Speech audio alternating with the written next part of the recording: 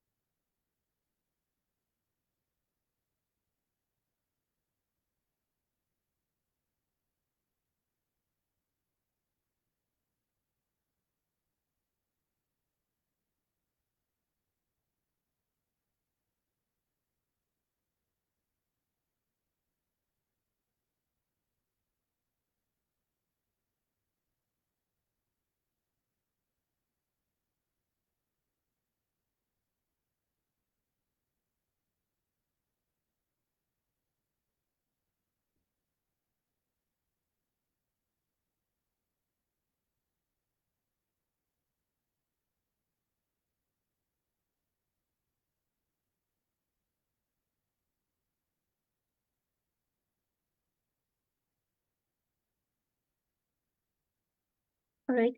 सो अस्सलाम वालेकुम everyone once again. सो हम अपना वेबिनार आज का स्टार्ट करते हैं। वेबिनार स्टार्ट करने से पहले आई कोड ग्रुप का ब्रीफ सा introduction. Let me share my screen first.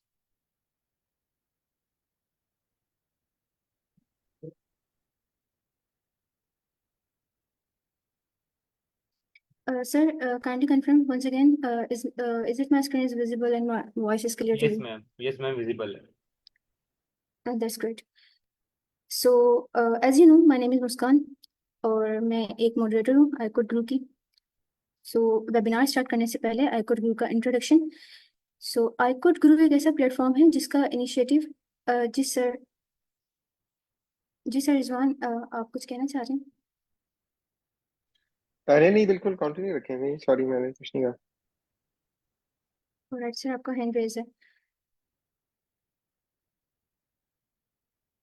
So actually सबसे मैं पहले आई कोड ग्रुप का ब्रीफ सा इंट्रोडक्शन। आई कोड ग्रुप एक ऐसा प्लेटफॉर्म है जिसका मोटो है share learn and grow. I code group का इनिशिएटिव सिलिकॉन वैली के टॉप इंजीनियर्स ने लिया है।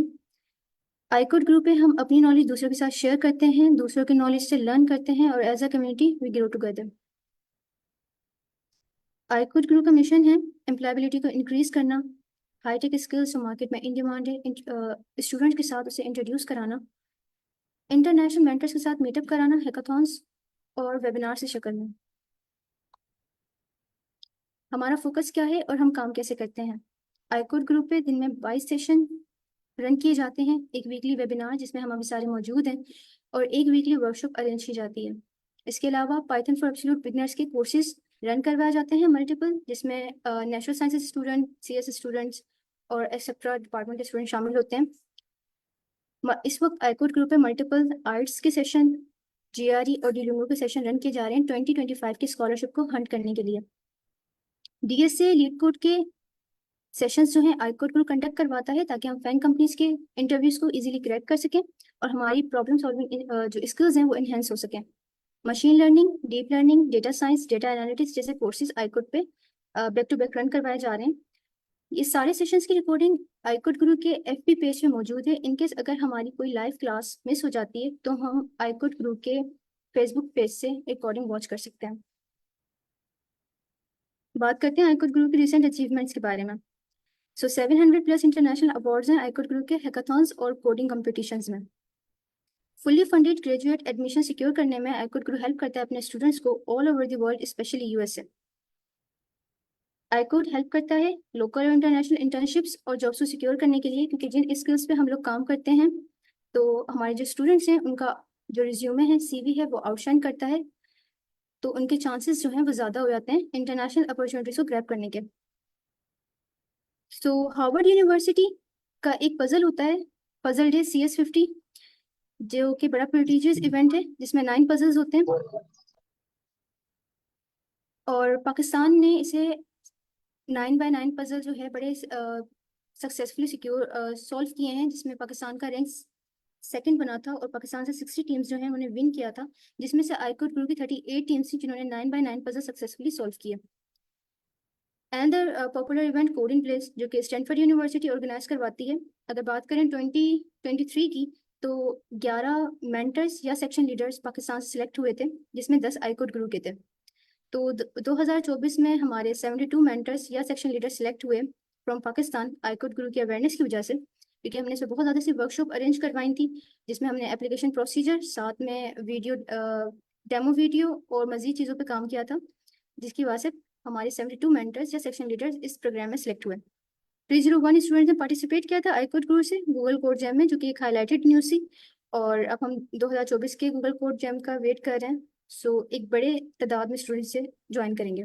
3 इंटर्न्स जो हैं इतिहाद एविएशन ग्रुप गए थे अबू धाबी, एक इंटरनेशनल हैकाथॉन विन करने के नतीजे में उन्हें इंटर्नशिप ऑफर हुई थी। Fall 2024 fully funded scholarships in USA.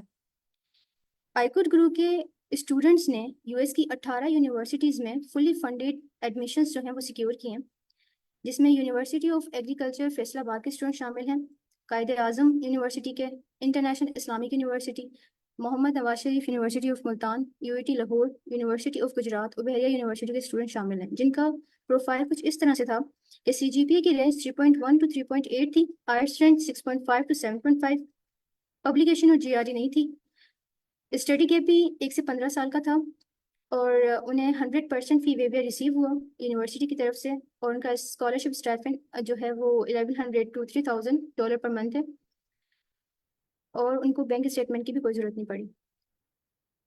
Thank you so much for joining this webinar. ICode group पर रजिस्टर के लिए आप इस लिंक को गो थ्रू कर सकते हैं और आईकोड ग्रुप के FB पेज को भी विजिट कर सकते हैं। आज का जो हमारा वेबिनार टाइटल है, from Balochistan to the USA, a journey to securing fully funded scholarships and admissions, और जो हमारी गेस्ट स्पीकर हैं मैम हिफ्जा अफजल हैं।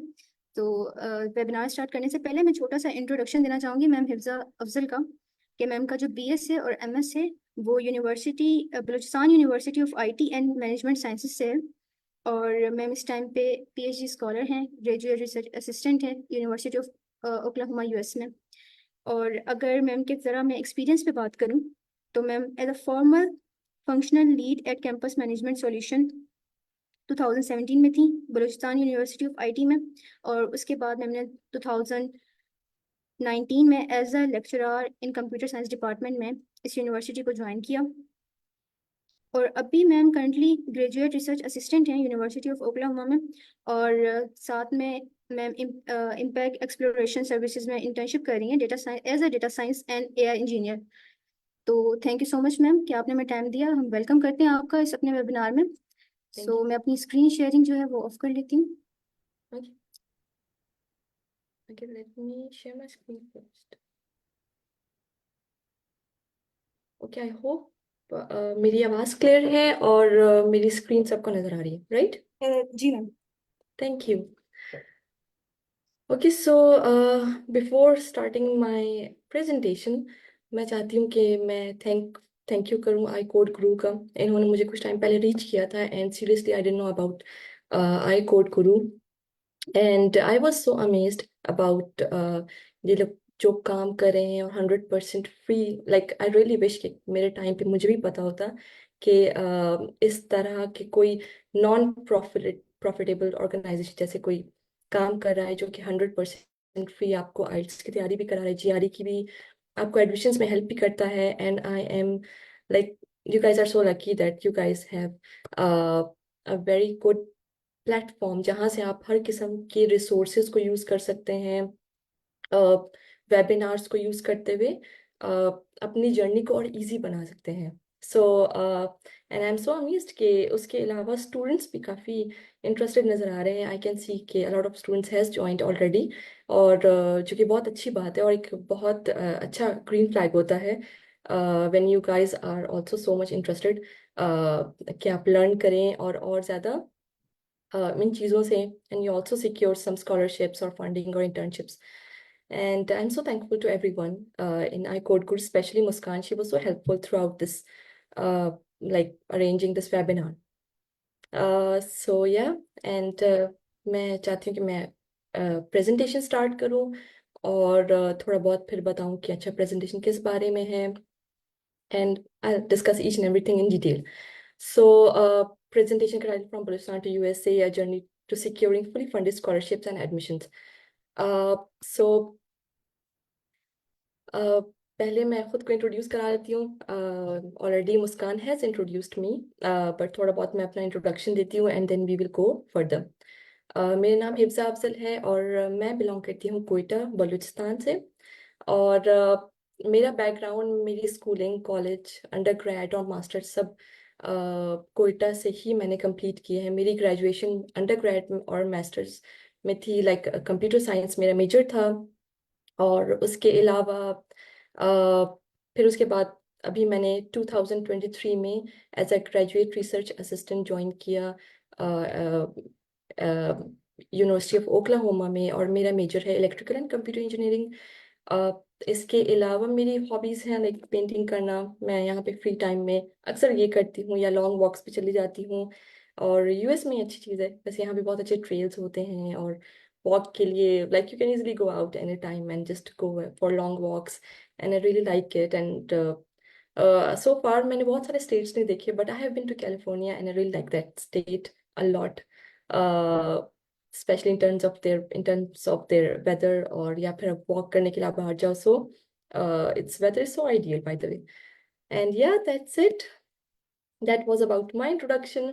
थोड़ा बहुत फिर चलते हैं कि मेरी आज की प्रेजेंटेशन बेसिकली उसका फोकस क्या है और हम किन चीज़ों को डिस्कस करेंगे. सो मेरी प्रेजेंटेशन बेस्ड है कि मैं आपको स्टेप बाय स्टेप गाइडेंस दूं कि अच्छा आप अगर पाकिस्तान में है, so how you can apply to USA universities. आप फुली फंडेड स्कॉलरशिप्स कैसे अवेल कर सकते हैं, स्पेशली ग्रेजुएट प्रोग्राम्स के लिए, मास्टर्स हो या पीएचडी. और I hope by the end of this presentation आप सबको आइडिया हो कि अच्छा बेसिकली मेन स्टेप्स क्या होते हैं जिन्हें आप फॉलो कर सकते हो. और उसके बाद फिर मैं थोड़ा बहुत अपना भी शेयर करूँगी कि अच्छा मैंने क्या क्या चीज़ें फॉलो की थी, मेरा तरीका क्या था अप्लाई करने के लिए या फिर फंडिंग लेने के लिए. उसके बाद मैं थोड़ी सी कुछ सक्सेस स्टोरीज भी शेयर करूँगी आप सबके साथ, थोड़े आप मोटिवेट हों और कि यहाँ पे किस बैकग्राउंड के स्टूडेंट्स आ सकते हैं, एंड इट्स नॉट इम्पॉसिबल कि आप यहाँ नहीं आ सकते. ओके, सो स्टार्ट करने से पहले these are some of the steps which I will be following, और इन सब को एक एक स्लाइड में मैं कवर करूँगी. It will not be so overwhelming, बहुत सिंपल होगा, और सिर्फ इसलिए नहीं कि स्लाइड्स बहुत सिंपल होंगी, बट बेसिकली जितने भी स्टेप्स हैं यहाँ आने के लिए हैं भी simple. It's not something, it's not a rocket science या फिर ऐसी चीज़ नहीं जो अंडरस्टैंड नहीं कर सकते आप सब. तो बहुत ही सिंपल से स्टेप्स हैं. So let's discuss each and every one in detail. Okay, so हम start करेंगे पहले step से, which is choosing universities. Okay, why first it's important कि आपको एक university choose करना या कुछ multiple universities को पहले shortlist करना important होता है. So when you're coming to US, या फिर आप लाइफ में अगर ऐसे भी सोचें कि अगर आपने कोई गोल सेट किया है, सो इट्स इम्पॉर्टेंट इनिशियली कि आपको एटलीस्ट पता हो कि आपने किन टारगेट्स को अचीव करते हुए उस गोल तक पहुंचना है. अगर आप रैंडमली जाएंगे या तो आप शायद you will and somewhere else, may be you will fail, और मे बी आपको थोड़ा ज़्यादा टाइम लगे अगर आप सिर्फ रैंडमली ही मूव करें. So at least you should know कि आपने किन टारगेट्स को अचीव करना है, right? And that's the first step, कि जो आपको बहुत ही एक बहुत ही क्लियर व्यू कि आपका बैकग्राउंड क्या है और यूनिवर्सिटीज़ की रिक्वायरमेंट्स आजकल क्या चल रही हैं, बहुत ही क्लियरली आपको काफ़ी हद तक नज़र आ जाता है कि आप कितने एलिजिबल हो, और आपको फिर किस चीज़ की तैयारी करनी है, किस चीज़ पे ज़्यादा फोकस करना है, क्या चीज़ अचीव करनी है वगैरह। तो पहला क्या है कि आपने कुछ यूनिवर्सिटीज़ को की वेबसाइट्स पे जाके, ठीक है, अब ये वेबसाइट्स पे जाना कैसे है, ये मैं थोड़ा और डिटेल में जाऊंगी उस पर। तो थोड़ा सा रिसर्च करना है आपने डिफरेंट प्रोग्राम्स को। फॉर एग्जांपल, मैं कंप्यूटर साइंस के बैकग्राउंड से थी, तो ऑब्वियसली हो सकता है डिफरेंट यूनिवर्सिटीज़ में अब मेरा इंटरेस्ट था एआई और मशीन लर्निंग की तरफ जाने का। तो अब ऑब्वियसली थोड़ा बहुत अगर मैं जूम आउट करूँ, तो मुझे अगर कुछ डिपार्टमेंट्स में अप्लाई करना, तो वो शायद एआई होता, शायद मशीन लर्निंग, कंप्यूटर साइंस। अब इसी से सिमिलर मैं कुछ जगहों पे अप्लाई करती। सो इट्स गुड कि आपको अपने एकेडमिक गोल्स या इंटरेस्ट का आइडिया हो कि आपका इंटरेस्ट क्या है। रैंडमली कहीं पे भी अप्लाई करना is not a good method. At least आपको आइडिया होना चाहिए कि आपको इन फ्यूचर करना क्या है, राइट। दूसरा क्या है कि अच्छा, अब आपने देखना है कि यूनिवर्सिटीज़ की रैंकिंग क्या है और आपको किस यूनिवर्सिटी में जाना है, राइट। तो उसके लिए फिर आप को यूनिवर्सिटी की रैंकिंग्स, एक तो आप यूनिवर्सिटी की वेबसाइट्स पे जाके एक एक करके उन सबको विजिट करो। दूसरा, एक बहुत अच्छी वेबसाइट है यूएस न्यूज़ के नाम पे, जहाँ पे जाके आप बहुत ही इजीली सर्च कर सकते हो अपने उस टारगेटेड यूनिवर्सिटी को। आपको उसकी रैंकिंग पता लग जाती है। रैंकिंग के अलावा बहुत अच्छी खासी डिटेल्स वहाँ गिवन होती हैं पहले से, कि अच्छा यूनिवर्सिटी, अब वो भी मैं डिटेल में आऊँगी क्योंकि मैं चाहती हूँ कि थोड़ी सी एग्जांपल्स भी दूँ। हम थोड़ा सा एग्जांपल वाइज भी गो थ्रू करें कि वो चीज़ ज़्यादा क्लियरली आपको, क्योंकि आई नो कि सिर्फ टेक्स्ट को देखते हुए काफ़ी कंफ्यूजन होती है। एंड देन आपको कुछ एप्लीकेशन की डेडलाइंस देखनी होती है कि अच्छा, अब एप्लीकेशन का स्टार्ट क्या है, एंड क्या है, कब से स्टार्ट होंगी, एंड कब होंगी, और क्या रिक्वायरमेंट्स हैं। अब ये सारी चीज़ें आपको उसी की वेबसाइट में आराम से मिल जाएगी। यूएस न्यूज़ की वेबसाइट पे भी होती हैं अक्सर। अब इन स्लाइड में, थ्रू आउट दी स्लाइड्स, अब मैं क्या करूँ, कोशिश करूँगी कि एक यूनिवर्सिटी को फिलहाल टारगेट करूँ ताकि चीज़ें ज़्यादा आसान हो। वो होगी यूनिवर्सिटी ऑफ मिशिगन डियरबॉर्न। ये एज एन एग्जाम्पल में यूज करूंगी, ओके। सो अब ये दो लिंक्स गिवन है, मैंने पहले से खोली हुई है। ये पहली लिंक है जो कि मैं यूएस न्यूज़ की वेबसाइट पे जाके, जहाँ पे मैं यूनिवर्सिटी ऑफ मिशिगन डियरबॉर्न को सर्च करती हूँ ताकि उनकी उसकी रैंकिंग मुझे पता लगे और बाकी डिटेल्स। दूसरा यह क्या है कि मैं इस यूनिवर्सिटी ऑफ मिशिगन डियरबॉर्न की अपनी वेबसाइट पे चली जाऊँ, एंड देन आई सी कि अच्छा, मुझे क्या मैम क्या, अगर आप स्क्रीन, सॉरी, हमारे पास स्क्रीन नहीं आ रही थी। ओह ओके, क्या सबको मेरी स्क्रीन शेयर नहीं हो रही? नहीं, मैम नहीं आपकी मैम। शेयर हो रही है, आपने शायद जो पेज ओपन किया वो नहीं शेयर हो रहा। हाँ, अच्छा रुकिए, मैं दोबारा शेयर करती हूँ। अच्छा, ये स्टार्ट से है या अभी है? मैम आपकी स्क्रीन जो है वो विजिबल है। आई थिंक नेट का थोड़ा सा इशू है, इसी वजह से शो नहीं हो रही होगी। ओके ओके, मैम मैं, जो आपने लिंक फॉलो किया ना वो अभी हमें शो नहीं हो रहा। आपने क्रोम में अगर ओपन किया ना तो आपकी स्लाइड्स बिल्कुल क्लियर नजर आ रही हैं। मैम अच्छा, आप साइट अभी पे शो नजर आ रही है? जो जो वेबसाइट में आप शो करना चाह रही हो वो शो नहीं हो। अच्छा, नहीं, मेरी स्लाइड्स नजर आ रही है आपको? जी मैम, बिल्कुल नजर स्लाइड्स आ रही आपकी है। टोटली हाँ, विजिबल है। ओके ओके, वेबसाइट अभी मैंने खोली नहीं। ओके ओके, ये अब नजर आ रहा है? जी जी अब आ रहा है। ओके ओके, ये मैंने खोली नहीं थी, मैं वहीं पर थी फिलहाल। ओके, सो वैसे मैंने अपनी फुल स्क्रीन शेयर की हुई है, सिर्फ एक स्पेसिफिक पीपीटी वगैरह शेयर नहीं की। मैं चाहती हूँ कि आप लोग इजीली देख सकें मैं अगर स्विच करती हूँ, ओके। अच्छा, तो हम थे एग्जाम्पल पे। अब ये पहली एग्जाम्पल है। अब ये usnews.com पे आई हूँ मैं, और यहाँ पे मैंने सर्च किया यूनिवर्सिटी ऑफ मिशिगन डियरबॉर्न। अब यहाँ पे graduate information technology program overview है, थोड़े से online graduate information technology degree program के बारे में बताया गया है। अब यहाँ पे थोड़ी रैंकिंग भी इन्होंने बताई कि अच्छा, कहीं पर थी, सॉरी,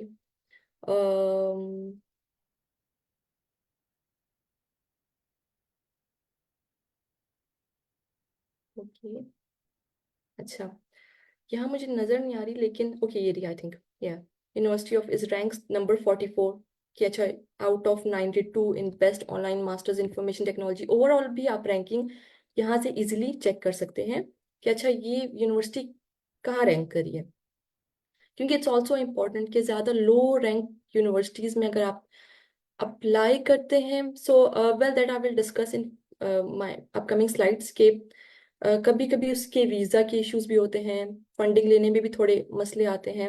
सो इट्स गुड अगर आप ज़्यादा हाई प्रोफाइल यूनिवर्सिटीज़ को भी टारगेट ना करें if you are so confident कि अगर आपको उन यूनिवर्सिटीज़ में एडमिशन मिल सकता है।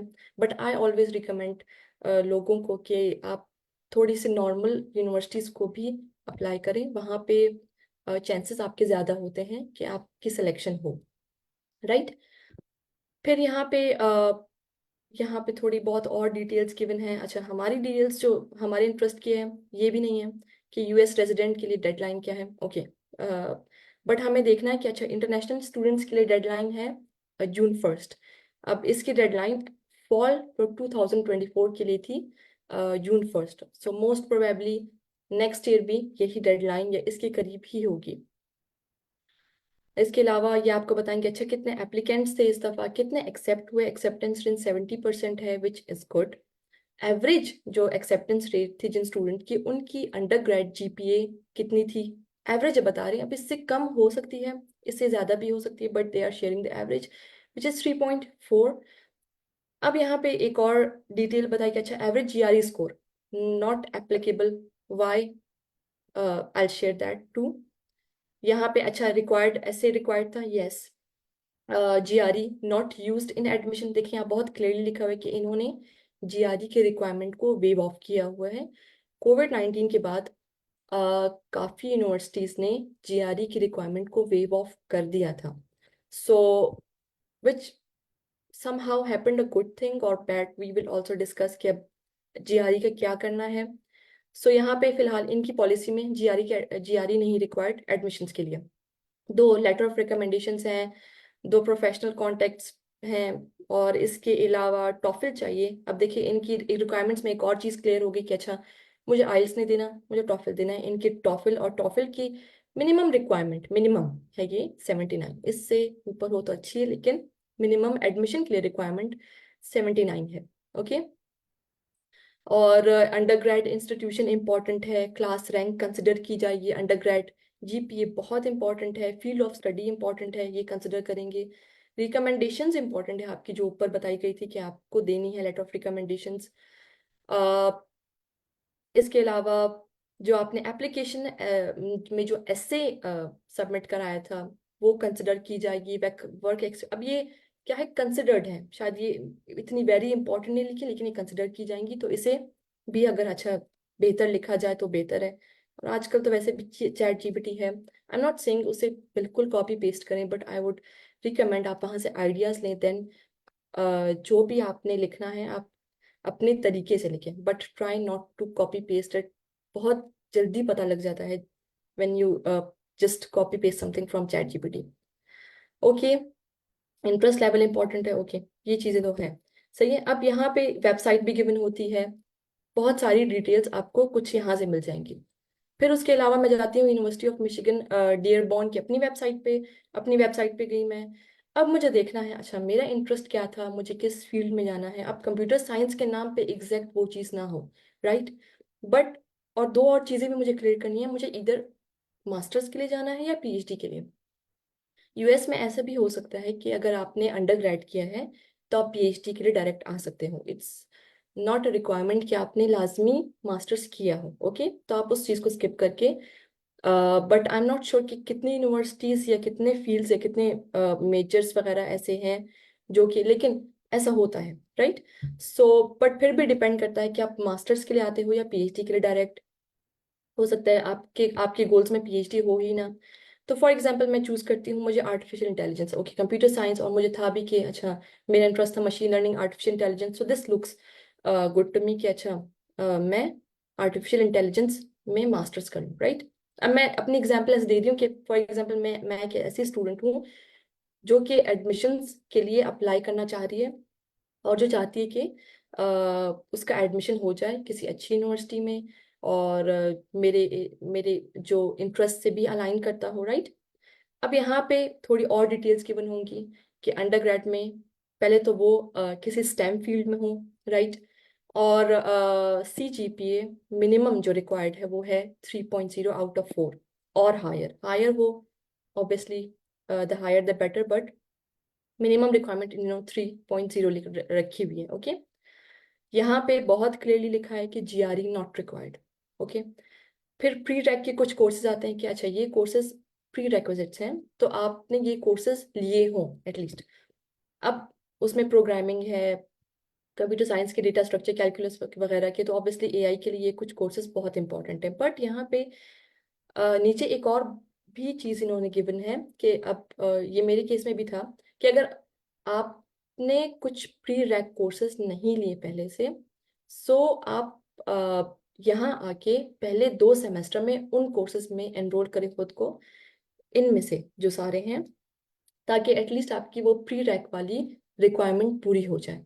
सो आप पहले 2 सेमेस्टर में आके, अब इट्स नॉट मैंडेटरी, इसमें अगर एक आध कोर्स आपने नहीं भी पढ़ा है तो भी फाइन। तो वो कह रहे हैं कि आप यहाँ आके पहले 2 सेमेस्टर में खुद को एनरोल कर लें, और ताकि आपकी प्री रैक वाली रिक्वायरमेंट पूरी हो जाए, ओके।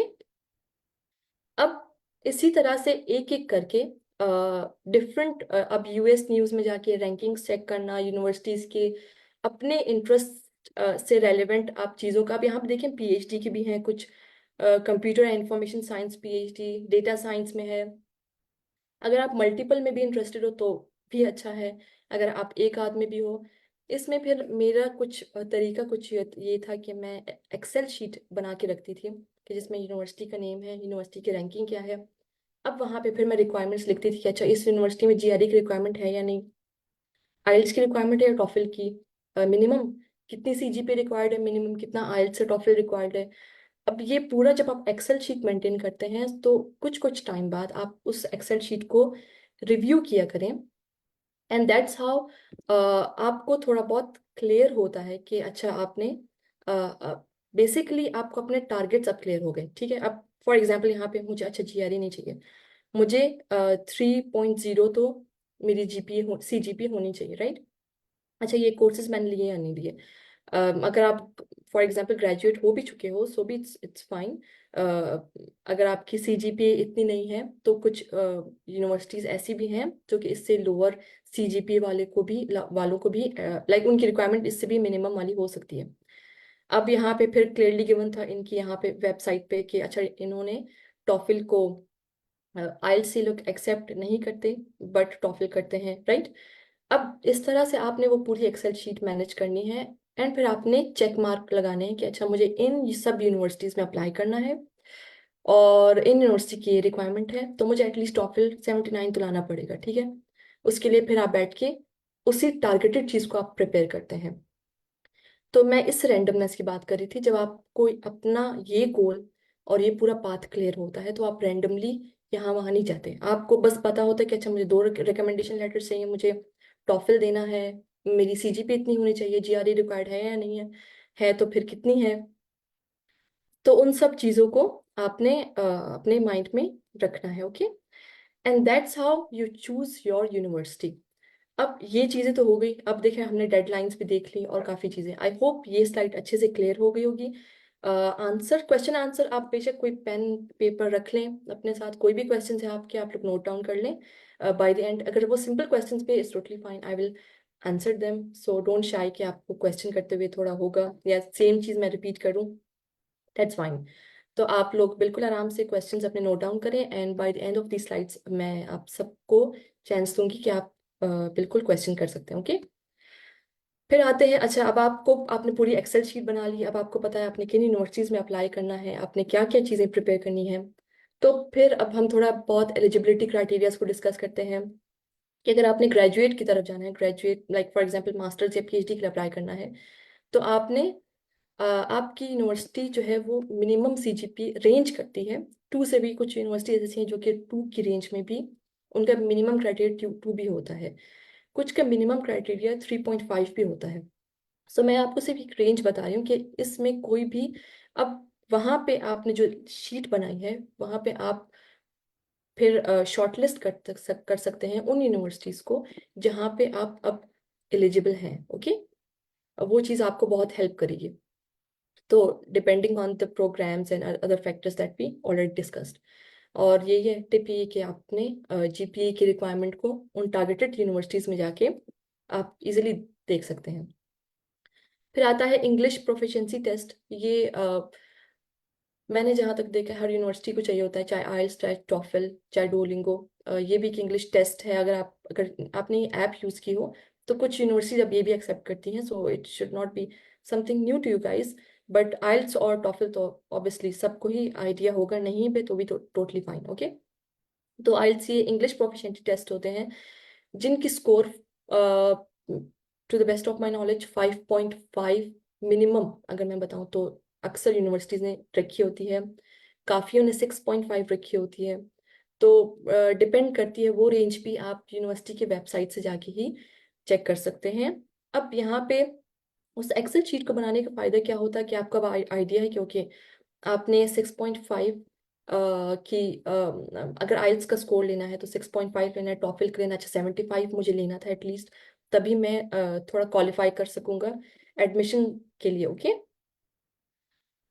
तो वो भी आपको यूनिवर्सिटी की वेबसाइट्स पे या फिर इस तरह की कुछ अच्छी वेबसाइट्स पे आप जाके इजीली ढूंढ सकते हैं।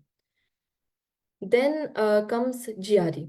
अब जीआरई की क्या है कि ग्रेजुएट प्रोग्राम्स के लिए, स्पेशली जो स्टेम फील्ड्स हैं उसके लिए जीआरई बहुत इंपॉर्टेंट होता है। आपकी एप्लीकेशन का पार्ट होती है वो चीज़। कुछ ऐसे सब्जेक्ट्स फॉर एग्जांपल बायोलॉजी या मैथ्स, फिर उसके लिए आपको सिर्फ जीआरई सब्जेक्ट लेना होता है। स्कोर जीआरई का 300 से अबव नॉर्मली competitive है और अच्छा कंसिडर किया जाता है कुछ टॉप टीयर या फिर अच्छी यूनिवर्सिटीज़ में। जितना हाई स्कोर होगा उतना ही आपके आपके चांसेस और ज़्यादा होते हैं। अब हमने एक यूनिवर्सिटी के एग्जाम्पल देखी, इसी तरह से काफ़ी यूनिवर्सिटीज़ हैं जिन्होंने कोविड के बाद जीआरई के रिक्वायरमेंट्स को वेव ऑफ कर दिया था। अब वो या तो सिर्फ आइल्स एक्सेप्ट करते हैं, डुओलिंगो या फिर टॉफिल, और वो जीआरई उन्होंने लिटरली पूरा वेव ऑफ कर दिया। But there are some universities जो अब भी जीआरई की रिक्वायरमेंट्स उन्हें चाहिए होती है। ठीक है, तो बेसिकली जीआरई क्यों इम्पोर्टेंट है आपके लिए? अब फॉर एग्जाम्पल आई नो अब काफियों के माइंड में चल रहा होगा, ठीक है जस्ट स्किप जीआरई, चलते हैं उन यूनिवर्सिटीज की तरफ जिसमें जो सिर्फ इंग्लिश प्रोफिशिएंसी टेस्ट के बेसिस पे ही आपकी सिलेक्शन कर दे, राइट? बट अगर आप अपने आप को किसी एडवाइजर की जगह रखें जो कि आपको फंडिंग भी दे रहा है, ठीक है, चले एडमिशन तो मिल जाएगा, लेकिन पहली बात तो आपके एडमिशन की जो लिस्ट है काफ़ी छोटी हो जाएगी, राइट?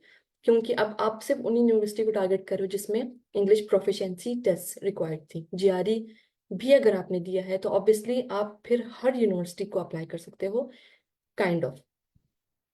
दूसरा ये होता है अगर आप एज अ एडवाइजर या जो आपको फंडिंग देना चाह रहा है, आगे हम फंडिंग को भी डिटेल में डिस्कस करेंगे। कोई एडवाइजर आपको अगर फंडिंग देना चाह रहा है तो वो थोड़ा बहुत उस स्टूडेंट के सीरियसनेस लेवल को जरूर चेक करेगा। And I think GRE is one thing जहाँ से लोग अक्सर इवेल्युएट करते हैं स्टूडेंट को, अच्छा ये स्टूडेंट इतना सीरियस था कि इसने जीआरई भी दिया और इसके जीआरई में इतना अच्छा स्कोर भी था, सो व्हाई नॉट, बजाय उस बच्चे ने जिसने सिर्फ आइल्स दे के एडमिशन लिया इस यूनिवर्सिटी में, उस बच्चे को मैं सेलेक्ट करूं जिसने जीआरई भी दी है। ऑब्वियसली वेट वेट डिफरेंट होता है, ऐसा नहीं है कि सेम वेटेज होगी। अब फॉर एग्जाम्पल मैं आपको थोड़ी एग्जाम्पल देती हूँ, थोड़ी इंटरेक्टिव एग्जाम्पल है and you guys can answer this question is for you. For example suppose they ask to student Asma and Ali, and ये दोनों स्टूडेंट्स अप्लाई करना चाह रहे हैं सेम यूनिवर्सिटी में जिसमें सिर्फ एक फुली फंडेड पोजीशन मौजूद है, और अली की सीजीपी है 3.8 और आसमा की है 3.7। लेकिन आसमा ने GRE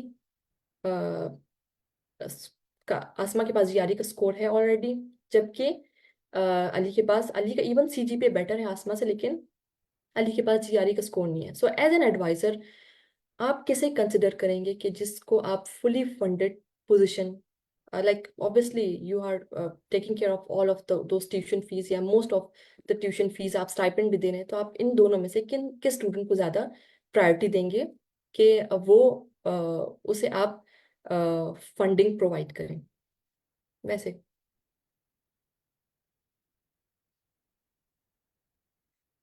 So yeah, you guys can answer.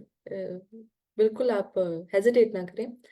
So basically as we can see कि अगर मैं एडवाइजर होती, किसी का सीजीपीए में इतना बड़ा डिफरेंस नहीं है, लेकिन आसमा ने जीआरई का स्कोर शो करके, या फिर अगर मुझे कांटेक्ट करते हुए अपने जीआरई का स्कोर भी शो कराया है, या फिर बताया कि अच्छा मैंने 310 35 या 320 या जितना भी है मैंने स्कोर किया था, so obviously I would consider कि अच्छा आसमा वाज द वन जो थोड़ी ज़्यादा सीरियस थी, उसने जीआरई का स्कोर भी किया, और जीआरई का ऐसा टेस्ट है जो कि थोड़े बहुत आपकी बेसिक स्किल्स को इवेल्युएट करने में आपकी हेल्प करता है. So I would be like okay, मैं बजाय अली के ये फंडिंग आसमा को क्यों ना दे दूं. इसी तरह से एक और एग्जाम्पल, अब सोचे दो स्टूडेंट्स हैं, असद एंड सुमैया. अब असद अप्लाई कर रहा है, असद की सीजीपीए 3.8, लेकिन उसने जीआरई नहीं लिया, बट असद ने बहुत सारे ऐसे रेलिवेंट प्रोजेक्ट्स पे काम किया है जो कि अब मेरे लैब में या फिर जिसकी फंडिंग मुझे मिली है वो बहुत क्लोज है और बहुत रेलिवेंट उन्हीं प्रोजेक्ट से. जबकि सुमैया की सीजीपी है 3.7, बट उसके पास जीआरई है, राइट? सो बट इसने किसी भी किस्म का या फिर बहुत ही कम रेलिवेंट प्रोजेक्ट्स पे काम किया है, उसका प्रोजेक्ट एक्सपीरियंस इतना ज़्यादा नहीं है. तो as an advisor I would say कि अब यहाँ पे एक किस्म का टाई आ गया है, राइट? अब यहाँ पे हाँ ऑब्वियसली कंपटीशन थोड़ा सा दोनों में आ चुका है कि अच्छा एक के पास जीआरई का स्कोर है, उसने अपना अपना जो डेडिकेशन है वो यहाँ से शो की, जबकि असद के पास थे कुछ रेलिवेंट प्रोजेक्ट, उसने रेलिवेंट प्रोजेक्ट्स पे काम किया था, उसने वो शोकेस करके अपनी स्किल्स को यहाँ पे प्रेजेंट किया, राइट? अब I know this is a situation जो कि एक एडवाइजर के लिए भी टाई वाली सिचुएशन होगी. सो ये एग्जाम्पल्स देने का मतलब ये है कि फॉर एग्जाम्पल अगर असद के पास रेलिवेंट प्रोजेक्ट्स भी होते और अगर असद के पास जीआरई का स्कोर भी होता तो ऑब्वियसली वो सुमैया को बहुत इजीली बीट कर सकता था. सो इम्पोर्टेंस ऑफ जीआरई इज कि अगर आप जीआरई दें तो आपके एडमिशन के चांसेस डिफरेंट यूनिवर्सिटीज़ में बढ़ जाते हैं. आपको फंडिंग अपॉर्चुनिटी जो अगर किसी एडवाइजर ने देनी है, क्योंकि अब यहाँ पे मैं अली, आसमा या असद या सुमैया की एग्जांपल दे दी हूँ, यहाँ पे सिर्फ फिर पाकिस्तान के स्टूडेंट्स कम्पीट नहीं करे. सॉरी, आवाज आ रही है आपको? जी मैम, आवाज़ आ रही है. Okay. oops, sorry, I stopped sharing my screen. अच्छा, स्क्रीन नजर आ रही है आपको, राइट? जी मैम. ओके. सो ओके, अब यहाँ पे इस एग्जाम्पल को देखते हुए वी कैन से कि अगर किसी स्टूडेंट के पास जीआरई हो तो उसका वेटेज ऑब्वियसली डिफरेंट होता है रिलेटिवली. जो अब अगर आप पूरी दुनिया से compete करें तो वहाँ पे एक इंडियन बच्चा भी होगा जो आईआईटी से पास, अगर कोई चाइना का किसी अच्छी यूनिवर्सिटी से, किसी और जगह का, अब वहाँ पे सिर्फ पाकिस्तान के स्टूडेंट्स compete नहीं करे बल्कि पूरी दुनिया के, राइट? सो उस जगह फिर कंपटीशन पे आने के लिए आई थिंक जीआरई की इम्पोर्टेंस, आई नो बेशक पे ऑफ कर दिया हो, लेकिन जीआरई इज इम्पॉर्टेंट फैक्टर जो कि आपको आपकी फंडिंग के लिए हेल्प कर सकती है या फिर आपके एडमिशन्स में बहुत इजीली हेल्प कर. सो आई वुड एनकरेज कि अगर आप लोग साथ साथ अपने, बेशक उन यूनिवर्सिटीज़ के लिए भी अप्लाई करें, लेकिन साथ साथ अपनी जीआरई की प्रिपरेशन भी करते रहें. So that would be really great. Thank you ma'am Hifza Afzal. मैं थोड़ा सा ऐड करना चाहूँगा। मेरा नाम डॉक्टर रिजवान है, मैं यहाँ सिलिकॉन वैली बे एरिया में होता हूँ और मेरा ताल्लुक आईकोट गुरु की मैनेजमेंट से है। सबसे पहले तो थैंक यू आपके टाइम का, और माशाल्लाह आपका प्रोफाइल बड़ा इंप्रेसिव है और हमें तो फख्र है कि आप जैसे पाकिस्तानी जो यहाँ आते हैं और ये चीज़ें अचीव करते थैंक यू हैं, सो मच. और we really feel proud of you. और आपकी बात बिल्कुल सही है, ये हम अपने स्टूडेंट्स को हमेशा कहते हैं कि आपने ना प्रोफाइल में कोई चीज ऐसी लानी है जो आपको डिस्टिंग्विश करे। मतलब उसको हम कहते हैं नॉइस लेवल है, कि अगर आपके पास 100 एप्लीकेशन है, लोगों के मुंह में जीपीए तो अच्छे ही होते हैं, जाहिर बात है कोई 2 जीपीए लेके तो नहीं अप्लाई कर रहा होता। तो exactly. How you rise above that noise level के प्रोफेसर आपको पिक करे, तो बड़ी आपकी रेलिवेंट गाइडेंस है। तो हम भी स्टूडेंट्स को ये कहते हैं कि आपने कुछ चीज ऐसी करनी है कि अदरवाइज जब एक बैचलर्स बंदे ने किया होता है, जीपीए सबका 3.5 3.7 होता है, और वो आपकी बात बिल्कुल सही है, 3.7 3.8 को प्रोफेसर इतना डिस्टिंग्विश नहीं करते। लेकिन और activities, how you distinguish yourself, किस तरह आप Yes, प्रोफेसर को ये बता सकते हैं कि वो आप पे ट्रस्ट करे कि आप हार्ड वर्किंग हैं, आप फोकस्ड हैं, और इसमें ऑफ कोर्स जीआरई एक इम्पॉर्टेंट रोल प्ले करता है। और एक्टिविटीज हैं जो हमारे स्टूडेंट्स करते हैं और प्रोफाइल को डिस्टिंग्विश करने के लिए, जिस तरह मैं मुस्कान शुरू में बता रही थी, जो डिफरेंट एक्टिविटीज स्टूडेंट्स करते हैं, इन द एंड फोकस यही होता है कि वो सीखें और उनका प्रोफाइल डिफरेंट हो, थोड़ा सा बेहतर लगे तो नॉर्मल exactly, स्टूडेंट से। exactly, तो और exactly. स्टूडेंट्स आपको रिप्लाई करें, पता नहीं आप शायद चैट देख रही हैं नहीं, Oh, तो I am so students are sorry. Replying, तो जब आप कोई भी Okay. क्वेश्चन करती है ना, तो लोग क्योंकि वो बात नहीं अच्छा करते, अच्छा. लेकिन वो जरूर उस चैट में बताते हैं कि उनका क्या है, वो किसको Oh, प्रेफर कर रहे हैं। I can see it. क्योंकि हम्म। मैं प्रेजेंटेशन में ज़्यादा फोकस्ड हूँ, so I'm not हाँ हाँ, seeing सही सही है, replies. रंजना साहब आप चैट नहीं देख रही थी, Yes, नहीं but चलो but ठीक है। that's yeah, exactly. That was a good point. Exactly. अगर uh, like obviously I'm not an advisor, नहीं मैं, but यहाँ की कुछ चीज़ें आप अप्लाई जब करते हो या उस दौरान आपको आइडिया हो जाता है कि एडवाइजर की रिक्वायरमेंट्स क्या हैं। वो चाहता है कि एटलीस्ट आपका बैकग्राउंड वैसा हो और कुछ ऐसी चीज़ें जो आप अगर आप एडिशनल ऐड करते हो, क्योंकि then it's not just about Pakistan, फिर वो किसी और बच्चे को रख ले, क्योंकि अगर उसे पता लगे कि अच्छा ये बच्चा ज़्यादा सीरियस है या नहीं, सो या दैट्स गुड. अच्छा, कुछ काफ़ी अच्छे क्वेश्चंस भी interesting. No one giving expert taken one course. Okay, exactly आपके प्रोफाइल में hackathons, coding competitions, they are super important.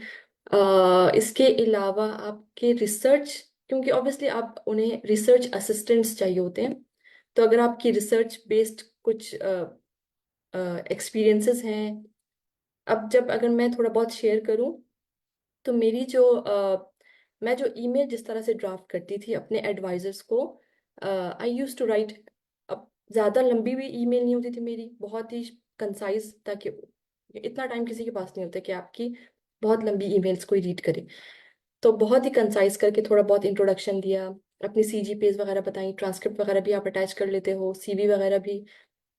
उसके बाद आप थोड़ा बहुत लिखते हो कि अच्छा, अब मैं क्या करती थी, मैं जिस भी एडवाइज़र को ईमेल भेजती थी, मैं ज़रूर कोशिश करती कि मैं उसके उनकी एक दो या तीन जिन जो कि मेरे काम से या फिर जिनमें मेरा ज़्यादा इंटरेस्ट है, उन पेपर्स को एटलीस्ट मैं थोड़ा स्किम ज़रूर कर लूँ या थोड़ा बहुत रीड कर लूँ, और फिर मैं उन पेपर्स का रेलेवेंस अपने ईमेल्स में शो करती थी कि अच्छा मैंने ये पेपर्स आपके रीड किए हैं, along with title and some details, ताकि उन्हें लगे अच्छा ये बंदी इंटरेस्टेड है मेरे काम में और इसने ये काम पहले से थोड़ा बहुत किया हुआ है. सो there are different ways, there are a lot of methods. Now it's on you कि आप किस तरह से कन्विंस कराते हो किसी सामने वाले को कि आपको, कि you are the best fit. I know आपको होगा कि यार बहुत सारे और भी अच्छे डिजर्विंग होते हैं, बट ऑब्वियसली अब जब आप काइंड ऑफ उस कंपटीशन में आते हो, so then you should think about and you should focus on yourself कि आपने किस तरह से क्या चीज़ ऐसे ड्राफ्ट करनी है, क्या क्या चीज़ें मेंशन करनी है जो कि आई कैचिंग हो और लोगों को लोग थोड़े बहुत kind of not impress, but you will be the one कि जो वहां पे ज्यादा रैंक करें ऊपर. Okay, so these were the examples. अब मैं आती हूँ, अब मैं जो फुली फंडेड की बात करी थी बार बार, आई नो कुछ स्टूडेंट्स को पता होगा, लेकिन हो सकता है कुछ स्टूडेंट्स बिल्कुल न्यू हो जिन्हें आइडिया ना हो. तो मैं फुली फंडेड जो अब उसमें जो मोस्ट कॉमन है, दोज आर ग्रेजुएट रिसर्च असिस्टेंटशिप्स या टीएशिप्स, जो कि टीचिंग असिस्टेंटशिप्स होती हैं. इन दोनों को मैं थोड़ा बहुत एक्सप्लेन करती हूँ कि होते क्या है और आपको फंडिंग मिलती किन बेसिस पर है या होती क्या चीज़ है. कोई आपको ऐसे ही पे करता है क्या? नहीं. तो बेसिकली यूनिवर्सिटीज़ के पास आती हैं कुछ फंडिंग्स, या फिर आपके एडवाइजर्स जो होते हैं, और या फिर जो यूनिवर्सिटीज़ के प्रोफेसर्स होते हैं, वो कुछ प्रपोजल्स लिखते हैं जिनकी बेसिस पे उन एडवाइजर्स को या उन प्रोफेसर्स को फंडिंग दी जाती है. कि अच्छा आपका फॉर एग्जांपल अगर किसी ने एआई पे कोई प्रपोजल लिखा है कि मैं कोई ऐसा सिस्टम एआई का बनाना चाह रहा हूँ, तो फॉर एग्जांपल एनएसएफ या फिर और भी ऐसे डिफरेंट ऑर्गेनाइजेशंस होती हैं जो कि उन प्रोफेसर्स को अगर उनका प्रपोजल एक्सेप्ट होता है तो उन उन प्रोफेसर्स को फंडिंग देते हैं कि अब आप कुछ स्टूडेंट्स हायर करें, या फिर अब ऑब्वियसली प्रोफेसर बैठ के वो पूरा सिस्टम नहीं बना सकता, राइट? अब जो फंडिंग उन्हें मिली है वो फंडिंग वो किस तरह से यूज करता है, वो स्टूडेंट्स हायर करता है, वो स्टूडेंट्स हायर करके उनकी ट्रेनिंग करता है, उनको एक्सप्लेन करता है कि हम इन सिस्टम या ये सिस्टम बनाना चाह रहे हैं and I need some students. तो फिर वो कुछ स्टूडेंट्स को हायर करके अपने लैब में उनसे वही पूरा सिस्टम बनवाता है, ठीक है? तो this is basic idea about कि अच्छा उन्हें पैसे कहाँ से आते हैं। कोई आपको ऐसे ही पैसे नहीं देता, बल्कि उन्हें भी कहीं से फंडिंग मिल रही होती है, और फिर वो वहाँ पे कुछ स्टूडेंट्स को हायर करता है, और फिर वो जो प्रपोजल जो प्रपोज किया था इनिशियली वो कंप्लीट करते हैं जो स्टूडेंट्स हायर किए जाते हैं। अब उनमें एक है ग्रेजुएट रिसर्च असिस्टेंटशिप। बेसिकली जो मैं एक्सप्लेन करी थी वो यही है कि जीआरए एक पेड पोजीशन होती है ग्रेजुएट स्टूडेंट्स के लिए, मास्टर्स या पीएचडी स्टूडेंट्स के लिए। अ, अब जीआरए के केस में आपको प्रोफेसर हायर करता है। अब ग्रेजुएट रिसर्च असिस्टेंटशिप बेसिकली कहते तो इन्हें स्कॉलरशिप है, होती भी है, लेकिन ये एक एम्प्लॉयमेंट बेस्ड स्कॉलरशिप होती है। आप एज अ एम्प्लॉय काम कर रहे होते हो उनके लिए, ठीक है? तो ये इसमें आप अपने एडवाइजर को असिस्ट कर रहे होते हो पेपर्स पब्लिश करने की, या फिर उनकी जो भी रिसर्च लैब है उनको मैनेज करने में आप उनकी हेल्प करते हो। अब इसका फायदा क्या होता है, एक तो आपको most of most of the times आपकी जो जितनी भी ट्यूशन फीस है वो पूरी की पूरी वेव ऑफ हो जाती है। कुछ केसेस में पार्शल होती है, डिपेंड करता है कि एडवाइजर की क्या रिक्वायरमेंट है, वो कितना आपको ऑफर करता है, लेकिन मोस्टली वो फुली वेव्ड ऑफ होती है। साथ साथ उसमें कुछ स्टाइपेंड भी होता है जो आपको दिया जाता है, जिसमें एक स्टूडेंट का यूएस में बैठ के या फिर उस स्पेसिफिक स्टेट के हिसाब से ही डिविजन्स होती हैं कि अच्छा अगर स्टूडेंट इस स्टेट में है तो उसकी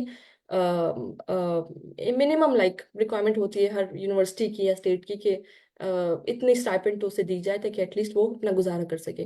तो स्टाइपेंड अच्छी खासी होती है कि एक स्टूडेंट अपना जितना भी रेंट है, जो भी बिल्स वगैरह होते हैं, या फिर पूरा महीने का जो खर्चा होता है वो आराम से उसमें उसमें गुजारा हो जाता है आराम से। सो टिपिकली जो जीआरएस होते हैं वो 20 आवर्स पर वीक काम करते हैं।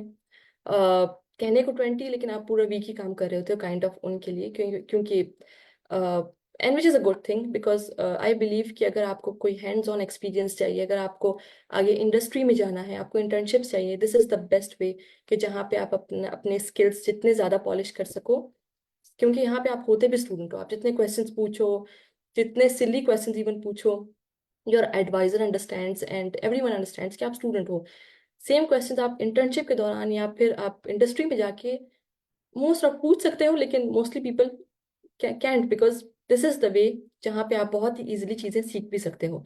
So this is I think the best way कि जहाँ पे आपको फुली फंडेड स्कॉलरशिप भी मिल सकती है डिपेंडिंग ऑन प्रोफेसर, और आपको हैंड्स ऑन एक्सपीरियंस मिल जाता है, आपको स्टाइपेंड मिल रही होती है, और आपको अच्छी बात यह है कि आप यूएस से ग्रेजुएट हो रहे होते हो, आपको यूएस की डिग्री मिल रही होती है, which is in it self एक बहुत बड़ी चीज़ है। तो आपकी चीज़ें काइंड ऑफ जितनी भी होती हैं सारी पे ऑफ हो जाती हैं, एक्सेप्ट फॉर कुछ छोटी मोटी चीज़ें जो अक्सर स्टूडेंट्स को नहीं पता होती हैं और काफ़ी यहाँ के कंफ्यूज हो जाते हैं। एक तो एयर फेयर वगैरह या फिर आपके जितने भी वीज़ा की फीस वगैरह होती है वो आपने खुद ही पे करनी होती है। वो एक खर्चा होता है जो अक्सर स्टूडेंट्स को लगता है कि नहीं, फुली फंडिंग मतलब सारा खर्चा नहीं, आपके एयर फेयर वगैरह ये चीज़ें आपने खुद ही करनी होती हैं। इसके अलावा जब आप जाते हो तो आपको फर्स्ट सेमेस्टर की फीस वगैरह भी खुद ही देनी होती है, जब तक आप, क्योंकि आपका एकदम एडमिशन हुआ है, आपकी एक साथ फंडिंग नहीं लगती। जब आप जाते हो तो फर्स्ट सेमेस्टर की at least I don't remember, but first few months की आपने आपने खुद पे करनी होती है, फिर उसके बाद आपकी वो फंडिंग लग रही होती है। तो एटलीस्ट यू शुड नो कि आपको थोड़ा बहुत अपना एक मार्जिन रखना होता है कि सारी चीज़ें बिल्कुल फ्री नहीं होंगी, थोड़ा बहुत उसमें ऊपर नीचे खर्चे आते हैं। I understand, but it's totally worth it. Okay, ये इसलिए मैं बता रही हूँ क्योंकि थोड़े स्टूडेंट्स कुछ स्टूडेंट्स बिल्कुल मेंटली रेडी नहीं होते जब वो यहाँ आते हैं, तो उनके लिए चीज़ें बहुत डिफिकल्ट होती हैं एब्जॉर्ब करना कि ये क्या हो गया ना। So it should not be shock अच्छा, for. अस्सलाम वालेकुम मैम। मैं यहाँ पे एक चीज ऐड करना चाहूंगा कि आई कोड गुरु अपने स्टूडेंट्स को इन इनिशियल एक्सपेंसेस के लिए खुद सपोर्ट करता है and we work with other organizations to get second scholarship to I'm cover sorry. All these expenses. I'm sorry. I cannot hear you, sir.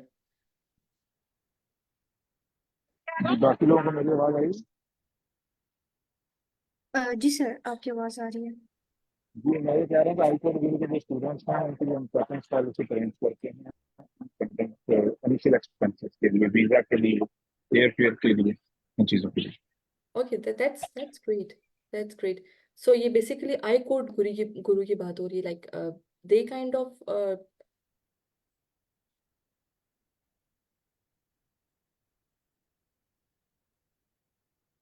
okay, so that's nice. अच्छा, I'm sorry. मेरी screen वैसे नजर आ रही है आप सबको? जी ma'am. Okay. फिर यहाँ पे ओके ये था GRA शिप एंड देन आप लाइक TA शिप एक और ऐसी पेड पोजीशन होती है ग्रेजुएट स्टूडेंट्स के लिए, जो कि जिसमें आप प्रोफेसर्स को असिस्ट करते हो इन अ वे कि आप उनके ग्रेजुएट या अंडर ग्रेड लेवल के कोर्सेज वो आपको असाइन करते हैं, फिर आप उन्हें like kind of teaching experience होता है इसमें ज़्यादा, जिसमें आप असाइनमेंट्स की ग्रेडिंग करते हो या फिर उनके थोड़े बहुत टास्क या फिर वो फॉर एग्जांपल जो भी प्रोफेसर्स होते हैं वो अपनी कुछ क्लासेस या कुछ टास्क आपको हैंड ओवर कर देते हैं and through out the semester आप उनको हेल्प करते हो टीचिंग, मतलब like जो भी उनकी टीचिंग वो है उनमें आप उन्हें काइंड ऑफ असिस्ट कर रहे होते हो।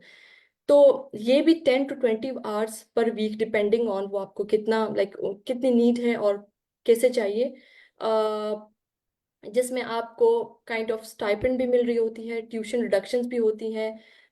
नॉट नेसेसरी हर दफ़ा आपको स्टाइपेंड मिले, बट मोस्टली ऐसा होता है कि स्टाइपेंड या ट्यूशन रिडक्शंस होती हैं सिमिलर टू GRAs।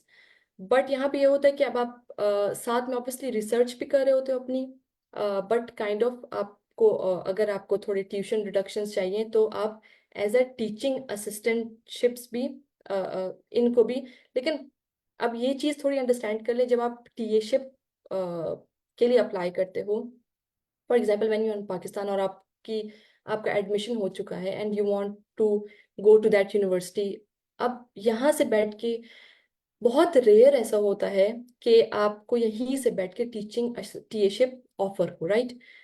तो इसमें होता क्या है कि मोहम्मद समी कोई क्वेश्चन पूछ रहे हैं? जी मोहम्मद समी। कोई मैम मिस्टेक नहीं होगा, तो आप फाइनली कंटिन्यू ओके करें। That's fine. सो और आप सबके क्वेश्चंस आई नो आ रहे हैं but why not I answer them at the end, right? एक एक करके क्वेश्चंस और आई वांट कि सब फिर वन बाय वन क्वेश्चन भी पूछें, I would really appreciate. Okay so TA ship में फिर होता क्या है कि जब आप आते हो US तो आफ्टर फर्स्ट सेमेस्टर मोस्टली ऐसा ही होता है कि आप पहले सेमेस्टर अपनी फीस वगैरह खुद पे करें, ठीक है? अगर आपको कोई और फंडिंग मिली है उसकी बेसिस पे या जैसे भी, after for the first semester then you apply for TA ship positions. फिर उसके बाद अगर कोई TA शिप पोजीशन अवेलेबल हुई so for from the next semester फिर आपकी TA शिप लग जाती है and then you work as a TA in that university. But यहाँ पे बहुत रेयर ऐसा होता है, कुछ स्टूडेंट कंफ्यूज होते हैं, दे ट्राई के वो पाकिस्तान में बैठ के ही फर्स्ट सेमेस्टर से ही अपनी TA शिप लगवा लें। ये चीज़ थोड़ी रेयर होती है क्योंकि फर्स्ट सेमेस्टर में अगर आप पाकिस्तान में हो, आप उस यूनिवर्सिटी आई नहीं, आपने कोई कोर्स वर्क या कुछ भी स्टार्ट नहीं किया, सो तब तक आपकी TA शिप होती नहीं है।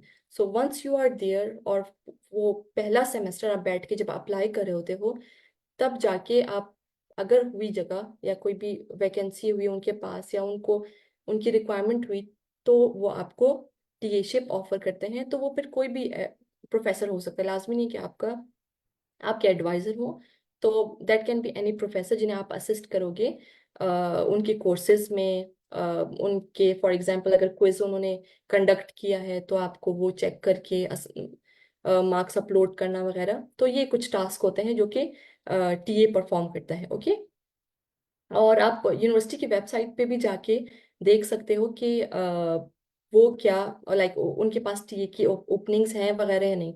या फिर आप यूनिवर्सिटी को डायरेक्ट भी ईमेल कर सकते हो फॉर डिफरेंट इंक्वायरीज कि अच्छा उनके पास अगर टीएशिप की ओपनिंग्स वगैरह होती हैं। ओके, उसके अलावा कुछ फाइनेंशियल एड या स्कॉलरशिप्स, इन्हें मैं ज़्यादा डिटेल में डिस्कस नहीं करूंगी क्योंकि मोस्ट कॉमन जीआरशिप और टीएशिप ही होती हैं। और मुझे इतनी ज़्यादा एग्जैक्टली पता भी नहीं है वैसे कि और कौन सी like you can go for and you can search for, अगर आपका एडमिशन होता है तो आप कुछ financial aids for international students वगैरह सर्च कर सकते हो। तो हो सकता है बहुत सारी ऐसी हो ये भी। तो ये भी कुछ ऑप्शंस होते हैं जिन्हें आप थोड़ा एक्सप्लोर कर सकते हो। ओके, अब आता क्या है, फॉर एग्जाम्पल पहले आपने कुछ एक्सेल शीट बनाई, आपने कुछ यूनिवर्सिटी शॉर्टलिस्ट की, आपने उस यूनिवर्सिटी की फॉर एग्जांपल आइल्स और जीआरई की रिक्वायरमेंट्स को भी पूरा कर दिया। फिर आप कुछ मैंने एक्सप्लेन कर दी कि अच्छा फंडिंग ऑप्शंस होते क्या क्या हैं।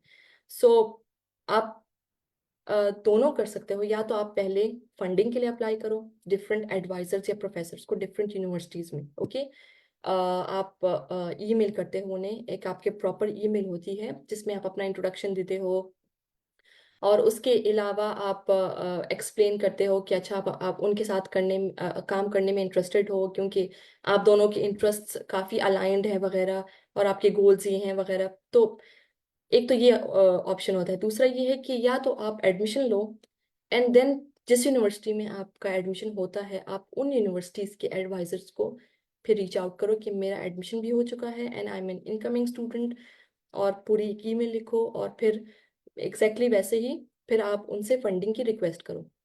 सो दोनों पॉसिबिलिटीज़ हैं, डिपेंड करता है कि आप like it will never hurt you कि अगर आप दोनों साथ साथ करते रहो।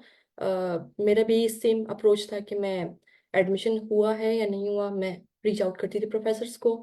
एडमिशन होने के बाद उस यूनिवर्सिटी में तो फिर मैं ज़्यादा फोकस्ड होती थी कि अच्छा अब तो एडमिशन भी हो चुका है, आई एम सो क्लोज, तो क्यों ना यहीं पे मुझे वो फंडिंग मिल जाए किसी भी एडवाइजर से। ओके, अब एप्लीकेशन प्रोसेस कैसा होता है। अब यहाँ पे ये मैंने अपनी यूनिवर्सिटी ऑफ ओक्लाहोमा का एक छोटा सा एक स्क्रीनशॉट लगाया हुआ है। यहाँ पे आप देख सकते हैं कि आप किसी भी यूनिवर्सिटी में जाते हैं उनकी वेबसाइट को आप विजिट करते हैं तो आपको बहुत ही easily, like it's very simple form, सिर्फ आपको अपने अबाउट यू में अपना नाम, मिडिल नेम, ठीक है, कुछ भी डिफरेंट इंफॉर्मेशन है, डेट ऑफ बर्थ वगैरह, अपना एक्सपीरियंसेस, कुछ स्टेप्स, सिग्नेचर और बस सबमिट करना है। राइट, अब इस पॉइंट पे ये होता है कि आपको अगर ट्रांसक्रिप्ट वगैरह सबमिट करानी है या फिर टेस्ट स्कोर वगैरह तो आप सॉफ्ट फॉर्म में जमा करा सकते हो वंस यू रीच देयर। अच्छा कुछ यूनिवर्सिटीज ऐसी होती है जो कि कहती हैं कि अच्छा हमें आप मेल कर दो, so that can be possible, but mostly क्या होता है सॉफ्ट फॉर्म में ही एक्सेप्ट कर लेती हैं। इसके अलावा जब आप वहाँ पहुँचते हो और आपका एडमिशन हो चुका है, फिर वहाँ पहुँचने के बाद वो आपके हार्ड फॉर्म में जो भी आपके ट्रांसक्रिप्ट्स वगैरह हैं या डॉक्यूमेंट्स हैं वो चेक करते हैं एंड वो सिर्फ आपके इनिशियली एक दफ़ा ही होता है, बार बार हर सेमेस्टर चेक नहीं करते। Okay, and forms are very easy. Okay, फिर फॉर्म के सबमिशन की जो फी रेंज होती है ये भी मैं डिस्कस कर लेती हूँ ताकि स्टूडेंट्स मेंटली रेडी रहें इन चीज़ों के लिए कि ये थोड़े बहुत खर्चे होते हैं जो कि आपके एंड पे, तो $50 to $150 नॉर्मली रेंज होती है जो कि रिफंडेबल नहीं होते। लेकिन अगर आपका एडमिशन हो चुका है तो आप जो इनकी एप्लीकेशन फीस है उनके वेवर के लिए रिक्वेस्ट कर सकते हैं, और अगर वो उनके पास वेवर है अवेलेबल या फिर वो ये चीज़ एक्सेप्ट करते हैं तो वो, अब मैंने भी जब यूनिवर्सिटी ऑफ ओक्लाहोमा में स्पेसिफिकली अप्लाई किया था और मेरा एडमिशन हो चुका था तब मैंने इन्हें ईमेल भेजी थी और इन्होंने दोबारा मुझे रिफंड कर दिए थे after I got admission. So this can be possible. So अगर आप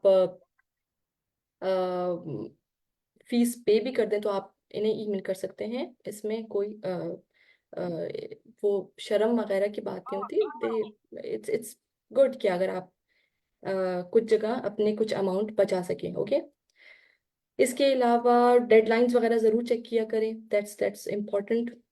फिर आता है वीज़ा प्रोसेस। अब वीज़ा प्रोसेस क्या होता है, अब मैं जिस वीज़ा पर हूँ वो है F1 वीज़ा, राइट। अब ये स्टूडेंट वीज़ा होता है, ये काफ़ी कॉमन वीज़ा है इंटरनेशनल स्टूडेंट्स के लिए। यहाँ पे जो फुल ब्राइट वगैरह पे आते हैं वो फिर J1 वगैरह वीज़ा पे होते हैं, लेकिन फुली फंडेड के लिए F1 वीज़ा होता है। अब वीज़ा प्रोसेस क्या होता है कि जैसे ही आप का एडमिशन हो चुका है तो आप यूनिवर्सिटी को रिक्वेस्ट करते हो I-20 फॉर्म के लिए।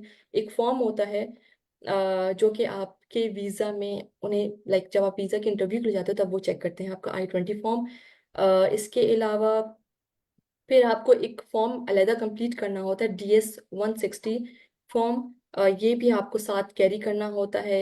सेविंग्स फी पे करनी होती है, ये भी एक फ़ी होती है जो आपको पे करनी होती है internationally.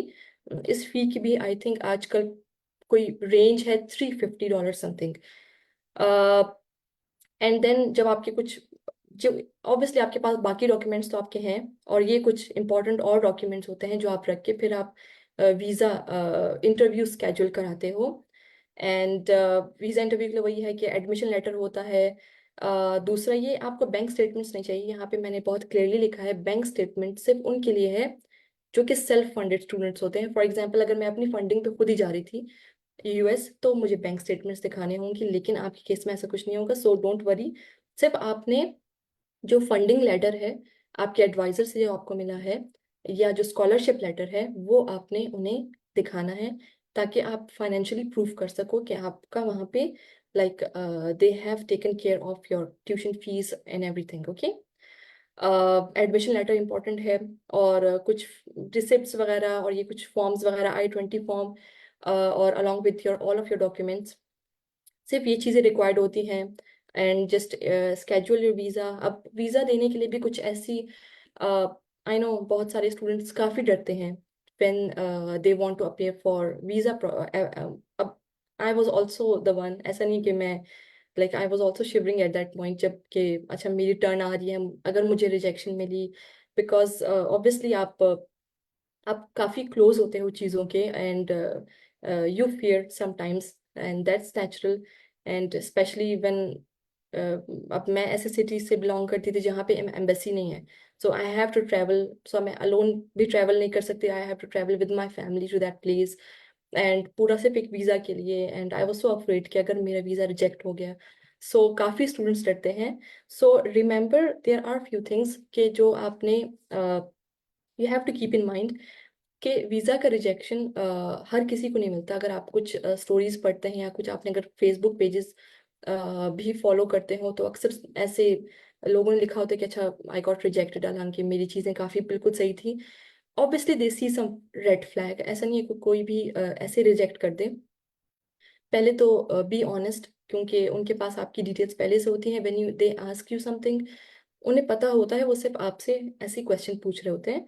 So be honest about, अगर आपको कोई आपके कोई बहन भाई या कोई भी US में रहता है, don't say no, just say yes. Okay, अगर आपसे वो क्वेश्चन पूछते हैं फॉर एग्जांपल क्या आप US पढ़ाई करके वापस पाकिस्तान आएंगे, तो your answer should always be yes. ठीक है, आपने ये नहीं कहना कि मैंने वहाँ नहीं इंटर्नशिप करनी है, जॉब करनी है, they don't like it. Okay, so you should not answer this in this way. दूसरा, अगर आपका बैकग्राउंड कुछ AI से है या मशीन लर्निंग या कंप्यूटर साइंस वगैरह, या फिर आप क्योंकि आपको एक छोटा सा प्रपोजल या कोई एब्स्ट्रैक्ट भी लिख के जाना और साथ साथ थोड़ा सा मेमोराइज भी करना, क्योंकि वो पूछते हैं कि वहाँ जाके आपने किस प्रोजेक्ट पे काम करना है। They ask this question, and मुझसे भी पूछा था। सो रिमेंबर वन थिंग कि एक US अलर्ट लिस्ट है जो कि आपको विकीपीडिया पे अगर आप गूगल करें तो आपको आराम से मिल जाएगी। तो उस लिस्ट में कुछ ऐसे वर्ड्स का यूज हुआ है, even sensors, wearables, artificial intelligence, machine learning, ये कुछ ऐसे वर्ड्स हैं जिनकी बेसिस पे वो आपको कहीं ना कहीं थोड़ा बहुत रेड फ्लैग कर देते हैं। बेशक लाजमी नहीं आपको हर दफ़ा रिजेक्ट करें, बट आपको वो थोड़ा सा RFE में, यानी कि आपका थोड़ा डिले आ जाता है और वो आपसे फिर एडिशनल फॉर्म्स या फिर डॉक्यूमेंट्स रिक्वेस्ट करते हैं। Obviously it takes then again 2 or 3 months।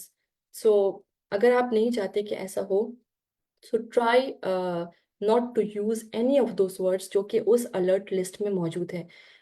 ये मुझे मेरे साथ किसी ने शेयर किया था, and I did the same, कि बेशक मैं काम कर रही थी वेरिएबल्स में, सेंसर्स वगैरह में यूज़ करी थी, या फिर मैं आर्टिफिशियल इंटेलिजेंस, मशीन लर्निंग, तो मैंने बजाय इन वर्ड्स को यूज़ कर, I know it's real difficult कि आपको फिर उस जगह किस तरह से ये चीज़ एक्सप्लेन करनी है जब आप इन वर्ड्स का यूज़ ही ना करो। तो रिमेंबर कि जो वीज़ा ऑफिसर्स बैठे होते हैं, they are also not that kind of technical people. So आप इजीली बहुत ही सिंपल वर्ड्स में एक्सप्लेन करें बिना किसी भी ऐसे वर्ड का यूज़ किए हुए जिसमें जो कि उस अलर्ट लिस्ट में पहले से मौजूद हो। अदरवाइज वो थोड़ा बहुत उस चीज़ को थोड़ा red flag, as a red flag देखते हैं, राइट? क्योंकि दिस इज देयर ड्यूटी, और अगर कोई चीज़ उनके लॉज में, रूल्स में नहीं है, वहाँ काफ़ी लीनियंट होते हैं। लेकिन अगर कोई चीज़ उन्हें पहले से कोई इंस्ट्रक्शंस दी होती हैं, वहाँ पे फिर ये आपको रोकते हैं, राइट? सो अगर आपको थोड़ा बहुत भी आइडिया हो कि अच्छा ये चीज़ प्रॉब्लम करेगी, तो उस चीज़ को बिल्कुल मेंशन ना करें, राइट? और इसके अलावा यही कुछ रीजंस होते हैं जिसकी वजह से या तो थोड़ा बहुत डिले आ जाता है, या फिर रिजेक्शन।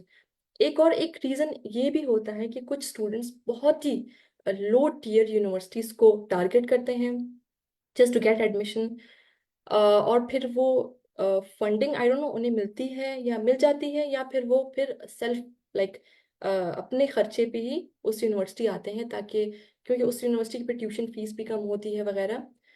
तो obviously as a visa officer उन्हें पता लग जाता है कि ये बंदा सिर्फ यूएस जा रहा है, बजाय पढ़ने के his target was just to reach US somehow. अब ये चीज़ भी काफ़ी बड़ा रेड फ्लैग होता है कि अगर आप बहुत ही लो टियर यूनिवर्सिटीज़ को टारगेट करते हैं, एडमिशन तो आपका मिल जाएगा, शायद फीस भी इतनी हो कि शायद आप अफोर्ड भी कर लें, लेकिन when you appear for visa interview तो वहाँ पे वो थोड़ा बहुत आपको टफ टाइम देते हैं, क्योंकि उन्हें आइडिया हो जाता है कि ये बच्चा अब जा रहा है सिर्फ यूएस के लिए, ना कि टू स्टडी या फिर उसे किसी तरह से यूएस पहुंचना है, इसलिए उसने इतनी लो टियर यूनिवर्सिटी को टारगेट किया, and that was the easiest way कि वो किसी तरह से वहाँ पहुंच जाए। तो अगर आप कभी भी कुछ ऐसे सिनेरियोज देखें जहाँ पे अगर आपको पता लगे कि वीज़ाज रिजेक्शन हो रही है, तो रिमेंबर ये कुछ रीजंस हो सकते हैं। इसके अलावा अगर आप किसी नॉर्मल यूनिवर्सिटी में हैं, जीआरई नहीं भी है, अगर उन्होंने जीआरई खुद वेव ऑफ की है, तो आपसे कोई जीआरई के स्कोर नहीं पूछेगा वीज़ा ऑफिस में, okay? So don't worry about that, right? ये कुछ टिप्स थी। अब यहाँ पे कुछ ट्यूशन फी गाइडेंस है। ट्यूशन फी ऑब्वियसली अगर आपका जीआरई शिप, टीए शिप वगैरह या कोई और फंडिंग होती है, तो वैसे नॉर्मली एवरेज से मैं बता रही हूँ, डोंट वरी, ये आपको शायद अगर आपकी फंडिंग होती है तो ये आप पे नहीं आपको पे नहीं करनी पड़ेगी, लेकिन नॉर्मली रेंज इतनी होती है 20 to 50,000 पर ईयर, या फिर पर सेमेस्टर 20,000 समहाउ। लिविंग एक्सपेंसेस का थोड़ा बहुत आपको एस्टिमेट करके जाना होता है, लाइक जैसे कि मैंने बताया, अच्छा सेविंग्स फीस भी होती है, डीएस फॉर्म के लिए भी एक फीस आपको कुछ $185 और समथिंग आपको पे करना होता है। इसके अलावा अगर आप आइल्स दे रहे हो तो उस कॉस्ट को थोड़ा बहुत देखना होगा। साथ साथ यूनिवर्सिटी, जितनी यूनिवर्सिटीज़ का अप्लाई करोगे उन यूनिवर्सिटीज़ की एप्लीकेशन फीस को भी जहन में रखना है। अब ये कुछ कॉस्ट ऐसे हैं जिनकी एस्टिमेशन होना आपके माइंड में इज़ इम्पॉर्टेंट, ओके? सो फिर जब आप वहाँ जाते हो तो आपको वहाँ के लिए भी थोड़ा बहुत एस्टिमेट लगाना होता है कि जाते साथ आपको फंडिंग, और जाते साथ ही पहले महीने में आपको स्टाइपेंड नहीं मिल रहा, ओके? तो ये कुछ बाई वीकली होते हैं, कुछ मंथली होते हैं, तो एटलीस्ट आपको 1 मंथ वेट करना होगा, तो उसके लिए भी थोड़ा सा एस्टिमेटेड कॉस्ट रख लें, चाहे वहाँ के रेंट के लिए है, फूड, ट्रांसपोर्टेशन, हेल्थ केयर, और थोड़ा बहुत किसी से पूछ लें कि आप किस स्टेट आ रहे हैं और वो स्टेट कितना अफोर्डेबल है, वहाँ पे नॉर्मल रेंज क्या है रेंट की, ट्रांसपोर्टेशन कैसी है वगैरह, ओके? और हेल्थ केयर से रेलिवेंट आप अक्सर अगर आपको जीआरए शिप मिल गई या फिर टीए शिप वगैरह, तो हेल्थ इंश्योरेंस वगैरह भी वही कवर कर लेते हैं, लेकिन अगर फिर भी नहीं है तो ये भी आप एक दफ़ा पूछ लें, लेकिन मोस्टली ये कवर हो जाती है आपकी, ओके? फिर फंडिंग अपॉर्चुनिटीज़ ये हैं, अगर असिस्टेंटशिप्स हैं तो टीचिंग है, रिसर्च, जीआरएस वगैरह, स्कॉलरशिप्स या ग्रांट्स भी हो सकती हैं। एक और ऑप्शन भी है जो कि स्टूडेंट लोन्स, ओके? तो स्टूडेंट लोन स्पेसिफिकली जो इंटरनेशनल स्टूडेंट्स के लिए एक एग्जांपल है जिसमें प्रोडिजी फाइनेंस है। अब ये मैं यहाँ पे बता दूं कि ये लोन्स ऑब्वियसली इंटरेस्ट इन पे लगता है, ओके? बट मैं सिर्फ एक्सप्लेन कर रही हूँ ताकि आप एटलीस्ट आपको आइडिया हो कि कौन से ऑप्शंस हैं। Then it's up to you कि आप किन ऑप्शंस को ज़्यादा एक्सप्लोर करते हैं। तो स्टूडेंट लोन भी होते हैं जो आप अगर पाकिस्तान में बैठे हैं तो आप वहाँ से भी लोन ले सकते हैं। फिर वो लोन आपको ऐसे ही पे करा रहे होते हैं कि अच्छा आपको कितनी चाहिए, और फॉर एग्जांपल अगर आपको फीस कितनी पे करनी है, आपका रेंट कितना है वगैरह। तो आप ऐसा नहीं है कि आपको यहाँ आने की लाजमी ज़रूरत है, एडमिशन हो चुका है, आप वहीं से लोन के लिए अप्लाई करें चीज़ें आप। लेकिन ऑब्वियसली जब आपको लोन पे ऑफ करना होता है, स्टूडेंट लोन, तो आपको इंटरेस्ट की शक्ल पे करना होता है। तो कीप इन माइंड दैट कि वो थोड़ा ज़्यादा ऑब्वियसली होगा। लेकिन ये भी एक ऑप्शन है, अक्सर इंटरनेशनल स्टूडेंट्स इस चीज़ को भी फॉलो करते हैं कि अच्छा प्रोडिजी फाइनेंस, एक दो और भी थे, मुझे एग्जैक्टली नेम्स मेरे माइंड में नहीं है, लेकिन होते हैं कुछ ऐसे जो कि इजीली आपको लोन प्रोवाइड कर देते हैं। आई डोंट रिमेम्बर अगर आपने कोई डॉक्यूमेंट वगैरह सबमिट कराना हो, लेकिन ऐसा होता है। Okay okay then about preparing your for life in USA. जब आप यूएस आते हैं, कुछ लोगों के लिए बहुत बड़ा कल्चरल शॉक होता है, कुछ लोगों के लिए नहीं होता। That's totally fine, but try जब भी लाइक यूएस के लिए प्लान करें तो कीप इन माइंड कि इनके कल्चर्स, इनकी कस्टम्स, इनकी वैल्यूज हमसे डिफरेंट होती हैं।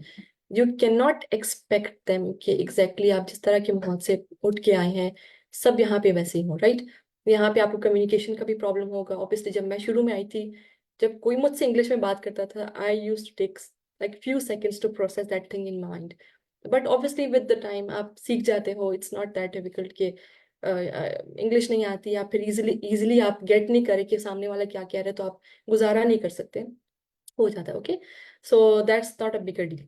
तो थोड़ी सी कल्चरल एडजस्टमेंट करनी होती है, तो उसमें फिर अच्छा तरीका ये होता है, हम अब इवन अगर ओक्लाहोमा की मैं बात करूँ तो यहाँ पे बहुत सारे अच्छे इंटरनेशनल स्टूडेंट ग्रुप्स होते हैं, और कुछ ऐसी कम्युनिटीज होती हैं जो कि इंटरनेशनल्स को होस्ट करती हैं वीकेंड नाइट्स को। फिर वो गेम नाइट्स रखते हैं इंटरनेशनल स्टूडेंट्स के लिए, या फिर इंग्लिश क्लब्स होती हैं जो मैंने भी ज्वाइन की है। हर मंडे को होती है यहाँ पे इंग्लिश क्लब, सिर्फ इसलिए नहीं ताकि मैं अपनी इंग्लिश इंप्रूव कर सकूं, बिकॉज इसलिए भी कि आप वहाँ जाके लोगों से मिलते हैं। Obviously when you come here you are alone, so you don't have your family, you sometimes feel very lonely. So these are the things कि जिसकी हेल्प से आप यहाँ पे आराम से गुजारा कर सकते हो कि लोगों से मिला करें।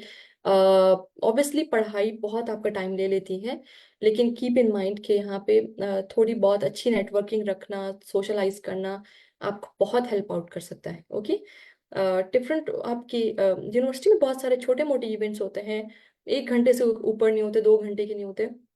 ट्राई टू पार्टिसिपेट, पूरा दिन पढ़ लिया करें, लेकिन जब वो इवेंट या कोई एक्टिविटी होती है ज़रूर जाके पार्टिसिपेट किया करें।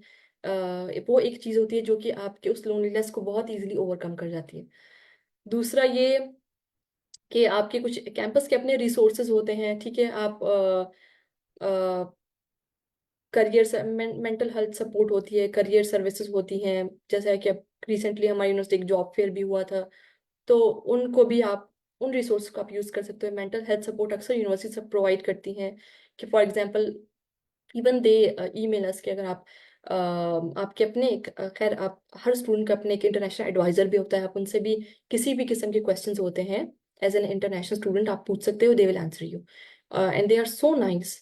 ठीक है ऐसा नहीं है कि they are rude towards you, या फिर they are so nice, they are so helpful and they always try to help you. Okay और उसी जगह आपके पास एक साइकोलॉजिस्ट भी होता है। आई थिंक हर यूनिवर्सिटी का अपना एक छोटा क्लिनिक भी होता है।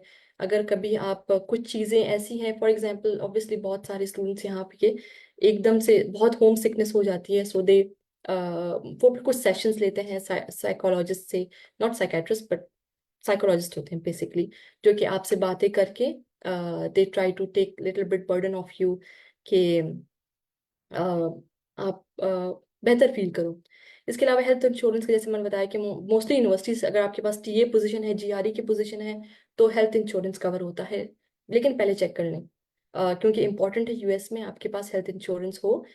अगर फिर भी नहीं है तो यूनिवर्सिटी को कांटेक्ट करें। अगर यूनिवर्सिटी कोई प्लान ऑफर कर रही है कुछ कम प्राइस पे, अगर नहीं भी है तो इंडिपेंडेंटली ज़रूर परचेज कर लें वो प्लान, लेकिन मोस्टली कवर्ड होती है।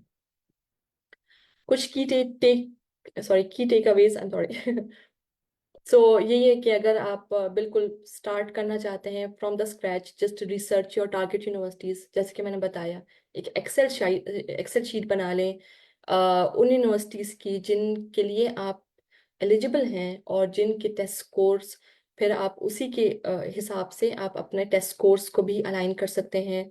इसके अलावा फाइनेंशियली भी प्रिपेयर रहें। और लास्ट में थोड़ा सा वीज़ा प्रोसेस मैंने बताया, तो इजीली आप नेविगेट कर सकते हैं। सो डोंट बी अफ्रेड कि रिजेक्शन हो जाएगी वगैरह, नहीं होती। अगर आप उन कुछ पॉइंट्स को ज़रूर ट्राई टू कांटेक्ट अदर्स के जिन्होंने पहले से वीज़ा इंटरव्यूज़ अपने पास किए हों, तो ज़रूर उनको कांटेक्ट किया करें। ओके, ग्रुप्स होते हैं वो आपको हेल्प कर देंगे। एक इम्पॉर्टेंट टिप, जब आप as an international student F1 visa पे आते हैं, तो मैंने आपको बताया कि जीआरएशिप भी एक एम्प्लॉयमेंट होती है, राइट?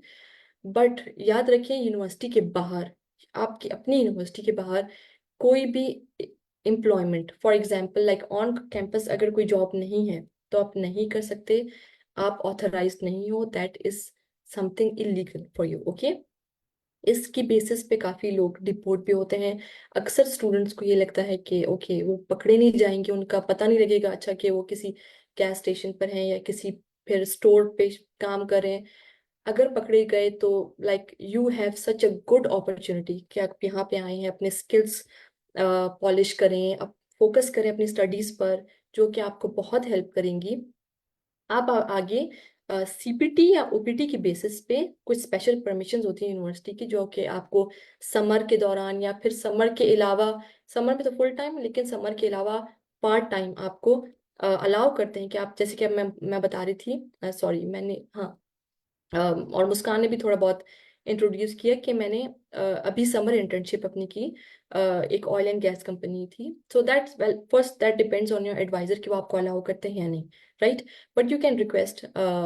और समर में आप फुल टाइम इंटर्नशिप कर सकते हो 3 मंथ्स की। अगर समर नहीं है तो आप फिर भी कर सकते हैं, लेकिन वो फिर पार्ट टाइम होगी, लाइक 20 आवर्स पर वीक। इसके अलावा but I would really encourage कि आप अपनी डिग्री पे फोकस करें।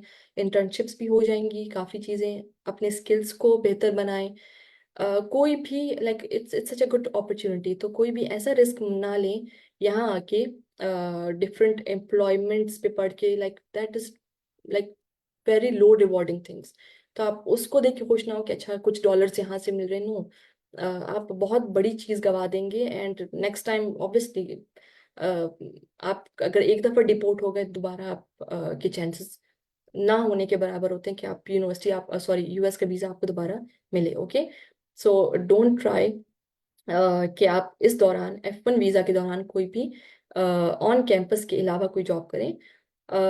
सीपीटी ओपीटी वाली चीज़ें आपको एक्सप्लेन यहाँ नहीं करी मैं, लेकिन ये वो परमिशंस होती हैं जो कि आप लेके यूनिवर्सिटी से बाहर फिर पार्ट टाइम या फुल टाइम इंटर्नशिप्स कर सकते हैं। ओके, इनकी भी कुछ स्पेसिफिक लिमिटेशन होती है, like I think CPT just for 1 year, फिर आप 1 ईयर को 3 मंथ्स में डिवाइड करके या जिस तरह से भी आप करना चाहते हो। So and OPT is something else. So you have like, I am just saying कि आपको मिल जाएंगी इंटर्नशिप्स वगैरह, बट डोंट ट्राई कि आप कोई भी ऐसा काम करें जिसके लिए आप एलिजिबल नहीं हैं। ओके, ओके, सो थोड़ा बहुत मैंने आपको ये सारे स्टेप्स एक्सप्लेन किए, and I now want to jump कि मैंने ये जर्नी किस तरह से, ताकि थोड़ा बहुत आइडिया हो कि अच्छा कोई एग्जांपल हो आपके सामने कि अच्छा ये तो थे स्टेप्स, अब अप्लाई कैसे करना था, या अगर किसी ने किया है तो एटलीस्ट वो शेयर करे। सो आई एम हियर। फर्स्ट, जब मैंने अपनी जर्नी स्टार्ट की तो मैंने ऑब्वियसली, क्योंकि जब मैंने स्टार्ट किया था जीआरई को प्रेप करना, तो तब कोविड वगैरह नहीं था, राइट? तो ये बिल्कुल कोविड से थोड़े टाइम पहले की बात है, और मैंने जीआरई की प्रिपरेशन शुरू कर दी थी कि मुझे पता था कि जीआरई के बगैर मैं यूएस नहीं जा सकती। तो मैंने तैयारी शुरू की जीआरई की, डिफरेंट रिसोर्सेज, पहले तो मैंने पूरी कोशिश की, और काफ़ी लोग हेल्पफुल होते हैं पाकिस्तान में भी, जो कि आपको इजीली फ्री रिसोर्सेज आपको कहीं ना कहीं से ढूंढ के दे देते हैं। So that was a good thing happen to me. और मुझे कुछ खैर बाद में मैंने पे किया था, लेकिन इनिशियली जब थोड़ा बहुत भी प्रिपेयर करें तो जीआरई के लिए, सो ट्राई कि आपको कहीं से फ्री रिसोर्सेज मिलें। और कुछ मॉक टेस्ट वो तो बिल्कुल फ्री होते हैं, तो आप दे सकते हैं डिफरेंट प्लेटफॉर्म्स में जाके। इसके अलावा फिर क्या हुआ कि जब मैं जीआरई की प्रेप ही कर रही थी और मेरे माइंड में नहीं था कि अच्छा मुझे अब क्या करना है, नेक्स्ट स्टेप क्या होगा, then COVID happened. Obviously, this was not a good time, but I don't know, I should say this or not, but अच्छा ये हुआ कि जीआरई की रिक्वायरमेंट्स काफ़ी यूनिवर्सिटीज़ में वेव ऑफ होने लगी थी, क्योंकि कोविड पेंडेमिक आ गया था, स्टूडेंट्स नहीं जा पा रहे थे, ट्रैवल मसले थे। सो तब मैंने फिर अपना आइल्स भी दिया और साथ साथ मैं यूनिवर्सिटी की रिक्वायरमेंट्स भी साथ साथ देख रही थी कि अच्छा कितनी आइल्स। तो मैंने आइल्स में 6.5 मेरा स्कोर था। मीनवाइल मैं जीआरई की तैयारी फिर भी कर रही थी। इवन मुझे पता था कि कुछ यूनिवर्सिटीज़ ने वेव ऑफ कर दी हैं। मुझे आइडिया था कि it's not that straight forward कि अगर आप फिर भी जीआरई की तैयारी ना करो। सो इट्स गुड कि कंटिन्यू करती रही मैं अपनी तैयारी। और फिर मुझे एडमिशन मैंने काफ़ी यूनिवर्सिटीज में अप्लाई किया और मुझे 2 जगहों से, university of Oklahoma, university of San Marcos में एडमिशन्स ऑफर हुए। मैं प्रोफेसर्स को इंडिविजुअली भी फंडिंग के लिए ईमेल्स भेजती थी, बट जब मेरा एडमिशन इन 2 यूनिवर्सिटीज़ में हुआ तब मेरा टारगेट था कि अब मैं in, obviously I am so close, अब मेरा एडमिशन भी हो चुका है इन यूनिवर्सिटीज़ में, अगर इन्हीं में से किसी एक यूनिवर्सिटी में मुझे फंडिंग मिल जाए तो लाइक मेरा मेरा गोल अचीव हो चुका है, राइट। तो what I did, I started reaching out to advisors, और मैं बहुत अच्छी ईमेल लिखती थी। मैं कई लोगों को चेक कराती थी अपनी ईमेल ताकि वो ईमेल जाए, और क्योंकि मैं नहीं चाहती कि मैं कोई भी चांस लूँ अब यहाँ पे कि मैं इस अपॉर्चुनिटी को मिस कर दूँ। फिर मैंने यूनिवर्सिटी के एडवाइजर्स को कांटेक्ट करना शुरू किया। आई नो कि बहुत टाइम कंज्यूमिंग होता है यहाँ पे। फिर एक चीज़ जो मैंने की वो ये था, यूनिवर्सिटी का एडमिशन हुआ और विद इन 2 से 3 मंथ्स मुझे वीज़ा लगवा के यूनिवर्सिटी जाना था, राइट। अब मेरे पास फंडिंग नहीं है और obviously I can not afford कि मैं वहाँ जाके अपनी ट्यूशन फीस वगैरह पे कर सकूँ या कुछ और। सो व्हाट आई डिड, मैंने यूनिवर्सिटी को रिक्वेस्ट की, जब टाइम काफ़ी करीब आ चुका था तब मैंने यूनिवर्सिटी को रिक्वेस्ट की कि मैं इस सेमेस्टर ज्वाइन नहीं करी, तो अगर आप मेरा ये सेमेस्टर लाइक मैं क्या डेफर कर सकती हूँ, यानी कि मैं फिलहाल के लिए कोई फीस लगा सकती हूँ या कोई हॉल्ट कर सकती हूँ ताकि मेरा एडमिशन सिक्योर रहे। बट मुझे अगर थोड़ा सा, मैं इस सेमेस्टर ज्वाइन नहीं कर सकती किसी रीज़न की वजह से। So the best thing was, अब मैं नहीं जानती हर यूनिवर्सिटी आपको आपका सेमेस्टर लाइक वो डेफर कराने में आपके लिए एग्री होते हैं या नहीं, लेकिन वो हो गए थे। तो इसमें ये था कि आई लाइक मुझे थोड़ा टाइम मिल गया था और ताकि मैं एडवाइजर्स को उसी यूनिवर्सिटी में कांटेक्ट करती रहूँ। अब यहाँ पे क्या था, एक सेमेस्टर भी मैंने डेफर कराया, फिर मैंने दूसरे सेमेस्टर भी डेफर कराया। मैं नहीं जानती मैक्सिमम कितनी दफ़ा हो सकता है, लेकिन मैंने 2 दफ़ा कराया और उसकी वजह से मुझे 1 साल का जो टाइम था वो मिला जिसमें मैं रीच आउट कर सकती थी एडवाइजर्स को ताकि मुझे कोई फंडिंग मिल जाए इन्हीं यूनिवर्सिटीज़ में से। मीनवाइल मैं जीआरई भी तैयारी करी थी उसकी, मैं बाकी प्रोफेसर्स को भी रीच आउट करी थी। अब यहाँ पे हुआ क्या कि मुझे 2 डिफरेंट, अब एक और जो मैंने चीज़ मैंने कंफर्म की, यूनिवर्सिटी ऑफ ओक्लाहोमा के ही कुछ स्टूडेंट को मैंने कांटेक्ट करना शुरू किया और उन स्टूडेंट से, और मैंने उसी यूनिवर्सिटी से कंफर्म कराया कि अगर फॉर एग्जांपल मेरा एडमिशन हुआ था ईसीई में, इलेक्ट्रिकल एंड कंप्यूटर इंजीनियरिंग में, लेकिन मैं उनसे सिर्फ पूछ रही थी कि अगर मेरा एडमिशन हो जाता है और मैं यूनिवर्सिटी ज्वाइन करती हूँ, क्या with in certain time like with in first month और अभी से ही क्या मैं अपना डिपार्टमेंट चेंज करा सकती हूँ। फॉर एग्जांपल मुझे सीएस जाना है, ठीक है, या फिर मुझे कंप्यूटर इंजीनियरिंग की तरफ सिंपल जाना है। सो फिर मुझे कहीं से ही कंफर्म हुआ कि हाँ ये मैं करा सकती हूँ। अब मुझे ये नहीं पता एग्जैक्टली ये आपको देखिए आपके एंड की एफर्ट्स होती हैं, आपने किस तरह से लोगों को रीच आउट करना है। तब मुझे पता लगा कि अच्छा यूनिवर्सिटी ऑफ ओक्लाहोमा में ये पॉसिबिलिटी है कि आप विद इन लाइक 1 मंथ और सो आप अपना डिपार्टमेंट चेंज करा सकते हो। उस जगह फिर मैं सिर्फ उन universities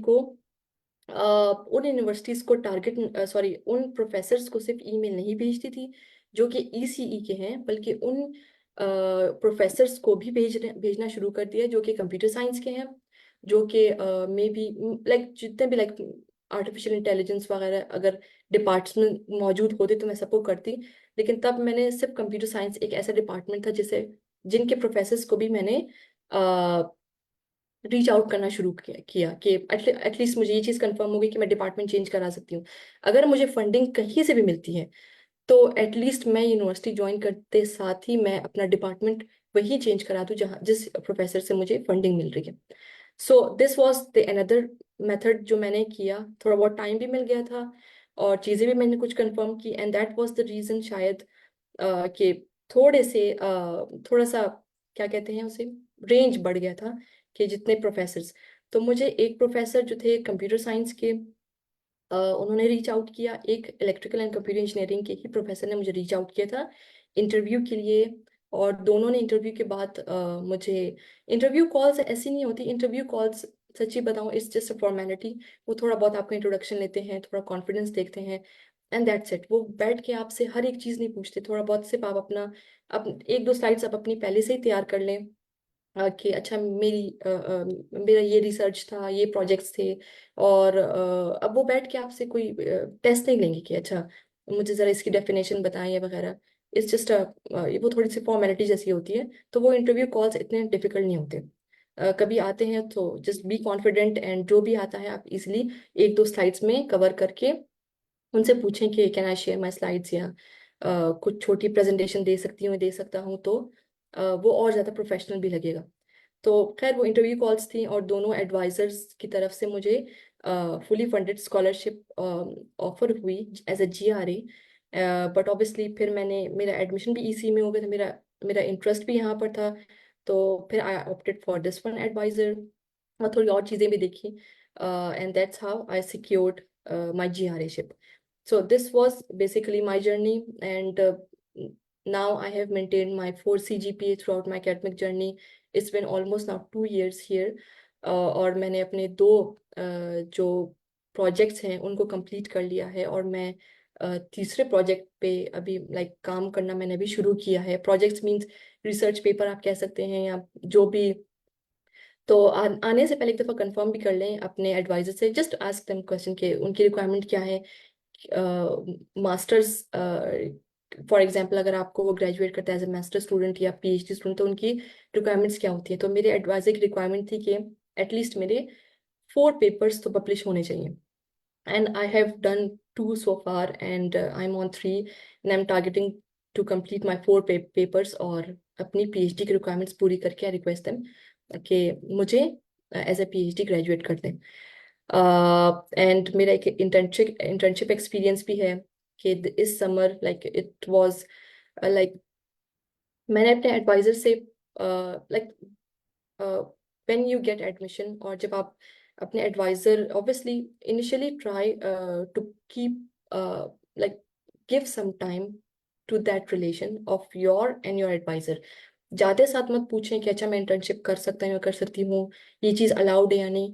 slow slow take it slow.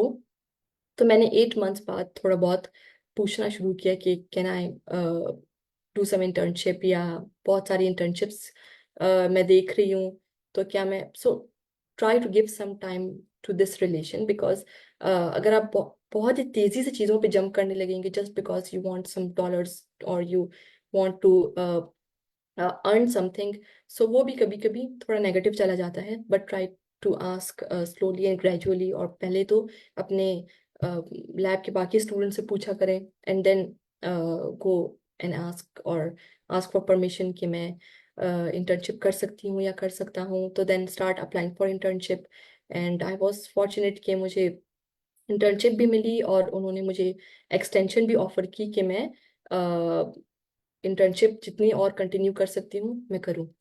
So this was my journey so far, and it's been just 2 years, and I have done so much. So I hope ये आपको थोड़ा बहुत और मोटिवेट करे।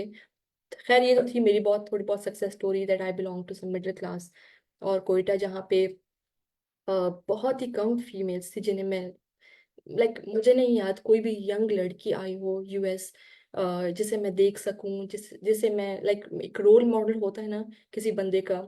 तो it was always in my mind कि maybe this is not possible, यहाँ से कोई नहीं जा सकता, but it's not the case. मुझे लगता था कि मैं इस तरह की, ऐसा कोई मेरा केस है जो मैं यहाँ पे आई हूँ, लेकिन I have seen many other people जो कि बहुत एफर्ट करके आए हैं, कोयटा से नहीं बल्कि थर जैसी जगह से, बावलपुर जैसी जगह से, सदर्न डीप पंजाब से। बहुत सारे ऐसे स्टूडेंट्स हैं तो उनकी मैं एक एक लाइन में स्टोरीज शेयर करूंगी। मैं नाम नहीं लूंगी, मैं ये नहीं बताऊंगी किस यूनिवर्सिटी के, बट जितने भी मैं एग्जाम्पल्स आपसे के साथ शेयर कर रही हूँ, ये सब वो लोग हैं जिन्होंने जिनको मैं बहुत क्लोजली जानती हूँ। Okay, so these are not the stories के जो मैंने सुनी है, मैं इनको बहुत क्लोजली जानती हूँ। आई नो अ स्टूडेंट जिन्होंने फ्रीलांसिंग की थी पाकिस्तान में रहते हुए, क्योंकि उनके पास लाइक दैट स्टूडेंट के not could not afford at that time, like it's been 5 years he came here, he came to US. तब उनके पास जीआरई के पैसे नहीं थे, आइल्स के नहीं थे, फ्रीलांसिंग की, ताकि वो सिर्फ जीआरई और आइल्स के पैसों को लाइक वो एग्जाम दें। And you won't believe that student scored such a good score in both. वो 5 साल पहले आए थे, now that person is a PhD graduate, और ना कि सिर्फ ये, वो यूएस की one of the known companies में ही इज डूइंग हिज जॉब। मैं कुछ स्टूडेंट्स को जानती हूँ, सच में ये तो बहुत ही कॉमन स्टोरीज हैं ये वाली। काफी लोगों को जानती हूँ जो कि अपने रिलेटिव से पैसे बोरो करके आए थे, क्योंकि ऑब्वियसली उनके पास इनिशियल कॉस्ट नहीं थी, और उन्होंने यूएस आके विद इन 1 2 और मैक्सिमम 3 months में ही सारे पे ऑफ कर दिए अपने रिलेटिव्स को जिनसे वो लोन लेके आए थे। ऐसे भी स्टूडेंट्स को जानती हूँ। अक्सर स्टूडेंट मुझे कहते हैं कि नहीं, अच्छा इंग्लिश अच्छी नहीं है, बैकग्राउंड ये नहीं है। मैं उर्दू मीडियम से पढ़े हुए स्टूडेंट्स को जानती हूँ जिनकी इंग्लिश मैंने सुनी है, लिटरली वो अभी भी अच्छी नहीं है। But you know, I know a girl from Urdu medium school, and उनकी इंग्लिश भी ज़्यादा अच्छी नहीं है, बट वो यूएस की one of the best companies में अब इंटर्नशिप करी है। नॉट ओनली दिस, लाइक वो अपनी पीएचडी भी परस्यू करी है और साथ साथ वो इंटर्नशिप भी करी है। I have met a lot of girls from the families जिनकी families में एजुकेशन को कभी सपोर्ट ही नहीं किया गया, yet they are still managing to study abroad। और उनमें से एक लड़की I know very closely, she is working in like FANG company now। You can imagine कि इस तरह के बैकग्राउंड के स्टूडेंट्स जब आते हैं, when you meet them, वो मोटिवेशन अलग ही होती है कि if they can do it, like तब तब मैं सोचती थी अच्छा मैं नहीं कर सकती, but no, when I just heard their stories, when I experienced कि हाँ कि किस तरह के स्टूडेंट्स आते हैं, मुझे तो अपना आप बहुत प्रिविलेज लगने लगा कि नहीं, मैं तो फिर काफ़ी अच्छे बैकग्राउंड से बिलोंग करती हूँ। So I hope this motivates you. And अगर आपका बैकग्राउंड इनमें से किसी एक में भी लाइक कर है, अगर इनमें से कोई स्टोरी आपकी नहीं भी है, so trust on your self, and I think you can do it. And it is not something, अब मैंने सिंपल जब मैं ये शेयर करी थी, इनमें से कोई भी ऐसी चीज़ नहीं है या ऐसा काम नहीं है या ऐसी भी कोई चीज़ नहीं कि रॉकेट साइंस से समझ नहीं आ रही, कोई भी कर सकता है, राइट? सो या this was all. So now question time. I hope this was easy for all of you, and I hope मैंने थोड़ा इजीली एक्सप्लेन किया हो। अच्छा, यहाँ पे बहुत सारे क्वेश्चंस हैं, तो मैं क्वेश्चंस को यहीं से रीड करके आंसर करूँ, राइट? या I give each and every person ma'am chance? Ma'am कुछ पार्टिसिपेंट्स के हैंड रेज हैं, हम इनके क्वेश्चंस पहले ले लेते हैं, और जो चैट में ओके क्वेश्चंस हैं वो मैं आपके लिए रीड कर दूंगी। Okay, thank you. वो मसला नहीं है, मैं रीड कर लूंगी। अच्छा, एक एक करके फासीज। ओके,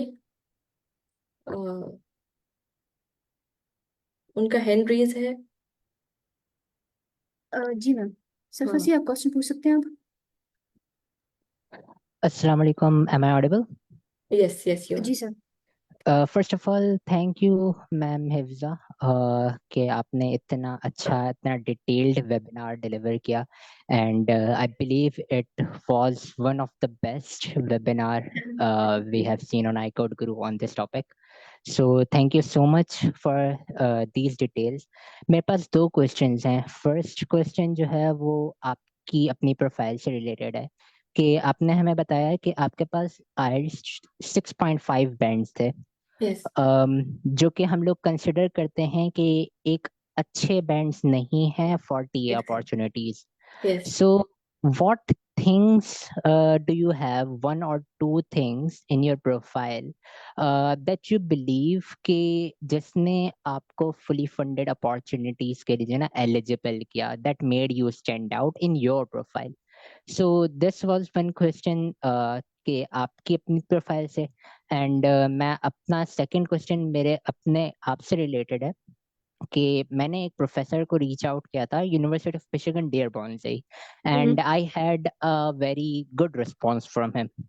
बट मैं जब वेबिनार देख रहा था, सो आपने एक चीज यहाँ पे पॉइंट आउट की कि यूनिवर्सिटी ऑफ मिशिगन डियरबॉर्न के अंदर सिर्फ TOEFL वो जो है ना एक्सेप्ट करते हैं। सो जब मैंने उनको रीच आउट किया था तब मेरे पास IELTS TOEFL कुछ भी चीज नहीं थी, and I had a very good response from him. And मैंने नेक्स्ट मंथ ही जो है अपना IELTS का एग्जाम दे दिया। एंड मैंने जब ये बताया प्रोफेसर को वापसी after this response from him, तो उन्होंने मुझे रिप्लाई नहीं दिया, एंड मैंने 2-3 दफा उनको मेल्स की एंड उन्होंने बिल्कुल मुझे घोस्ट कर दिया।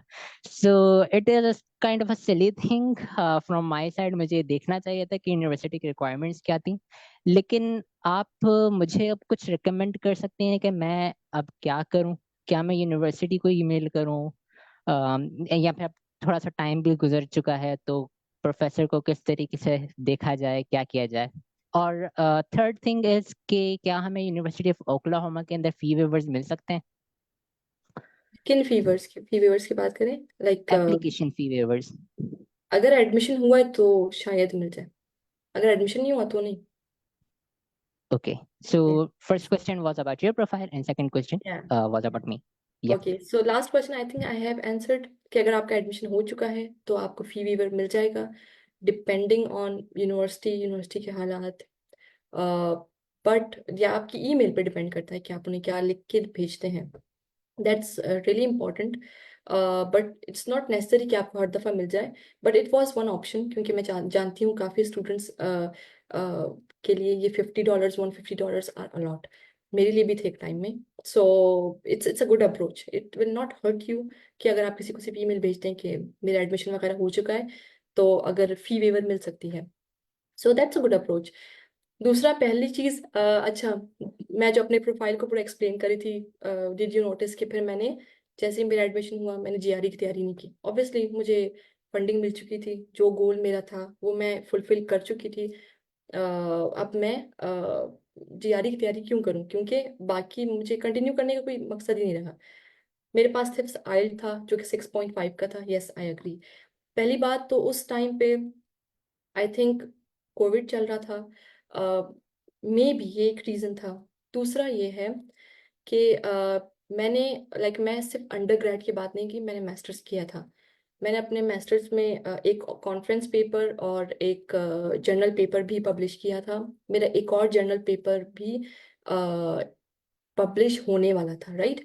तो मैंने कुछ रिसर्च वर्क भी की थी, ऐसा नहीं था। कोर्सेज में मैंने काफ़ी लिए थे। तो और मैं अपने अंडरग्रेड में सिल्वर मेडलिस्ट थी, मास्टर्स में गोल्ड मेडलिस्ट थी। मेरा लेक्चरशिप वाला भी थोड़ा बहुत एक्सपीरियंस था। मैंने उस दौरान, अगर मैं बात करूँ, तब 1 साल का एक्सपीरियंस हुआ था लेक्चरशिप में। उसके अलावा कैंपस में CMS काफ़ी यूनिवर्सिटीज़ यूज़ करती हैं, तो कैंपस मैनेजमेंट सॉल्यूशन में मेरा 1.5 साल का एक्सपीरियंस था। और इन चीज़ों के अलावा, अब ये चीज़ें तो मैंने मेंशन कर दी कि ये डिस्टिंक्शंस थी मेरी, मैंने यहाँ यहाँ काम किया है। फिर एंड में मैंने उनके कुछ पेपर्स भी रीड किए। मैं रीड करती थी उनके पेपर्स अपने, फिर उन पेपर्स को अपने काम से कहीं ना कहीं लिंक करती थी कि अच्छा, मैंने ये पेपर पब्लिश किया। मैं अपने पब्लिश पेपर्स, ट्रांसक्रिप्ट्स, अपने रेज्यूमे, सब कुछ ईमेल में अटैच भी करती थी। और साथ साथ मैं फिर लिख देती थी क्योंकि मैंने आपके पेपर्स रीड किए हैं and I really find it interesting, और ये चीज़ें मेरे उससे गोल से बहुत अलाइन करती हैं। मैं बहुत इंटरेस्टेड हूँ आपके साथ काम करने। अब मैं 2-3 पेपर्स, ऐसे अच्छे पेपर्स उनके, जिनमें साइटेशंस भी अच्छी थी, स्पेशली जिनमें वो फर्स्ट ऑथर थे, उनमें नहीं। ऑब्वियसली स्टूडेंट पेपर लिखता है तो वो ऑथर तो होंगे, लेकिन जिनमें वो फर्स्ट ऑथर थे, मैंने उन पेपर्स को रीड किया, टारगेट किया कि वो उन्हीं के पेपर थे प्योरली। बाकी भी उन्हीं के होते हैं, लेकिन बेसिकली वो फर्स्ट ऑथर थे उन पेपर में।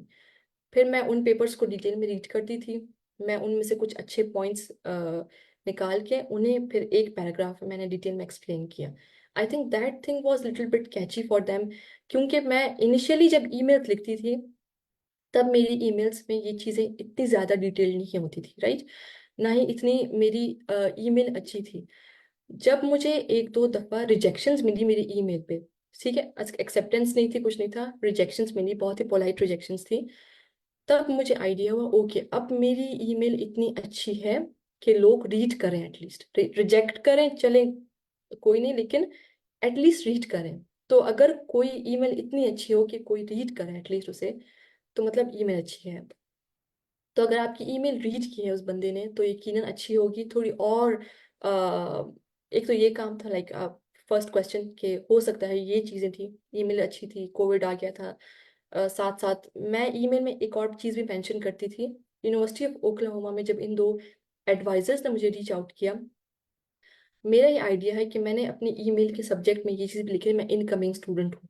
मेरा एडमिशन हो चुका था, मैं जानती थी मैं नहीं आ सकती, इतना मैं अफोर्ड नहीं कर सकती, लेकिन मैं वहाँ लिखती थी कि मैं इनकमिंग स्टूडेंट हूँ, जो कि थोड़ा और पॉजिटिव इमेज आपका दे रहा है कि अच्छा इस बंदी का एडमिशन भी हो चुका है।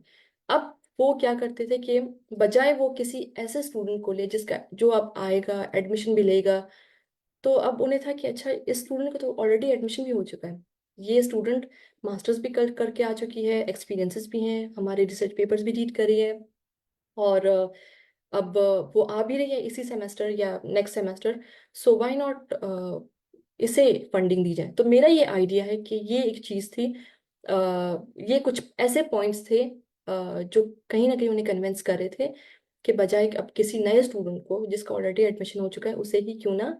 अब जब आप यूएस आते हैं तो ये एक एडवाइस मैंने कुछ स्टूडेंट्स को दी थी, तो कुछ स्टूडेंट ने कहा था कि अगर हम पहले आ जाएं, तो ऐसा हो भी सकता है कि कुछ स्टूडेंट्स ऐसा करते भी हैं, पहले सेमेस्टर आके अपने पैसों पे ही फर्स्ट सेमेस्टर गुजारते हैं, और उस पूरा सेमेस्टर वो लोगों को रीच आउट करते हैं। एक तो आप इन पर्सन कर सकते हो, फिर एक ईमेल्स के थ्रू कि मैं यूएस में ही हूँ। अब वो एक बहुत अच्छा पॉजिटिव इमेज देता है कि अगर आप यूएस में ऑलरेडी हैं, फंडिंग अपॉर्चुनिटी आपको ज़्यादा मिलेगी, लाइक प्रायोरिटी में आप होंगे, ना कि कोई ऐसा बच्चा कि फॉर एग्जांपल अगर मैं किसी को फंडिंग दूंगी तो मैं उस बच्चे को ज़्यादा प्रायोरिटी में रखूंगी जो पहले से यूएस में है, राइट, जिसका वो वीज़ा वीज़ा वाला कोई मसला अब है ही नहीं, वो वीज़ा लेके आ चुका है, उसने एडमिशन ले लिया, बजाय उस स्टूडेंट को जिसे मैं अब फंडिंग दूं तो वो अब यूनिवर्सिटी में अप्लाई करे, पहले एडमिशन ले, फिर वो वीज़ा अप्लाई करे, फिर वो वीज़ा लेके आए, तो अच्छा खासा टाइम तो उसी में निकल निकल गया, और वो इतना ज़्यादा एफर्ट आप डाल रहे हो, तो वाई नॉट उसी स्टूडेंट को चूज करो जिसका एडमिशन भी हो चुका है, जो कि यूएस में पहले से ही है, अगर नहीं एटलीस्ट एडमिशन तो हुआ है। तो कुछ स्टूडेंट ऐसा करते हैं कि आते हैं पहले सेमेस्टर खुद ही पढ़ लिया अपने पैसों पे, और उस पूरा सेमेस्टर वो एफर्ट देते हैं कि वो अपने लिए फंडिंग ढूंढे, और उन्हें अक्सर मिल भी जाती है क्योंकि वो होते हैं यूएस में ही। तो जब वो किसी को शो कर दे कि हम यूएस में ही हैं, हमारे पास ऑलरेडी वीज़ा है और हम इंटरेस्टेड हैं वगैरह वगैरह, तो उन वो प्रायोरिटी में भी थोड़े से ऊपर चले जाते हैं। दूसरा क्वेश्चन आपका ये था, आपका क्वेश्चन क्या था, सॉरी दूसरा। पहला तो ये था कि मैम रिगार्डिंग दैट दूसरा ये कि सिनेरियो के आप मैंने दोबारा, हाँ ईमेल की आप, थी एंड अच्छा, उन्होंने फिर बाद में घोस्ट कर दिया था क्योंकि मैंने आइल्स अटेम्प्ट कर लिया था इंस्टेड ऑफ टोएफल। अगर आप यूनिवर्सिटी को रिक्वेस्ट करें, मुझे एग्जैक्टली नहीं पता, बट कुछ यूनिवर्सिटी को आप अगर आपके पास टॉफल नहीं है आइल्स है, आप उन्हें रिक्वेस्ट कर सकते हो कि अगर वो आपको आइल्स की बेसिस पे एडमिशन दिला दें, ठीक है। आई डोंट नो एग्जैक्टली कैसा होता है या नहीं, बट आई हैव हर्ड कि कुछ यूनिवर्सिटीज कभी कभी मान जाती हैं कि ओके आपके पास टॉफल नहीं था आइल्स था, we will consider this test, हो जाता है okay. But I am not sure कि ये लोग कितना स्ट्रिक्ट हैं इस रूल को लेके। तो अगर आपने टॉफल नहीं दिया,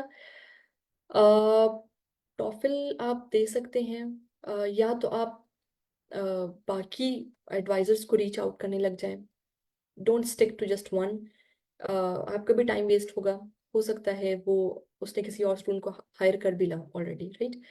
तो ट्राई, अगर वो दोबारा रीच आउट करते तो वेल एंड गुड, नहीं है इस दौरान आप बाकी प्रोफेसर्स को रीच आउट करें, अपना टाइम एक पे वेस्ट नहीं करना, ठीक है। तो क्योंकि आपका टाइम भी इम्पोर्टेंट है, राइट, सो कोशिश करें कि आप अपना टाइम अब उस जगह लगाएं कि बाकी एडवाइजर्स को ईमेल और रिफाइन करके, अब आपके पास आइल्स है तो कोशिश करें उन यूनिवर्सिटीज़ में आप एडमिशन भी इजीली ले सकते हैं जिनमें आइल्स की रिक्वायरमेंट्स हैं ऑलरेडी, तो ये आप कर सकते हैं आई थिंक। और अगर उन्होंने रिप्लाई करना हुआ तो आई थिंक वो कर लेंगे, नहीं करना हुआ तो obviously they will ghost you. And now Umar Mahmood, आप भी कोई क्वेश्चन?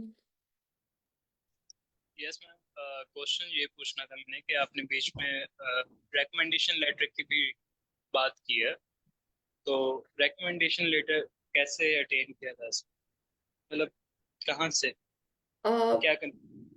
मैंने जो रिकमेंडेशन लेटर्स लिए, एक मेरे मास्टर्स के प्रोफेसर थे। He is really good professor और उनका काम भी काफ़ी अच्छा था, तो मैं चाहती थी मैं 2 रिकमेंडेशन लेटर्स दूँ लेकिन काफ़ी अच्छे हों, क्योंकि मैंने ऑब्वियसली उनके साथ काफ़ी क्लोजली काम किया था and he was the one जो कि इजीली एक अच्छा रिकमेंडेशन लेटर लिख के दे सकते थे। दूसरा रिकमेंडेशन लेटर मैंने बताया कि मैं एज अ लेक्चरर भी सर्व कर चुकी थी सेम यूनिवर्सिटी में, तो जो हमारी यूनिवर्सिटी के डीन थे, वो भी यूएस ग्रेजुएट और उनकी भी काफ़ी अच्छी प्रोफाइल थी। उनके साथ मैंने क्लोजली एक प्रोजेक्ट पे भी काम किया था और साथ साथ मैं उनकी कॉलीग भी थी फिर उस दौरान, उस थोड़े टाइम के लिए।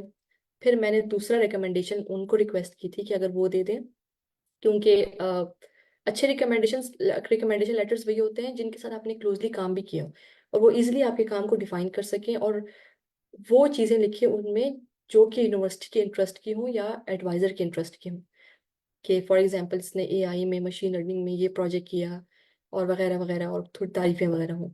तो आई थिंक ऐसे लोगों को रीच आउट करें, स्पेशली जिन प्रोफेसर के साथ आपने काम किया हो, वो आपको ज़्यादा इजीली और अच्छा रिकमेंडेशन लेटर दे सकते हैं।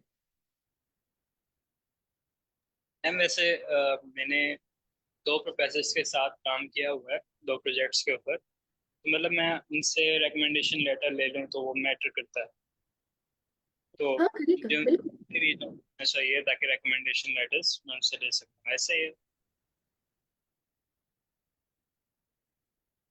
ओके, बिल्कुल आप रिकमेंडेशन लेटर्स उन्हीं को ही रिक्वेस्ट ज़्यादा करें, क्योंकि they can provide a good recommendation letter. I know बहुत अच्छे लोग भी मिल जाते हैं, बट प्रॉब्लम ये है अगर आपने उनके साथ काम नहीं किया तो क्या लिखे रिकमेंडेशन लेटर में, तो फिर वो इतना आ भी नहीं रहा होता ना वहाँ पे। बेशक रिकमेंडेशन लेटर बहुत अच्छे बंदे की हो जिसका प्रोफाइल काफ़ी अच्छा है, लेकिन उसके साथ आपका वर्क एक्सपीरियंस इतना ज़्यादा नहीं था, तो रिकमेंडेशन लेटर इतना वैल्यू फिर इतनी वेटेज नहीं होती उसकी। लेकिन अगर आपने किसी प्रोफेसर के साथ काम किया हो तो ये हो कि उनकी प्रोफाइल्स भी बुरी नहीं होती और काम भी किया होता है, तो आप इजीली उनको रिक्वेस्ट कर सकते हैं and they will be happy to provide you recommendation letter, I think.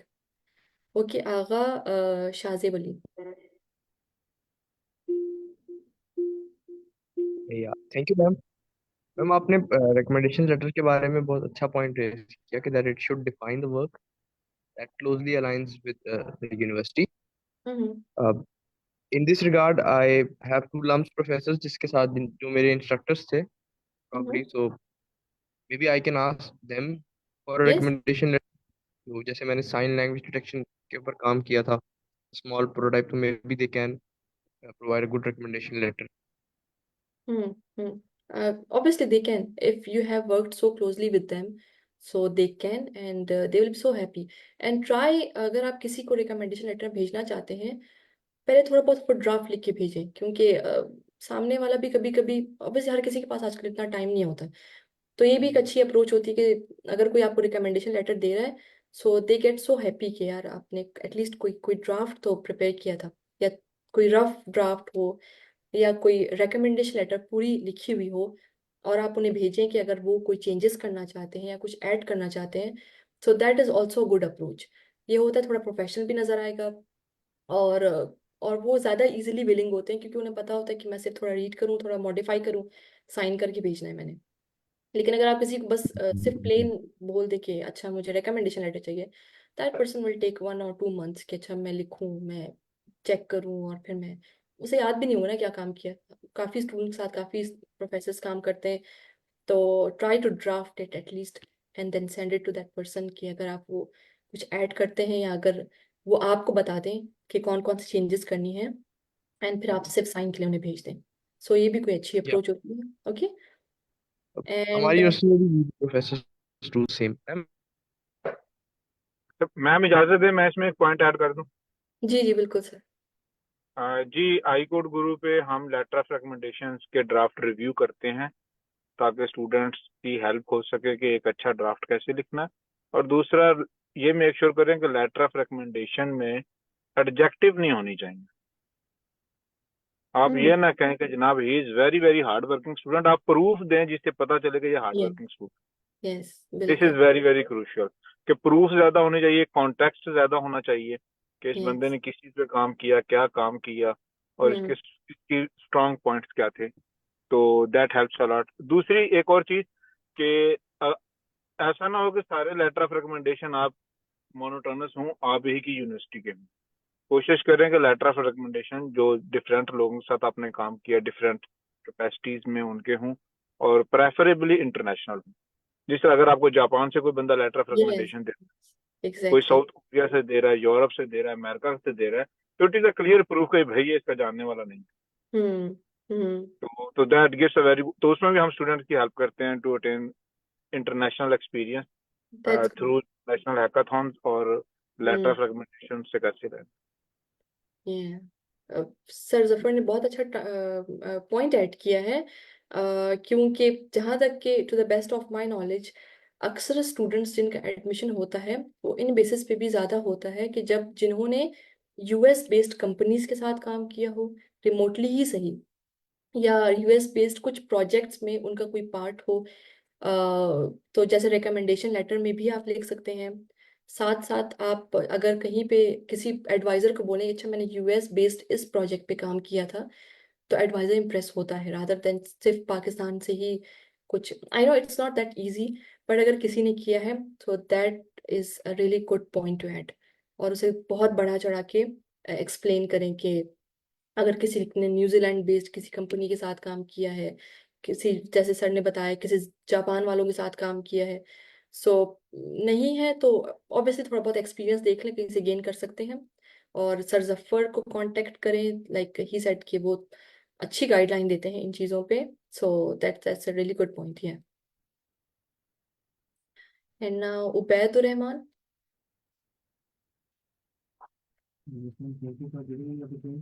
Ma'am मेरा क्वेश्चन ये है कि you reflecting upon your journey, उसमें आपने थोड़ा सा जिक्र किया कि कैसे आपके लिए जाने के थोड़ा सा निकलेगा। तो मैम मैं इसी वाले से मेरा क्वेश्चन है कि लाइक ये है कि इस सारी जर्नी में जो डिफरेंट लोग आते हैं, ये डिफरेंट स्ट्रगल्स जो है इंसान को करनी पड़ती है, तो उसको कोप अप करने के लिए आप क्या कोई स्ट्रेटजी बताना चाहेंगे कि हम उसको कैसे करेंगे?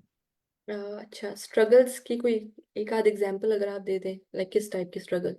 मैम लाइक ये होता है कि समटाइम्स आप बिल्कुल ही मोटिवेशन जो है आपकी ख़त्म हो जाती है। लाइक आप रूटीन में प्रोफेसर्स को अप्लाई कर रहे हैं एंड लाइक आपको समटाइम्स बिल्कुल ही मोटिवेशन ख़त्म हो जाती है। and आप इस चीज़ को कैसे, इस चीज़ को हम कैसे टैकल कर सकते हैं? सही। मोटिवेशन देखिए, कोई गोल सेट किया हो तो ऑब्वियसली आपको पता होता है गोल है क्या, यू नो कि आपका फाइनल गोल क्या है और उसके बाद आप कितना कुछ अचीव कर सकते हो।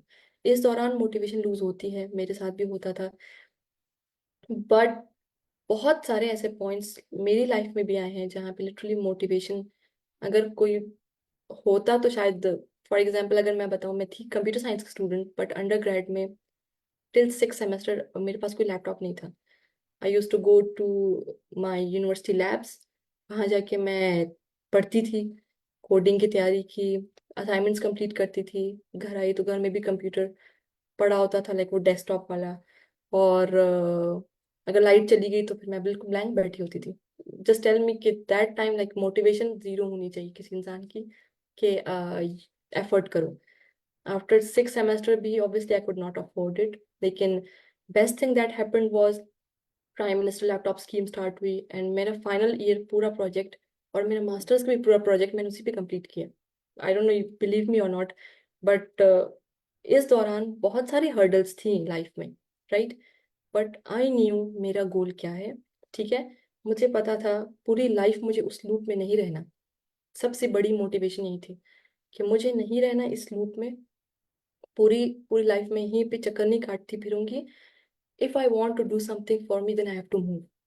ठीक है, then I have to move. I know थक जाऊंगी, कभी कभी बहुत ज्यादा बुरा फील होता है चीज़ों के लिए कि अच्छा ये क्यों ऐसे हुआ, ये तो अच्छी भी हो सकती थी ये चीज़, यहाँ तो फेलियर क्यों आया मेरे पास। बट अगर आप उन चीज़ों को ही पूरी लाइफ लेके चलते रहेंगे ना, then that is kind of burden on you। और फिर आप मूव नहीं कर सकते क्योंकि वो बर्डन खुद में इतना हैवी होता है ना. So just let go all of these things. कल कितना थके थे, आज नहीं थके ना, रेस्ट कर लिया, दोबारा वहीं से शुरू करें. एंड मोटिवेशन सिर्फ ये होनी चाहिए कि अगर आप इस लूप से बाहर निकलना है तो यू हैव टू मूव. अगर आपने पूरी लाइफ, अब मैंने जर्नी तो शेयर की लेकिन मैंने कुछ अपने अचीवमेंट्स भी शेयर की यूएस आके, कि मैं पीएचडी की डिग्री भी ले रही हूँ, मैंने इतने प्रोजेक्ट्स भी कर लिए हैं, मैंने इंटर्नशिप की, internship obviously paid internship, right. और बहुत प्राउड फील करा रही हूँ पेरेंट्स को, वगैरह वगैरह, बहुत सारी चीज़ें हैं और बहुत सारे आगे के भी गोल्स हैं, राइट. तो अगर मैं वहां से बाहर नहीं आती तो मैं कभी यहाँ नहीं आती, ये मेरी अचीवमेंट्स नहीं होती, राइट. तो this should be your motivation. बाहर निकलना है उसी लूप से, उसी सर्कल से, ठीक है. कंफर्ट जोन में नहीं आना कि अच्छा बस कंफर्टेबल हो गए, एक छोटी नौकरी मिल गई and we are happy. No, always try. This should not be just for this case कि आप यूएस के लिए अप्लाई करो, बल्कि थ्रू आउट द लाइफ आपके माइंड में होना चाहिए. इवन आज भी मैं सोचती हूँ कि मैं जहाँ पर हूँ, मैं पूरी लाइफ यहाँ नहीं बैठना. मुझे इस लूप में नहीं रहना, ठीक है, कि मैं बस पढ़ी जा रही हूँ वगैरह. मुझे अच्छी जॉब भी करनी है. अब मेरा टारगेट नेक्स्ट वो होगा, या फिर बहुत सारी और चीज़ें. तो this should be your motivation, okay. और ये हर स्टूडेंट के लिए है. अब मैंने एग्जाम्पल्स भी काफ़ी शेयर की. इवन ऐसे स्टूडेंट भी आए कि जिनकी फैमिली में पढ़ाई का कोई सपोर्ट नहीं था, जिनके पास पैसे नहीं थे वगैरह, तो उन्होंने भी ये सोचा कि बैठा रहूंगा यही या बैठी रहूंगी यही, तो मैं इसी लूप में ही बस घूमती रहूंगी पूरी लाइफ में, बस वही चीज़ ना मेरी लाइफ में होगी, वो एक परमानेंट बन जाएगी आपकी लाइफ में. सो अगर आप चाहते हैं वो परमानेंट ना हो, so that should be a motivation to move. And थकता हर कोई है, एंड फिर अल्लाह ने हर इंसान में दी कैपेसिटी दी होती है कि वो कर जाता है survive. So it's not a bigger deal. अगर आज थक गए, कल रेस्ट कर लें, कोई नहीं, परसों से फिर से शुरू करें. सो ये रोजाना है कि आपकी दौड़ होनी चाहिए, and I think one should do it. या मैम इसमें मैं एक टिप ऐड कर दूं अगर इजाजत दें आप. जी जी. जी, तो students, you are the average of 5 people which you are spending your life with. तो आपका जो नेटवर्क है वो बहुत इंपॉर्टेंट है. तो कोशिश करें कि आप दिन में टाइम उन लोगों के साथ गुजारें जिनके ड्रीम्स आपके साथ अलाइन करते हैं. और चूंकि अब तो सोशल मीडिया बहुत ज्यादा हो गया है, तो you can have a virtual group of friends जिनका गोल ही सिर्फ ये हो कि we are going for US on a fully funded scholarship. तो जिस तरह एक ऐसे ही ग्रुप का नाम आईकोड गुरु भी है, तो हमारे स्टूडेंट को जो मोटिवेशन मिलती है वो एक दूसरे से मिलती है बहुत ज्यादा, कि भाई अच्छा बाकी लोग ट्राई कर रहे हैं तो मैं भी ट्राई कर लेता हूँ. तो try to hang out with people who have the same dreams. Otherwise obviously burden ज्यादा होगा, एफर्ट ज्यादा लगेगी और आप बर्न आउट होंगे, तो nobody will be able to buck you up. Yeah, that's true, that's true. I have heard the same कि आप 7 years जिस environment में जिनके साथ गुजारते हैं, you exactly become that person. So try कि अपनी कंपनी को बहुत अच्छा रखें. बहुत मोटिवेटेड लोगों के साथ उठा बैठा करें जो बैठ के जीआरई पढ़ रहे हैं पूरा दिन. और ऐसा नहीं कि बस बहुत बर्न आउट हो जाए, लेकिन जितना फोन पे हम बैठते हैं मुझे लगता है वो ज्यादा हम बर्न आउट हो जाते हैं. सो बैठे रहें लैपटॉप पे और एफर्ट किया करें. इस कहीं भी वेस्ट नहीं होगी, कहीं भी ज़ाया नहीं होगी. तो इवन कभी कभी मैं इंटरव्यूज अभी देती थी, तो कुछ मैंने कोडिंग के क्वेश्चंस कभी कभी बैठ के ऐसे प्रिपेयर कर लेती थी या पढ़ लिया है थोड़ा बहुत. And when I was appearing for those interviews, और उन इंटरव्यू में जब कभी वो क्वेश्चन आता था, तब मुझे होता था कि अच्छा वो जो मैंने मेहनत की, जब मुझे था कि यार ये क्वेश्चन कहाँ आएगा, या मैं बैठ के क्या अपना फजूल का टाइम वेस्ट कर रही हूँ, मैं क्यों बैठी हूँ ये पढ़ रही हूँ. और आज उन्हीं की बेसिस पे जब मेरी सिलेक्शन होती है कहीं पे, सो आई एम लाइक नहीं, वो जो जितनी भी आपकी एफर्ट्स होती हैं वो कहीं ज़ाया नहीं होती. वो आपको खुद ही नज़र आ रही होती हैं कि कितना अच्छा आपको पे ऑफ कर रही होती हैं. ओके, सो मोटिवेटेड रहें. Okay okay. Next one, Mohammad Ibrahim like. जी जी. अस्सलाम वालेकुम मैम. आपका ये वालेकुम. काफ़ी अच्छा वेबिनार था और काफ़ी इंटरेस्टिंग था. थैंक उसमें यू. एक मेरा जो क्वेश्चन था कि जिस तरह आपने शुरू में बताया कि हमारी फंडिंग बाद में स्टार्ट होती है, शुरू में एक्सपेंसेस आपने फर्स्ट सेमेस्टर के या पहले 2-3 महीने के खुद कवर करने होते हैं और फ्लाइट्स वगैरह, उसमें गिव और टेक क्या रेंज होती है जितना हम कलेक्ट करें पहले पैसे गिव और टेक कितना बॉल पार्क एक रेंज होती है पैसों की हमें थोड़ा चाहिए? बहुत तो मैंने आपको अभी बताया कि आप अगर जीआरई देना चाहते तो थोड़ी जीआरई की, आइल्स की, DS 160 फॉर्म होता है, आई थिंक $185। ऑनलाइन गूगल करें तो आपको आ जाएंगी प्राइस रेंज।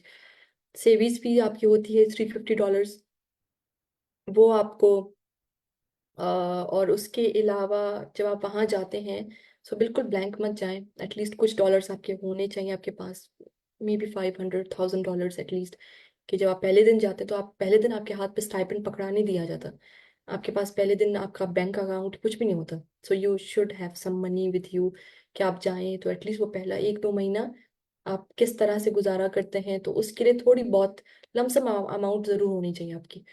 तो आई थिंक ये कुछ अमाउंट ऐसी होती है जो हम इग्नोर कर लेते हैं, लेकिन ये आती है आपके सर। बाद में बेशक आप अपने स्टाइपेंड को थोड़ा बहुत बचा वगैरह के इसी को किसी तरह कवर कर लें, क्योंकि स्टाइपेंड हो जाता है अच्छा गुजारा, तो आप थोड़ा बहुत सेव कर सकते हैं उनमें से। लेकिन इनिशियल के लिए आप थोड़ा सा, अगर आपको एडमिशन मिला है सो कुछ पैसों के लिए पहले तो एकदम से गिव अप ना करें कि अच्छा अब मैं ये पैसे कहाँ से अरेंज करूँ, ट्राई कि अरेंज हो जाए कहीं से। और क्योंकि आप अपने 1-2-3 महीने के स्टाइपेंड में वो चीज़ें दोबारा से नॉर्मल में आ सकते हैं। सो आई थिंक ये थोड़ी बहुत फीस होती है या फिर एप्लीकेशन फीस होती है। तो अब ये कैलकुलेशंस आप लोग बैठ के कर लें, मुझे एग्जैक्टली अब मुझे नहीं पता कि कितनी। जी मैम, इस पे भी मैं एक पॉइंट ऐड कर दूं अगर आप इजाजत दें तो। जी जी। फॉर ऑल दो स्टूडेंट्स जिनका फुल्ली फंडेड स्कॉलरशिप हो जाता है, तो देन आप इन पैसों की वजह से पाकिस्तान में नहीं रहेंगे। ICode guru will be able to support you इंशाल्लाह to cover these initial expenses. और एक्सपेंसेस पाकिस्तान में तकरीबन रहते हुए आप कह लें कि सम $700 के राउंड अबाउट होते हैं। और यूएस में आने के बाद आपने रेजिडेंस लेनी होती है और आपने एयर टिकट लेनी होती है, तो उसके लिए हम दूसरी ऑर्गेनाइजेशन का कोलैबोरेट करके, तो नॉर्मली अभी तक हम अपने सारे स्टूडेंट्स की पिछले 4 साल में ये एक्सपेंसेस कर रहे हैं, and we are doing it at scale, so we have a big number. तो नॉर्मली हम हाईकोर्ट गुरु में इन एक्सपेंसेस का जिक्र इसलिए नहीं करते कि जिन स्टूडेंट्स को स्कॉलरशिप मिल जाता है तो normally we are able to manage it. That's great. That's great. So, see, there are a lot of solutions. You just have to talk to people, थोड़ा कम्युनिकेट किया करें, एंड सॉल्यूशंस मिल जाते हैं अगर आपकी अपनी मेहनत हो। मुझे लगता है जब लोग बंदा मेहनत करता है तो वो लक भी स्ट्राइक कर जाती है। बट फॉर एग्जांपल मैं कोविड के एक्सप्लेन करती थी एग्जांपल, तभी जीआरई वेव ऑफ हो चुका था, मैं मेहनत कर रही थी, तभी वो लक जब आई तो दोनों स्ट्राइक हुए and I got admission. But अगर मैं मेहनत ही नहीं करती फिर कोविड 1000 आते चले जाते, जीआरई आते जाते, डजेंट मैटर, क्योंकि मैं मेहनत नहीं करी थी वहाँ पे। थोड़ा अगर आप खुद एफर्ट करेंगे, लोगों को रीच आउट करेंगे, तो कहीं ना कहीं फिर लक एक आध पॉइंट पे जहां आप फंसते हैं ना, फिर लक आपको खुद ही सपोर्ट कर देती है वहां पे। जी Areej. Assalamualaikum, ma'am. First of all, thank you very much for taking out your time to explain such detailed things. Secondly, I want to tell about myself. I am a student of applied linguistics and I'm doing masters in applied linguistics. My research work is done. I'm just waiting for my viva and then DMC. So is it the right time that I should start searching for universities and start applying, or should I wait to have my DMC and then start applying? Secondly, I was thinking about what could be, like, you have just answered that, but I was wondering in lakhs, how many lakhs should I have, so that I should have an idea and I should start arranging. Moreover, I have good relations in my department with my teachers. I am a silver medalist in BS, and I've done it from the same university, and I have published 3 research papers so far, one in W category journal with the head of department and 2 in Y category journals with the senior teachers of my department. Additionally, I'm working as an IB MYP teacher. So I was wondering that you have applied to USA and you shared your IELTS score. While I was thinking that like for USA you need TEFL. So what do you think I should go for? Like, how many more research papers do I need to publish? And should I go for IELTS or TEFL? Because obviously they cost and I need to manage that as well. And apart from that, I had another question. So another question is that I'm working as an IB teacher for like middle schoolers. So should I work in some university on the position of a visiting lecturer? Like, would that add to my CV, or it's fine being an IB teacher because it's paying well? So I have to see that as well. Universities don't pay you that well. Yeah, So please. yeah. Okay, so that was a good question. First, Arish, there's no good time to apply. Okay, so you will always be like, okay, I'm not ready right now. I'm not ready right now, and that's how time passes. So you are never ready. Okay, so now don't wait for your DMC. You can, I think, apply for unofficial DMC also. So if you can get unofficial DMC, I think that would be enough. Start applying for it because it also takes some time. It's not just like आप आज बैठे and you are just applying and you got admission or so. So just start looking for universities, start applying for different universities if you think you should unofficial DMC के लिए apply करें. And I think your work is great. That is for now, like as I said, you are never ready. You will always be like, okay, I'm not ready right now. So just go for it. Don't wait, okay, that you first be appointed as a visiting lecturer. That would add some value to your CV. I know that would add some, but obviously that also adds some more time. Uh, Maybe for example, GRE has been waived off for 2 years. Maybe for 2 years, okay, you were working as a lecturer in some university just to improve your CV, and then GRE came again. So like there's never a good time. You are never so ready about for anything in your life. So just go for it. I think आपको जाना चाहिए. Your profile is good. Just mention कि आपने किन projects पे काम किया. That matters a lot. Lecturer का होना, I think in research, आपका रिसर्च क्या है, that matters more than your lecturer. मुझे कहीं भी ये चीज कहीं भी काम नहीं आई कि I was a lecturer. Okay, they don't even care.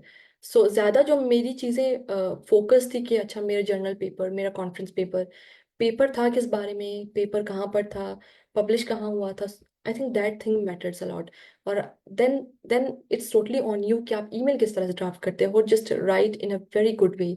और जिस एडवाइजर कांटेक्ट करे हो उस एडवाइजर और अपनी like try to copy those words that advisor has used in his first author paper, और उन्हीं को फिर थोड़ा बहुत रेफर करें कि अच्छा हमारे काम अलाइन करें. I am so interested to work with you. I think it's a good time. It's good time to go for it. So don't wait. I don't think so. अगर आप फिर भी एज अ विजिटिंग लेक्चरशिप जाना है, सो meanwhile do that too. So if you really want, but I think it's enough. You can go for it. Yeah, just sit Okay, for okay. 2-3 months and yeah, you'll be ready. Yeah, ji ji thank you. मैं भी थोड़ा सा add One, करूंगा. Sorry, आपका yes. जो अभी आपने जो क्वेश्चन किया ना मैम, आपका प्रोफाइल माशाल्लाह बड़ा अच्छा है. और मतलब कोई रीजन नहीं है कि आपको बाहर स्कॉलरशिप फंडिंग और एडमिशन ना मिले, क्योंकि आपका प्रोफाइल माशाल्लाह अभी ही बड़ा स्ट्रॉन्ग है. तो मतलब बी कॉन्फिडेंट, अप्लाई करें और and you will be selected. एक ही है कि जो हमारे स्टूडेंट्स हैं ना आईकोड गुरु पे, उनको हम कहते हैं कि आप ना वॉलंटियर टीचिंग करें, और हमारे स्टूडेंट्स करते हैं, पढ़ाते हैं.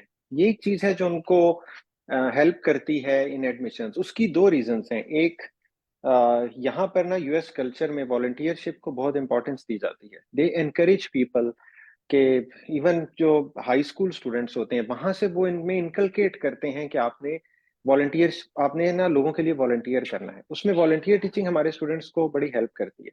दूसरा एक ये है कि यहाँ पर ना आपको टीएशिप मिलती है, मतलब आरएशिप मिल सकती है, टीएशिप मिल सकती है.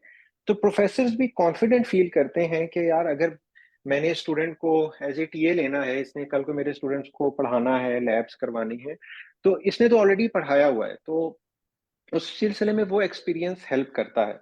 तो अगर आपको मतलब विजिटिंग फैकल्टी की कोई पोजीशन मिलती है तो that will add to your credentials के जब प्रोफेसर ने अगर आपको टीएशिप देनी है ना, तो उसको ज्यादा वरी करने की जरूरत नहीं है कि आप स्टूडेंट्स से इंटरेक्ट कर सकती हैं, आप स्टूडेंट्स को पढ़ा सकती हैं, क्योंकि आप ऑलरेडी पढ़ा रही हैं. तो वो भी एक एडेड एडवांटेज है. तो मेरे ख्याल में तो आपका प्रोफाइल माशाल्लाह अच्छा है. आप हाई कोर्ट गुरु पे अगर आए तो हम आपको थोड़ा सा और बेहतर गाइड कर सकते हैं। जिस तरह मैम अफसर बता रही थी कि ये जो लेटर्स होते हैं, आपने प्रोफेसर को ईमेल किस तरह करनी है, क्या लिखना है, ये चीजें बड़ी इंपॉर्टेंट होती हैं। मैं वो नस्ट के एक स्टूडेंट के साथ काम कर रहा था। मैं नस्ट से हूँ, तो नस्ट के स्टूडेंट्स कभी मेरे पास गाइडेंस के लिए आते हैं, तो उसकी 3 पब्लिकेशंस थी, 3 कॉन्फ्रेंस पब्लिकेशंस और एक जनरल पब्लिकेशन। और उसको कोई स्टूडेंट उसको उनको कोई रिप्लाई नहीं मिल रहा था। वो प्रोफेसर को ईमेल कर रहे थे तो उनको रिप्लाई नहीं मिल रहा था। तो प्रॉब्लम ये था कि उनकी ईमेल अच्छी तरह ड्राफ्ट नहीं थी। प्रोफेसर यहाँ पर ना देखें, एक अगर मैं प्रोफेसर हूँ, मेरे पास दिन में 100 ईमेल्स आती हैं, मेरे पास इतना टाइम नहीं है कि मैं ईमेल का एक एक वर्ड पढूं। मुझे ईमेल में से अच्छी इंफॉर्मेशन एक्सट्रैक्ट नहीं करनी, वो एविडेंट होनी चाहिए सब्जेक्ट में, फर्स्ट कपल ऑफ लाइंस में। वो इंटरेस्ट डेवलप होना चाहिए कि मैं अगली 10 लाइंस पढूं। नहीं तो मतलब मेरे पास, हम स्टूडेंट्स को देखते हैं, उनकी इतनी इतनी लंबी ईमेल्स होती हैं। किस प्रोफेसर के पास इतना टाइम थोड़ी है कि वो इतनी लंबी ईमेल में जाके ढूंढे, आखिर में आपने लिखा हुआ है कि आपकी 3 कॉन्फ्रेंस पब्लिकेशन है, वो तो उससे पहले ईमेल पे ईमेल इग्नोर कर देगा या डिलीट कर देगा कि नहीं। मतलब अब हमारे साथ प्रॉब्लम है ना, पाकिस्तानी यूनिवर्सिटीज इतनी नोन नहीं है, ठीक है, हम as a country technology field में इतने नोन नहीं है, तो we have to struggle for that. तो अगर आप आए तो जरूर आपको ये चीजें गाइडेंस मिल सकती है। Ji sir, thank you very much. I'll surely join after the session. Just one more question that didn't answer. I asked about IELTS or TOEFL. Which one should I go for? Because my main goal is to apply for the universities in the USA, which require TOEFL. But if I do TOEFL, then my, opportunities will be limited for those universities that require IELTS. So what should I go for? I think first you should shortlist. Like if in my initial slides, I shared that you have to maintain an Excel sheet. In Excel sheet, just shortlist those universities where you want to apply, where your interest aligns, and where you are eligible. So based on that, then decide. Okay, you either want to take IELTS, TOEFL, or both.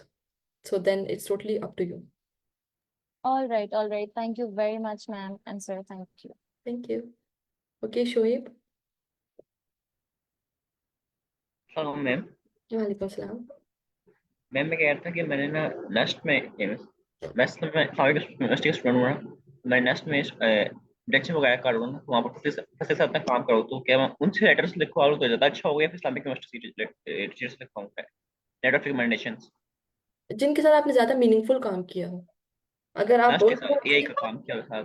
हाँ, अब देखें, जो किसी professor के साथ आपने सिर्फ टीएशिप की है फॉर एग्जांपल, और आप सिर्फ उनके क्विज चेक करें या वो आपको कोई 1-2 टास्क असाइन करें, सो वो कोई मीनिंगफुल काम नहीं हुआ। वो नहीं, लिख मैंने फुल प्रोजेक्ट्स किए मैं, प्रोजेक्ट्स किए फिर तो ये एग्जैक्टली तो अगर वो प्रोजेक्ट्स इतने मीनिंगफुल हैं तो आई थिंक उन्हीं प्रोफेसर्स को ज्यादा प्रायोरिटी। यस, हमें अप्लाई कब करना चाहिए? मैं 7th सेमेस्टर में स्टार्ट हुआ, तो मैं कब अप्लाई करना चाहिए? बाय 7 स्टार्ट हुआ है, यस 7 मैम। स्टार्ट हुआ है, आपका 8th कब, स्प्रिंग के एंड में आपका 8th सेमेस्टर हो जाएगा खत्म, राइट? Yes ma'am. तो आप 2025 के लिए अभी से अप्लाई कर सकते हैं वैसे। Yes ma'am. यस, 2025 की।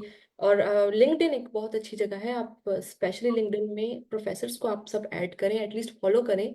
तो अक्सर प्रोफेसर्स अपने लिंक्डइन में पोस्ट कर रहे होते हैं कि I need 3 or 4 PhD students specifically जो इस पे काम करें फॉर समर 2025। सो समर 2025 के लिए मीन्स अक्सर अभी फंडिंग, इवन लोग फंडिंग प्रोवाइड कर रहे हैं, एज ए GRE लोगों को ढूंढ रहे हैं। एडमिशन्स भी ओपन हो चुकी होंगी या होंगी अभी, शायद ऑनवर्ड अगस्त और मे बी जनवरी। So I think you should target for that too. उसके लिए टारगेट करेंगे तो जाके शायद अगर उसी में हुआ तो वेल एंड गुड, नहीं हुआ तो 2026 में या फिर 25 के एंड तक आपको एडमिशन मिल जाए या यूनिवर्सिटी की वेबसाइट हमें किस जगह से मिलेंगी? यूएस न्यूज़ से मिलेंगी जो हमें जिस यूनिवर्सिटी में अप्लाई करना है? यूएस न्यूज़ से, हाँ, आपको यूनिवर्सिटी स्पेसिफिक इंफॉर्मेशन मिल जाती है। तो आप लिस्ट भी वहाँ देख सकते हैं, रैंकिंग भी आपको आराम से, वहाँ काफ़ी डिटेल्स होती है वहाँ। Ma'am thank you ma'am. मैं एक बात पूछी थी मैंने आपसे, पीटी का एग्जाम मैंने दिया हुआ है, क्या मुझे आइट्स यहाँ पे टोफल देना पड़ेगा या फिर पीटी चल जाएगा? मेरा 64 स्कोर है 90 में से, ऑलमोस्ट नियर टू 7 बैंड है आइट्स इक्वलेंट। आइल्स में आपका? मैम पीटी मैंने दिया हुआ है, 64 स्कोर है 90 में से। बट यूनिवर्सिटी को आप रिक्वेस्ट कर सकते हो अगर वो एक्सेप्ट करते हैं एडमिशन के लिए वो टेस्ट, ठीक है।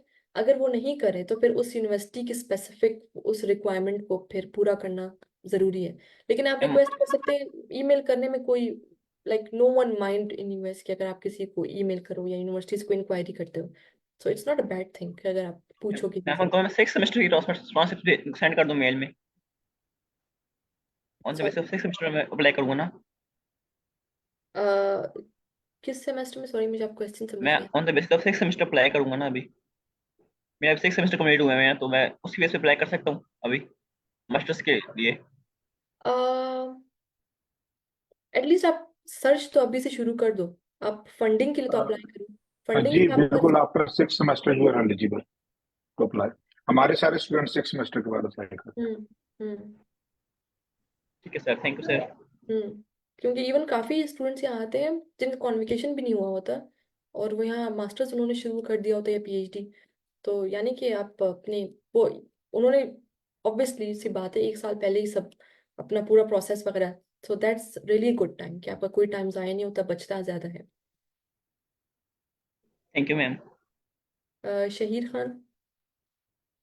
अस्सलाम वालेकुम मैम, आवाज़ आ रही है? जी आ रही। Okay, thank you so much ma'am. Session के लिए काफ़ी ज़बरदस्त था और स्लाइड्स बड़ी ज़बरदस्त आपने बनाई हुई थी। क्योंकि मैं खुद इस पूरे प्रोसीजर से फेमिलियर हूँ तो काफ़ी चीज़ें आपने इन डेप्थ हाईलाइट की हुई थी। तो अगर स्लाइड्स मिल सकती हों तो वो भी काइंडली मैं आपको मे बी उसके लिए भी रीच आउट करूँगा। मैम एक एक चीज़ पूछनी थी कि आपका अब तकरीबन 2.5 ईयर से ज़्यादा का आई थिंक एक्सपीरियंस है ओक्लाहोमा, यूनिवर्सिटी ऑफ ओक्लाहोमा में। तो स्टूडेंट्स का क्या पैटर्न रहा है पाकिस्तान से जो कि वहाँ पे जिनके एडमिशन्स हुए हैं फॉर टीए आरए, और उनकी कुछ प्रोफाइल से अगर आपको अंदाज़ा हो, कोई एनालिसिस किया हो आपने, तो उसके मुतालिक थोड़ा बताइएगा। अच्छा, मुझे यहाँ आए हुए like 1 year kind of 10 months हो चुके हैं। और यहाँ पे जो स्टूडेंट्स आते हैं स्पेशली पाकिस्तान से, अब जो मैंने कुछ एग्जांपल्स दी उनमें वो भी स्टूडेंट्स थे सच में, like they come from very normal background. कोई ऐसा नहीं है कि अच्छा कोई बहुत हाई एंड यूनिवर्सिटी से पढ़ा हो, बहुत अच्छे काम किए हो लाइक प्रोजेक्ट्स वगैरह, तो नहीं ऐसा नहीं है। बिल्कुल नॉर्मल यूनिवर्सिटी से आते हैं, हम जैसे स्टूडेंट्स होते हैं, ऐसे आइल्स दिया होता है, कुछ ने जीआरई, कुछ फुल ब्राइटर्स होते हैं। सो बिल्कुल हम जैसे स्टूडेंट्स होते हैं, इसमें कोई, अब जो पॉइंट्स मैंने एक्सप्लेन किए वो भी शायद ही फॉलो करके आए। और इवन काफियों का एक्सपीरियंस भी नहीं होता, कुछ का होता है। इस जस्ट के आपके एडवाइजर को क्या चीज़ क्लिक कर जाए फंडिंग के लिए कि अच्छा ये वाला प्रोजेक्ट जो ये बंदा काम कर रहा है, या फिर एटलीस्ट वो थोड़ी बहुत मेहनत दिख जाए स्टूडेंट की। और एडमिशन्स के लिए तो बिल्कुल सिंपल से प्रोसेस है कि अगर एडमिशन तो अक्सर हो ही जाते हैं कि अगर ऐसे फाइल्स की बेसिस पर है, जीआरई भी अगर आप उनकी मिनिमम रिक्वायरमेंट पूरी करते हो तो एडमिशन के लिए वो 2 चीज़ें इंपॉर्टेंट है और हो जाता है एडमिशन। अगर आप काफ़ी यूनिवर्सिटीज में अप्लाई करो तो कुछ में तो हो ही जाता है। फंडिंग के लिए फिर यही है कि यही सिंपल पैटर्न है, इट्स नॉट समथिंग कि बहुत ही डिफरेंट है। एक अच्छी ईमेल लिखना, थोड़ा बहुत अपने एक्सपीरियंस को बताना, और अगर एक्सपीरियंस नहीं है तो वर्क ऑन इट, साथ साथ अप्लाई भी करते रहें लेकिन साथ साथ अपने एक्सपीरियंस पे थोड़ा बहुत काम भी करें कि अच्छा किसी प्रोजेक्ट पे काम कर लें, कोई गिटहब की प्रोफाइल पूरी बना लें, गिटहब पे अपने अगर नहीं मिलता कोई प्रोजेक्ट तो आप खुद ही बैठें करने कि अच्छा ये प्रोजेक्ट मैंने बनाया तो गिटहब पे अपलोड कर दें, फिर वो भी अपने एडवाइजर के साथ आप शेयर कर सकते हैं। तो बहुत सारी ऐसी चीज़ें हैं। लिंक्डइन पे आप लोगों को रीच आउट कर सकते हैं, तो there are a lot of methods. So यहाँ पे भी बिल्कुल सिंपल ये पैटर्न है। लाइक मैंने कोई ऐसा एक्स्ट्रा ऑर्डिनरी बच्चा नहीं देखा कि वहां से आया और मैं कहूँ हाँ ये बहुत एक्स्ट्रा ऑर्डिनरी था या थी। बिल्कुल नॉर्मल हम जैसे स्टूडेंट्स, ऐसे ही जैसे आप सब अपने एक्सपीरियंसेस शेयर करें ऐसे ही स्टूडेंट्स हैं, एंड एडमिशन हो जाता है या फंडिंग भी मिल जाती है। इट्स जस्ट कि वो स्टूडेंट्स ने मेहनत की और वो करते रहे और गिव अप नहीं किया और वो उन्हें फंडिंग मिल गई। और जो नहीं पहुंच पाए मोस्टली अक्सर स्टूडेंट्स गिव अप कर जाते हैं, I have seen. So give up ना करे तो हो जाता है मुझे लगता है। तो ज़्यादा अपॉर्चुनिटीज़ आपको लगता है कि टीए साइड पे होती हैं वहाँ पे, या आरए में भी अच्छी अपॉर्चुनिटीज़ होती हैं? आरए में ज़्यादा होती हैं, टीएशिप में हर यूनिवर्सिटी में इतनी ज़्यादा नहीं होती। लाइक हमारी यूनिवर्सिटी में, और टीएशिप आपको नहीं तो पहले सेमेस्टर में मिल जाए, आप आते हो फिर आप उस 1-2 सेमेस्टर आप ढूंढ रहे होते हो अगर कोई टीएशिप मिली तो, बट फिर मिल जाती है। लाइक इवेंचुअली अगर आप अपने एडमिन वालों को या प्रोफेसर्स को सेपरेटली या यूनिवर्सिटी में जाके डिफरेंट एडमिनिस्ट्रेटर्स को लाइक जो बैठे होते हैं वहां पे, उनको अगर आप रिक्वेस्ट करो हर कुछ अरसे बाद कि अगर कोई ऐसी पोजीशन आती है तो प्लीज हमें बता दें, मिल जाती हैं। But depends totally on university कि मिलती भी है या नहीं। So it's totally on university. हो सकता है सब फुल हो सकता है मिल जाए आपको, बट ऑप्शंस होते हैं। सही सही ठीक, thank you so much ma'am. Just adding final note के वो ठीक है कि मैम की प्रोफाइल बहुत अच्छी है, उसमें गोल्ड मेडलिस्ट और सिल्वर, लेकिन मैं जस्ट वो एक चीज़ वैसे ऐड करना चाह रहा हूँ कि लास्ट ईयर जो आईकोट गुरु की उससे स्टूडेंट गई थी ना एक, उनकी सिर्फ 3.1 CGPA थी और राउंड अबाउट, और कोई रिसर्च प्रोजेक्ट्स इस वगैरह तरह कुछ नहीं था। तो ये बाकी ऑडियंस के लिए जो ये समझें कि हमें भी गोल्ड मेडलिस्ट सिल्वर जरूरी है, नहीं। तो जस्ट हार्ड वर्क आपका और कंसिस्टेंसी इंपॉर्टेंट है। Thank you ma'am, thank you so much आपके टाइम में। एग्जैक्टली नहीं, बिल्कुल सही कहा। मैं बता भी रही थी ना कि मेरा लेक्चरशिप होना, like no one cares here, किसी ने इतना नोटिस नहीं कराया।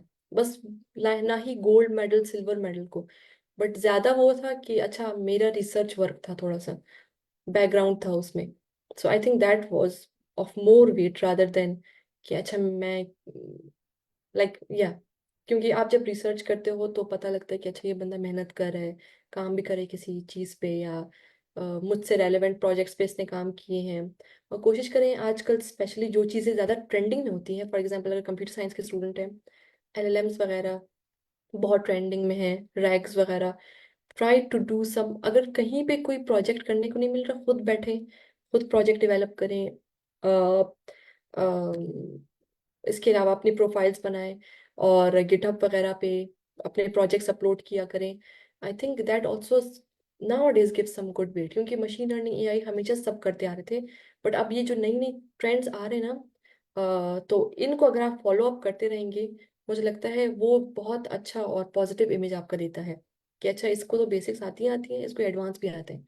तो आई थिंक इसी तरह से जिस भी फील्ड के हैं, अपने फील्ड में लाइक कुछ स्टेप्स आगे ही रहें रादर देन, क्योंकि कॉमन सभी मिल जाते हैं, भरे होते हैं, लेकिन इफ़ यू आर एक्स्ट्रॉर्डनरी, थोड़ा सा आपने उन सब से थोड़ा एक्स्ट्रॉर्डनरी काम किया होता है, तो you stand out.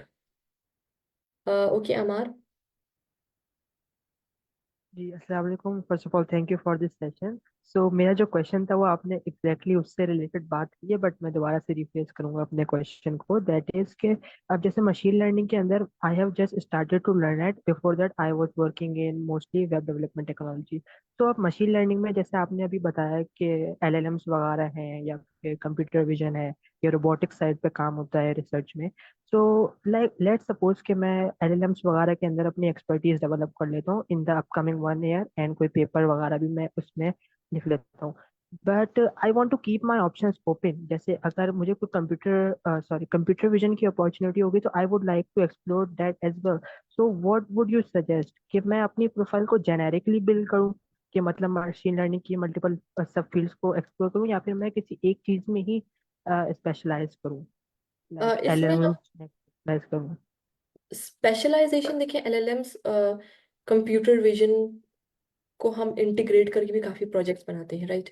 Gen AI हर जगह अब यूज हो रहा है, ऐसा नहीं है कि अच्छा सिर्फ यहाँ यूज हुआ वहां नहीं हो सकता, राइट। इसके अलावा आपने जो बात की, पहले तो अगर आप किसी को रीच आउट करते हैं ना, पहले तो गौर से देखें कि वो किस चीज पे ज्यादा काम कर रहा है। अगर वो सिर्फ कंप्यूटर विजन पे कर रहा है तो फिर बाकी सी चीजें छोड़ें, अपने कंप्यूटर विजन और थोड़े बहुत LLM जैसे अच्छे टॉपिक्स को डिस्कस करें, क्योंकि ऑब्वियसली अब हर कोई ये यूज कर रहा है, राइट। जेन AI वगैरह LLMs हो गया ये, तो इन चीज़ों को थोड़ा हाईलाइट करके बता दें, ताकि कि आपकी ये बेस भी है, बट मैं इन चीज़ों पे भी काम कर रहा हूँ, राइट।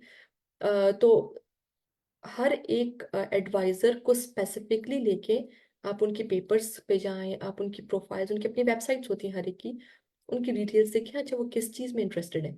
अगर वो मल्टीपल चीज़ों पे काम करे तो जेनेरिक होके शेयर करें, सब शेयर करें कि अच्छा मैंने, लेकिन अगर वो फोकस्ड है सिर्फ फॉर एग्जांपल कंप्यूटर विजन पे, तो आप उनसे अपने कंप्यूटर विजन के ही प्रोजेक्ट्स को ज़्यादा डिस्कस करें, along with some good like gen AI वगैरह को भी, क्योंकि ऑब्वियसली हर कोई चाहता है कि वो अपने कंप्यूटर विजन या किसी भी, अब वो बिल्कुल नॉर्मल उससे थोड़ा सा ज़्यादा अगर हर किसी को चाहिए तो जी LLM और मैम, ये इसमें ऐड कर जाती है। जी मैम, इसमें मैं एक पॉइंट ऐड कर दूं, अगर आप इजाजत दें तो।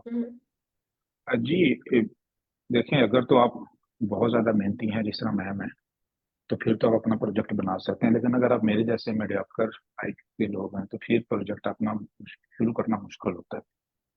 तो उसके लिए हम स्टूडेंट्स की हेल्प आईकोड ग्रुप इस तरह करते हैं कि हम आपको हर महीने एक इंटरनेशनल हैकाथॉन लेके जाते हैं, जिसमें आप इंटरनेशनल टीम के साथ किसी लेटेस्ट टॉपिक पे प्रोजेक्ट करते हैं, और फिर वो प्रोजेक्ट अपनी गिटहब पे भी डाल सकते हैं, और उसमें 5 से 8 लोग होते हैं, और फिर आप उन्हीं में से किसी बंदे से लेटर ऑफ रिकमेंडेशन भी ले सकते हैं। उन्हीं में से किसी प्रोजेक्ट को आप एक्सटेंड करके फाइनल ईयर प्रोजेक्ट भी बना सकते हैं। That is another way to make it happen without spending too much time, या विदाउट थिंकिंग कि अच्छा ये इतना बड़ा काम होगा कैसे। तो जो स्टूडेंट्स चाह रहे हैं एलएलएम के रैक के प्रोजेक्ट्स करना, तो अभी हमारी सितंबर में 3 हैकाथॉन्स हुई हैं, अभी अक्टूबर में भी हम जा रहे हैं हैकाथॉन्स में। तो एक नासा की हैकाथॉन हो रही है, उसमें काफी सारे एआई और रैक के प्रोजेक्ट्स अच्छे आ रहे हैं। तो I think the doable way and the effective way is to go in a hackathon, work as a part of the team, और फिर उस प्रोजेक्ट को आप समझ लें अच्छे तरीके से, और फिर आप उससे एक्सप्लेन कर सकते exactly, that's really good thing.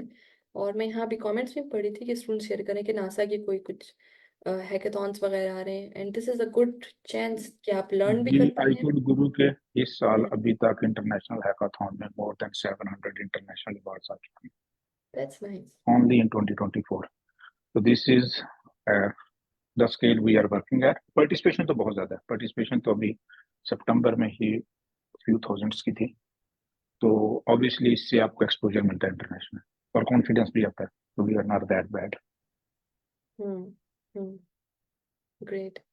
So I think आपको आंसर काफी क्लियर हो चुका होगा कि अगर कहीं से ना सही Yeah. तो इन चीज़ों को आप यहाँ से थोड़े हैंड्स ऑन एक्सपीरियंसेस ले सकते हैं, एंड देन जस्ट ईमेल में उनको एडवाइजर्स को अपनी ये चीज़ें अच्छे से एक्सप्लेन करके बता दें।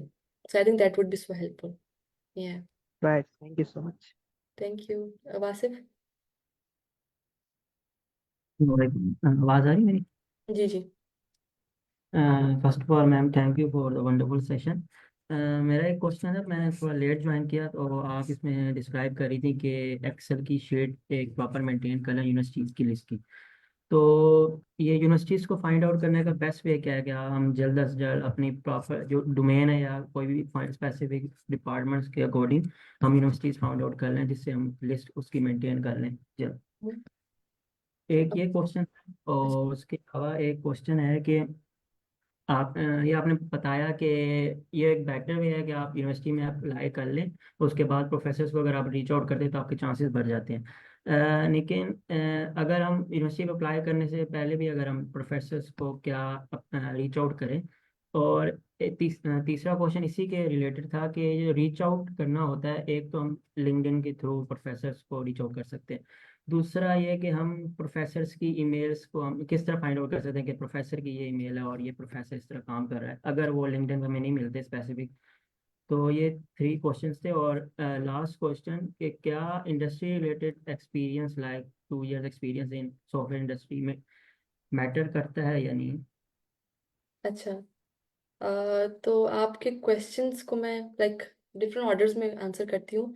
तो पहले तो एडवाइजर लाजमी है लिंक्डइन में हो। आप एडवाइजर के गूगल स्कॉलर पे जा सकते हैं, उसने ऑब्वियसली पेपर्स पब्लिश किए होंगे, तो आप जाएं गूगल स्कॉलर पे, उनकी पूरी प्रोफाइल होगी, पेपर्स जाएं, पेपर्स रीड करें, आपको आइडिया हो जाएगा वो किस चीज़ में इंटरेस्टेड है काम करने में। वेबसाइट्स होती हैं, नेम वाइज आप एडवाइजर्स को ढूंढ सकते हैं। दूसरा ये, मेरी भी यही सेम अप्रोच थी कि मैं एडमिशन लेने के बाद भी मेरा ज़्यादा फोकस इसलिए था क्योंकि अब मैं बहुत क्लोज थी अपने गोल के, तो मैं इसलिए एडमिशन लेने के बाद उन एडवाइजर्स को ज़्यादा अच्छी ईमेल्स लिख के और ज़्यादा कन्विंस करने की कोशिश करती थी कि मैं अब आ रही हूँ इस यूनिवर्सिटी। लेकिन उसके अलावा भी मैंने प्रोफेसर्स को ईमेल करना नहीं छोड़ा। मैं रैंडमली डिफरेंट यूनिवर्सिटीज़ के प्रोफेसर्स को जिनसे मेरा काम मुझे लगता था अलाइंड है, और उनको मैं रीच आउट करती थी। एक और मैं जो खैर इसमें आप जो आपका पहला क्वेश्चन था कि यूनिवर्सिटी कैसे ढूंढे, अब इसमें आपकी गूगल सबसे अच्छी हेल्प कर सकता है। मैं कुछ जो यूनिवर्सिटीज़ में अगर मैं प्रोफेसर्स को रीच आउट कर रही हूँ, मैं उन प्रोफेसर्स को और ज़्यादा टारगेट करती थी जो कि अपने लिंक्डइन पे या फिर जो कि अपने प्रोफाइल पे अनाउंस करते हैं कि वो नए प्रोफेसर है या उन्होंने रिसेंटली ज्वाइन किया। क्योंकि ऑब्वियसली किसी प्रोफेसर ने रिसेंटली ज्वाइन किया तो उसके पास कोई लैब नहीं है, कोई बच्चे नहीं है, और उस बंदे ने तो खामखा हायर करना है किसी को। फिर मैं अगर, या किसी ने 1-2 साल पहले भी ज्वाइन किए कोई यूनिवर्सिटी, मैं उनको भी ज्यादा सर्च करती थी क्योंकि उन्हें स्टूडेंट्स की जरूरत होगी। फिर मैं उस जगह उन एडवाइजर्स को भी ज्यादा अप्रोच करती थी क्योंकि मुझे पता था अब इस जगह, अब किसी की लैब पूरी भरी हुई है, ऑब्वियसली उसे शायद एक स्टूडेंट की जरूरत हो, लेकिन अगर कोई नया एडवाइजर है उसे कम से कम 3 बच्चों की जरूरत तो होगी अपने लैब में। तो मैं ये भी एक, अब ये सब चीजें कैसे आती हैं, ये ट्रिक्स जो आप करते हो, थोड़ी सी या टिप्स आपके पास होती है, आप सिर्फ गूगल करो। गूगल करो, आपको यूनिवर्सिटीज भी आपके पसंद की मिल जाएंगी जहाँ पे आपके ही पसंद के डिपार्टमेंट्स होते हैं। डिपार्टमेंट्स की डिटेल्स आप जाके देख सकते हो कि अच्छा, नाम तो सही है, काम भी एग्जैक्टली वही हो रहा है जो आप के प्रोफाइल में है, या आप जिस उनको लेके। खैर मेरे केस में मैं थोड़ी सी डेस्परेट भी थी, मुझे था कोई बात नहीं, अगर मशीन लर्निंग एआई में किसी भी फील्ड में हो काम, आई विल डू। क्योंकि मुझे था कि इंटरेस्टेड पहले मैं थी कि अच्छा मुझे एडमिशन मिल जाए। लेकिन अगर आप लोग फिर भी ज़्यादा हैं कि अच्छा नहीं, चूजी होना बेहतर है, मैं कंप्यूटर विजन में हूँ या फिर मैं किसी और फील्ड में काम कर रहा हूँ, तो एग्जैक्टली वही हो, मैं चेंज नहीं कर रहा। So then still you can just like shortlist उन प्रोफेसर्स को, बस जस्ट गूगल इट। लाइक अगर आप थोड़ा सा अच्छे से रिसर्च कर सकते हैं, अगर आप अच्छे तरीके से गूगल करना जानते हैं चीज़ों को, जैसे कि हम चैट जीपीटी को प्रॉम्प्ट्स देते हैं, जितनी अच्छी प्रॉम्प्ट उतना ही अच्छा आंसर होता है। तो वो आपने वो स्किल्स भी थोड़े डेवलप करने होंगे, and that's how that really helps कि आप फिर उन प्रोफेसर्स को, उन यूनिवर्सिटीज को, उन डिपार्टमेंट्स को टारगेट करें। और इसके अलावा I think these were your questions, right? Yes ma'am, last question था कि इंडस्ट्री एक्सपीरियंस मैटर्स करता है या नहीं रिगार्डिंग सॉफ्टवेयर इंडस्ट्री? मैटर करता है, मैटर करता है, लेकिन इंडस्ट्री में भी ऐसा नहीं है कि कोई भी काम किया हो आपने। इंडस्ट्री में भी अगर आपने वो रेलिवेंट काम किया है तो मैटर करता है, एक्सपीरियंस लाइक मैटर करता है। on LLM projects and different yes related AI. Yes yes, that matters a lot, करता है वो, एग्जैक्टली exactly। तो इसीलिए तो वो जो एक और क्वेश्चन आया था कि हैकेथॉन में पार्टिसिपेट करें, क्योंकि ये एक्सपीरियंस आपका मैटर करेगा कि आप पार्टिसिपेट करें। आप ने ये प्रोजेक्ट भी डेवलप किया था इस टीम के साथ, इंटरनेशनल्स के साथ, सो दैट रियली हेल्प्स। और इसके अलावा Shaheer Khan, okay sorry, ma'am hand raise नहीं था जी, इनका, आई थिंक हो चुका है सबका। मैम एक हैंड रेज है सर आगा शाहजेब अली का। आई थिंक इनका क्वेश्चन हो चुका था, लेकिन आई थिंक दोबारा सर आगा अगर आपका कोई शाह। क्वेश्चन है तो आप पूछ लें। मैम जस्ट मेरे एक एक ही सवाल है कि I am from a mechanical engineering background, so can I apply for a masters degree in data science और एआई मशीन लर्निंग? प्रोफेसर मेरी ईमेल को टेंशन देंगे या will I be not eligible और simply thrown right off? I think you might be eligible, but you just have to check कि eligibility criteria कितने strict हैं और है क्या। सेकेंडली आप अप्लाई कर सकते हैं, it's not a bad thing कि अगर आप चेंज होती है यहाँ पे यूनिवर्सिटी में, लोग अक्सर चेंज करते हैं बैकग्राउंड कुछ और वो फिर आगे का जाके कुछ और परसू करते हैं। बट जस्ट कि अगर आपने उस फील्ड या उस डोमेन में थोड़ा बहुत काम भी किया हो, आपके प्रोजेक्ट्स हों, क्योंकि उस जगह फिर ऑब्वियसली जिस बच्चे ने 4 साल उस एक स्पेसिफिक चीज को पढ़ने में गुजारे, तो अगर आप चाहते हैं कि आप स्टैंड आउट करें उन स्टूडेंट से भी, तो ऑब्वियसली आपके प्रोजेक्ट्स डेटा साइंस में आपने कुछ कोर्सेज लिए हो, आप रिक्वायरमेंट वो पूरी कर रहे हो, तो आई थिंक देन हो सकता है। लेकिन यूएस में ऐसे कोई खास वो नहीं होती कि नहीं अगर आपने केमिकल किया है तो आप नहीं चेंज कर सकते। If you are eligible then you can change. और साथ साथ आपके प्रोजेक्ट्स का होना बहुत इंपॉर्टेंट है, जी क्योंकि मैं इसमें मैम थोड़ा सा ऐड करूंगा कि ये जो हम अपने स्टूडेंट्स को गाइड करते हैं ना, देखें आपने, जिस तरह मैम कह रही थी, आपने 4 साल एक सब्जेक्ट पढ़ा है, आपने अब उन स्टूडेंट्स से compete करना है जो जिन्होंने वो 4 साल वो सब्जेक्ट पढ़ा। अब तो आप compete कर सकते हैं, लेकिन अब आपने वो 4 साल वो डिग्री नहीं पढ़ी, राइट? अब आप उन स्टूडेंट से compete करने लगे हैं जिन्होंने 4 साल की वो डिग्री की हुई है। अब आपको बहुत एक्सेल करना है, राइट? आपने ये प्रूव करना है कि आपने तो वो 4 साल सब्जेक्ट नहीं पढ़े लेकिन फिर भी आपको ये चीजें आती, तो वो मुश्किल हो जाता है, राइट? तो हम इसमें जरूर ये अपने स्टूडेंट, मतलब अगर आप यहाँ पर पाकिस्तान में आप कर सकते हैं, अगर आपने यहाँ से बैचलर्स किए यहाँ पे भी आप कर सकते हैं, it will not pose that much problem. लेकिन यहाँ पर अब आप देखिए ना, आपने मतलब कोई आपको क्यों सेलेक्ट करे जब उसके पास ऑलरेडी वो स्टूडेंट्स अवेलेबल हैं जिन्होंने 4 साल वो सब्जेक्ट पढ़ा है, जिन्होंने असाइनमेंट्स की हैं, जिन्होंने क्विजेस दिए हुए हैं, जिन्होंने वो एग्जाम्स दिए हुए हैं, जीपीएस लिए हुए हैं। तो इसमें मतलब हम ये एडवाइस करते हैं कि जो आपकी फील्ड ऑफ स्टडी है ना, आप इसी में मैकेनिकल अगर आपने की है, केमिकल की है, आप उसमें नई चीजें ढूंढें। अभी ये आजकल एआई है, मशीन लर्निंग है, तो हर फील्ड में आ गई है, राइट? यस आप उसमें वो चीजें देखें, मतलब अगर आप मैकेनिकल इंजीनियरिंग में ढूंढें कि एआई की कितनी एप्लीकेशंस हैं। अब कोडिंग तो हर जगह है। अब मैंने इलेक्ट्रिकल इंजीनियरिंग की हुई है, कोडिंग तो मुझे भी करनी पड़ती है, हालांकि मैंने तो सॉफ्टवेयर नहीं पढ़ा, लेकिन अब ये चीज तो हर फील्ड में आ गई है। तो एक दफा आप यहाँ पर आए, मास्टर्स करें, उसके बाद अगर आपने, if that is your passion, of course यहाँ पर लोग 4 4 मास्टर्स करते हैं। एक मास्टर्स करें, दूसरा मास्टर्स कंप्यूटर साइंस में कर लें, दूसरा मास्टर्स एआई में कर लें। लेकिन एक दफा आपने यहाँ आना है, आपने वो जो है ना, जो एक ऑब्स्टिकल है उसको ब्रेक करना है। उसके लिए बेहतर यह है कि आप उस फील्ड में एक्सेल करें जहां आपने पढ़ा हुआ है, उसमें नई चीजें ढूंढें। जिस तरह अगर आप एआई करते हैं, मशीन लर्निंग करते हैं, उसकी एप्लीकेशंस और मैकेनिकल इंजीनियरिंग, आप उस फील्ड को एक्सप्लोर कर कर यहाँ आते हैं, तो आपके चांसेस बहुत ज्यादा हैं रिलेटिव टू आप एक ऐसे मास्टर्स में अप्लाई करें जिसमें आपके पास प्री रेक्विजिट्स ही पूरे नहीं है। तो आप प्री रेक्विजिट्स पहले पूरे करें, फिर तो वो थोड़ा सा टफ हो जाएगा। तो हम ऐसे स्टूडेंट्स को जनरली ये एडवाइस करते हैं। अच्छा, इसमें मैं एक एग्जांपल देना चाहूँगा। अभी हमारे एक स्टूडेंट अमेरिका में आए हैं सिविल इंजीनियरिंग में पीएचडी करने के लिए, और उन्होंने पाकिस्तान से सीएस किया हुआ है। और रीज़न क्या है कि सिविल इंजीनियरिंग में जो प्रोफेसर के पास प्रोजेक्ट है वो है एआई का। अब प्रोफेसर को सिविल इंजीनियरिंग तो आती है, उसे एआई नहीं आती। तो he try to find some civil engineer undergrad जिसे एआई आती हो, और उसे एक भी नहीं मिला। And that's way he said okay भाई, सिविल इंजीनियरिंग में मैं स्टूडेंट को गाइड कर लूंगा, एआई वाला मुझे ऐसा बच्चा चाहिए जिसे एआई आती हो। तो भाई इस वक्त कितने मशीन लर्निंग के प्रोफेसर हैं जिन्हें स्टूडेंट नहीं मिल रहा मशीन लर्निंग का? कोई भी नहीं है भाई। हर प्रोफेसर के पास हजारों सीवीज हैं। लेकिन कितने मैकेनिकल इंजीनियरिंग के प्रोफेसर हैं जिन्हें एआई का बंदा चाहिए, और उन्हें एआई का बंदा एआई प्लस मैकेनिकल बैकग्राउंड का स्टूडेंट मिल रहा है? एक भी नहीं मिल रहा।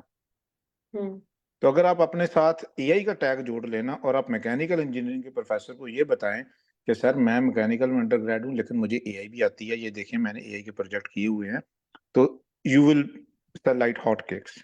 आपकी बहुत ज्यादा डिमांड होगी, राइट? तो आपको अपने फील्ड में रहना चाहिए मेरे ख्याल में, और at least to do the master, और साथ एआई की चीज करके आए ताकि आपको एज मिले उस पर बाकी लोगों पे। तो that will give you an edge over the competition. तो अगर आप आईकोड गुरु ज्वाइन करते हैं तो हम आपको एआई सिखा देंगे, ये मेरा आपसे प्रॉमिस है। हम आपको प्रोजेक्ट्स भी करवा देंगे इंटरनेशनल, और हम आपको इंटरनेशनल हैकाथॉन्स में भी लेके जाएंगे, आपके 2 4 अवार्ड्स भी आ जाएंगे। तो you will not need to convince the professor कि मुझे एआई आती है, आपका सीवी बताएगा उसे किसे एआई आती है। तो I think that is a more practical approach. that I was should really good advice. Exactly, I agree. और इवन रिसेंट में मैंने एक पोस्ट पढ़ी थी लिंक्डइन पे कि किसी सिविल इंजीनियर प्रोफेसर को सिविल इंजीनियरिंग प्लस एआई वाला स्टूडेंट चाहिए था, और सच में उस जगह कंपटीशन इतना कम हो जाता है if you know in your field some AI. तो आई थिंक आपकी फील्ड में जिसे एआई वाला बंदा ऐसा चाहिए, और स्पेशली हर कोई अब एआई यूज कर रहा है, तो आई थिंक आपके लिए कंपटीशन बहुत कम होगा पूरी दुनिया से, and you can easily get to that point. And that was a really good point. Exactly.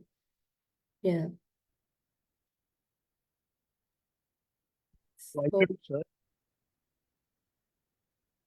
machine learning AI involved है alongside mechanical engineering, जैसे renewable energy or something, इसमें machine learning के projects। सॉरी,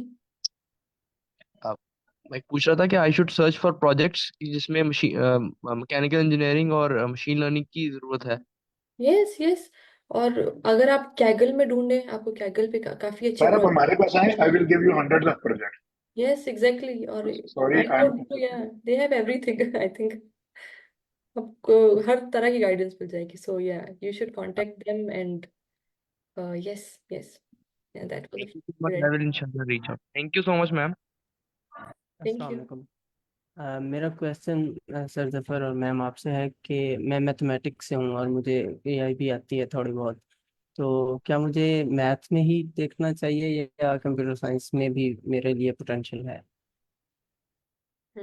डिपेंड करता है AI आपकी कितनी अच्छी है।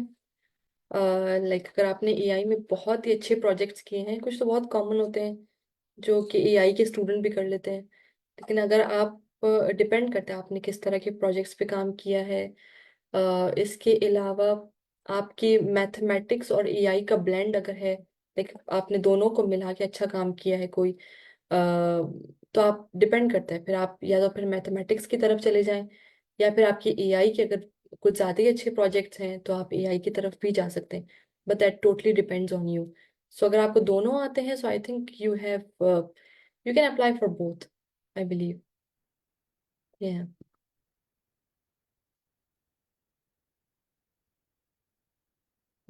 Okay, Ali Murtaza. Yes ma'am. Ma'am मेरा आपसे क्वेश्चन ये था कि जैसे आपने ड्यूरिंग प्रेजेंटेशन बताया था कि जो उधर स्टूडेंट्स होते हैं जो पढ़ाई कर रहे होते हैं उनको अलाउ नहीं होता कि वो यूनिवर्सिटी के बाहर कोई जॉब कर सकें, तो क्या वो ऑनलाइन काम कर सकते हैं लाइक फ्रीलांसिंग या कंटेंट क्रिएशन यूट्यूब पे या एनी अदर ऑनलाइन वर्क? आप कोई भी ऐसा काम नहीं कर सकते लाइक जिससे आपके बैंक अकाउंट में पैसे आए, ट्रांसफर हो। सो आप किसी भी किस्म की ऐसी एम्प्लॉयमेंट नहीं कर सकते ऑब्वियसली। अब कुछ जगह कुछ स्टूडेंट्स ऐसे भी काम करते हो जो कि बाई कैश, लाइक बहुत बड़ा रिस्क होता है अगर पकड़े गए, राइट। लेकिन अगर यूट्यूब कंटेंट क्रिएशन वगैरह हो तो ऑब्वियसली आपके अकाउंट में तो कहीं ना कहीं ट्रांसफर होंगे। अगर वो अकाउंट पाकिस्तान में है किसी और के नाम पे या कुछ ऐसा सिस्टम है, सो आई थिंक फिर तो आप प्रूव कर सकते हो कि मैंने यहाँ पे कोई भी या मुझे कोई भी पैसे नहीं मिल रहे अपने काम करने के। बट अगर आप यहाँ बैठे हैं और आपके अकाउंट में पैसे ट्रांसफर हो रहे हैं, so obviously that is not allowed. आपको थोड़ी और रिसर्च करनी होगी, but I believe it's you are like not eligible even for that, क्योंकि हर साल आपको टैक्स वगैरह भी जमा करना होता है। और इफ ये देश सी के आप के अच्छा आपके पास ये वाले पैसे भी एक्स्ट्रा आ रहे हैं, सो वो पकड़ते हैं फिर, लाइक ऑब्वियसली फिर वो अलाउड नहीं है। Okay ma'am, thank you. Mariam Meherdeen.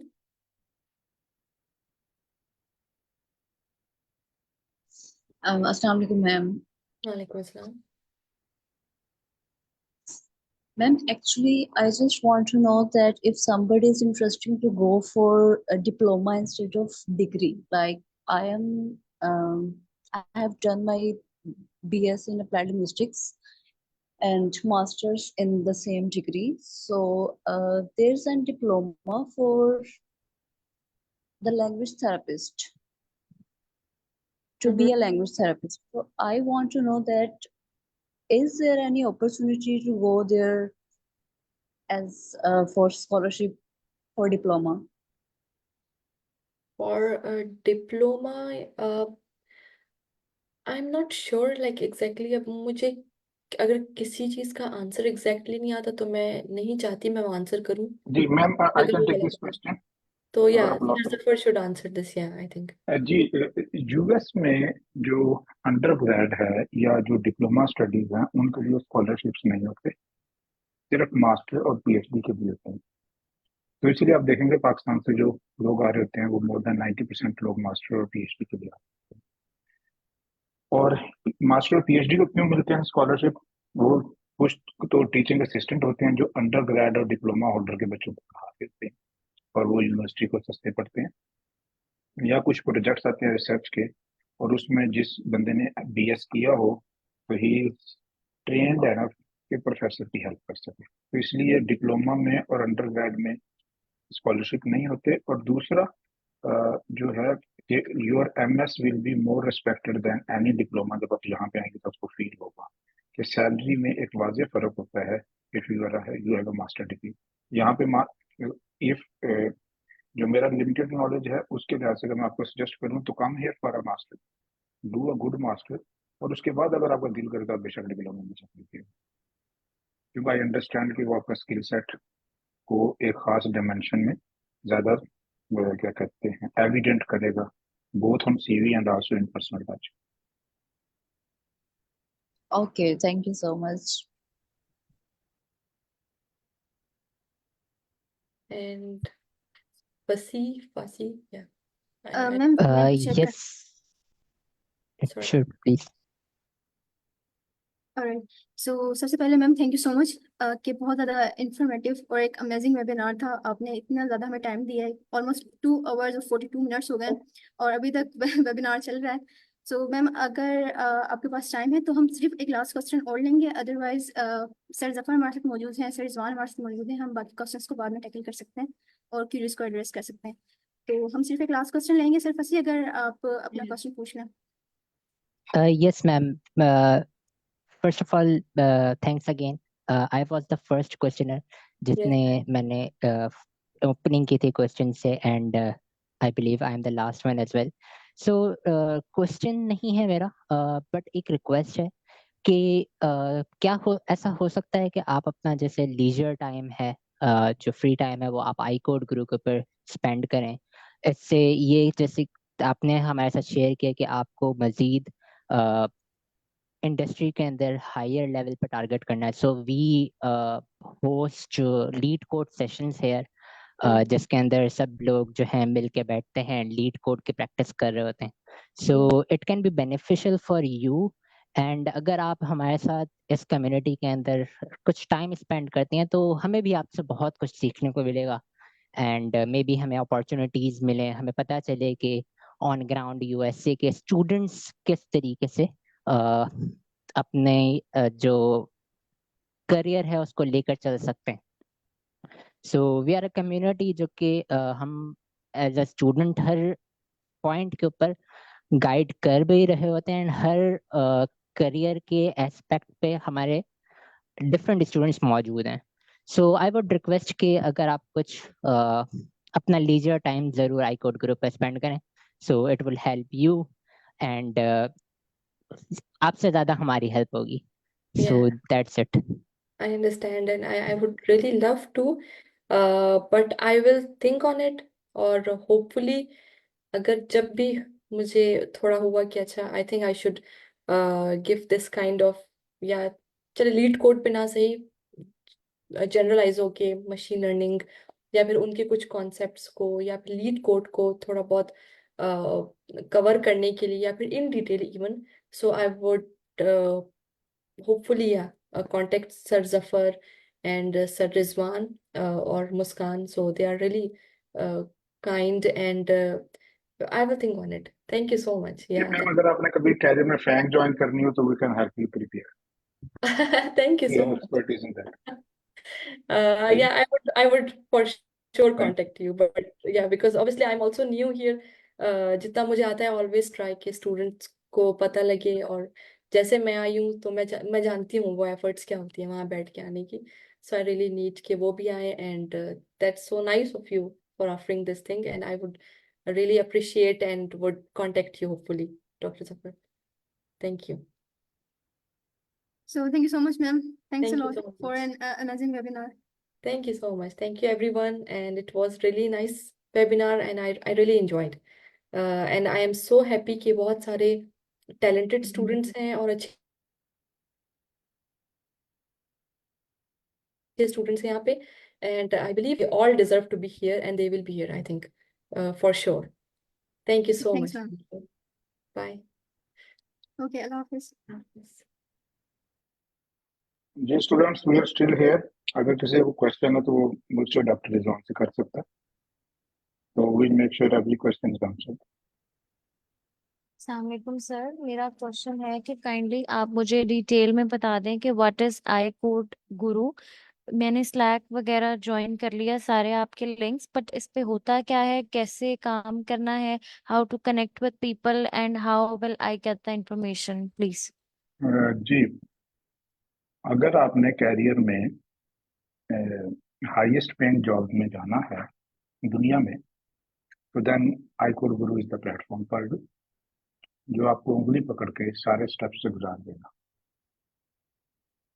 और बेसिकली जो हम लोग मैनेज कर रहे हैं, we already working in the top companies of the world, और हम चाह रहे हैं कि हमने जो चीज़ 20 साल में हार्डवेयर में लर्न की मिस्टेक्स इन लाइफ में, वो आप स्टूडेंट्स ना करें। इट इज़ 100% फ्री, कोई रुपया नहीं चाहिए। तो we will have to do that scholarships. Pakistan में बैठे हुए कोई GPA 4 नहीं चाहिए। जो बंदा नॉर्मल स्टूडेंट है, वही जिनकी हमारी एक्सपर्टीज है कि हम नॉर्मल स्टूडेंट्स को दुनिया के टॉप टैलेंटेड स्टूडेंट्स से compete करवाते हैं और हमारे स्टूडेंट विन भी करते हैं। जिस तरह इस साल स्टैनफोर्ड में हमारे 72 स्टूडेंट्स टिके थे, और ये मेरा ख्याल है पूरी दुनिया में सबसे ज़्यादा स्टूडेंट हमारे में फ्रॉम सिंगल इंस्टीट्यूशन।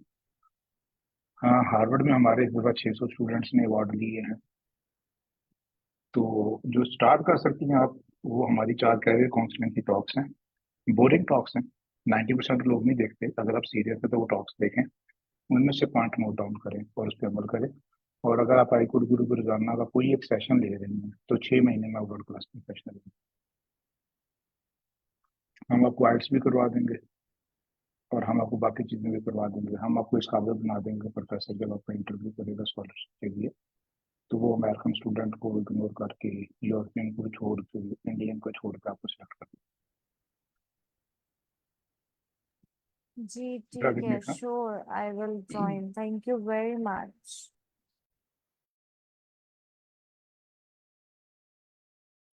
वेलकम जी। Any other question?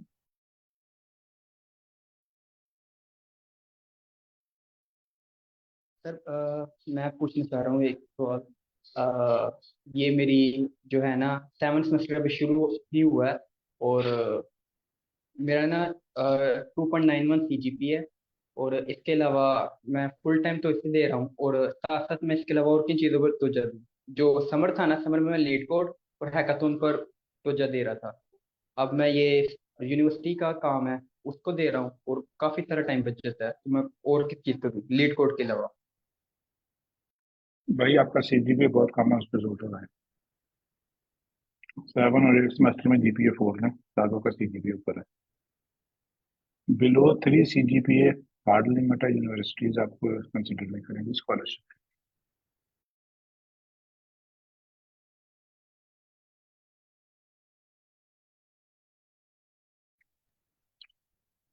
तो उसके बाद हैकाथॉन में सर जाएं, महीने में एक दफ़ा इंटरनेशनल हैकाथॉन में। तो अगले 2 सेमेस्टर में भी कम से कम 3-4 हैकाथॉन होने चाहिए।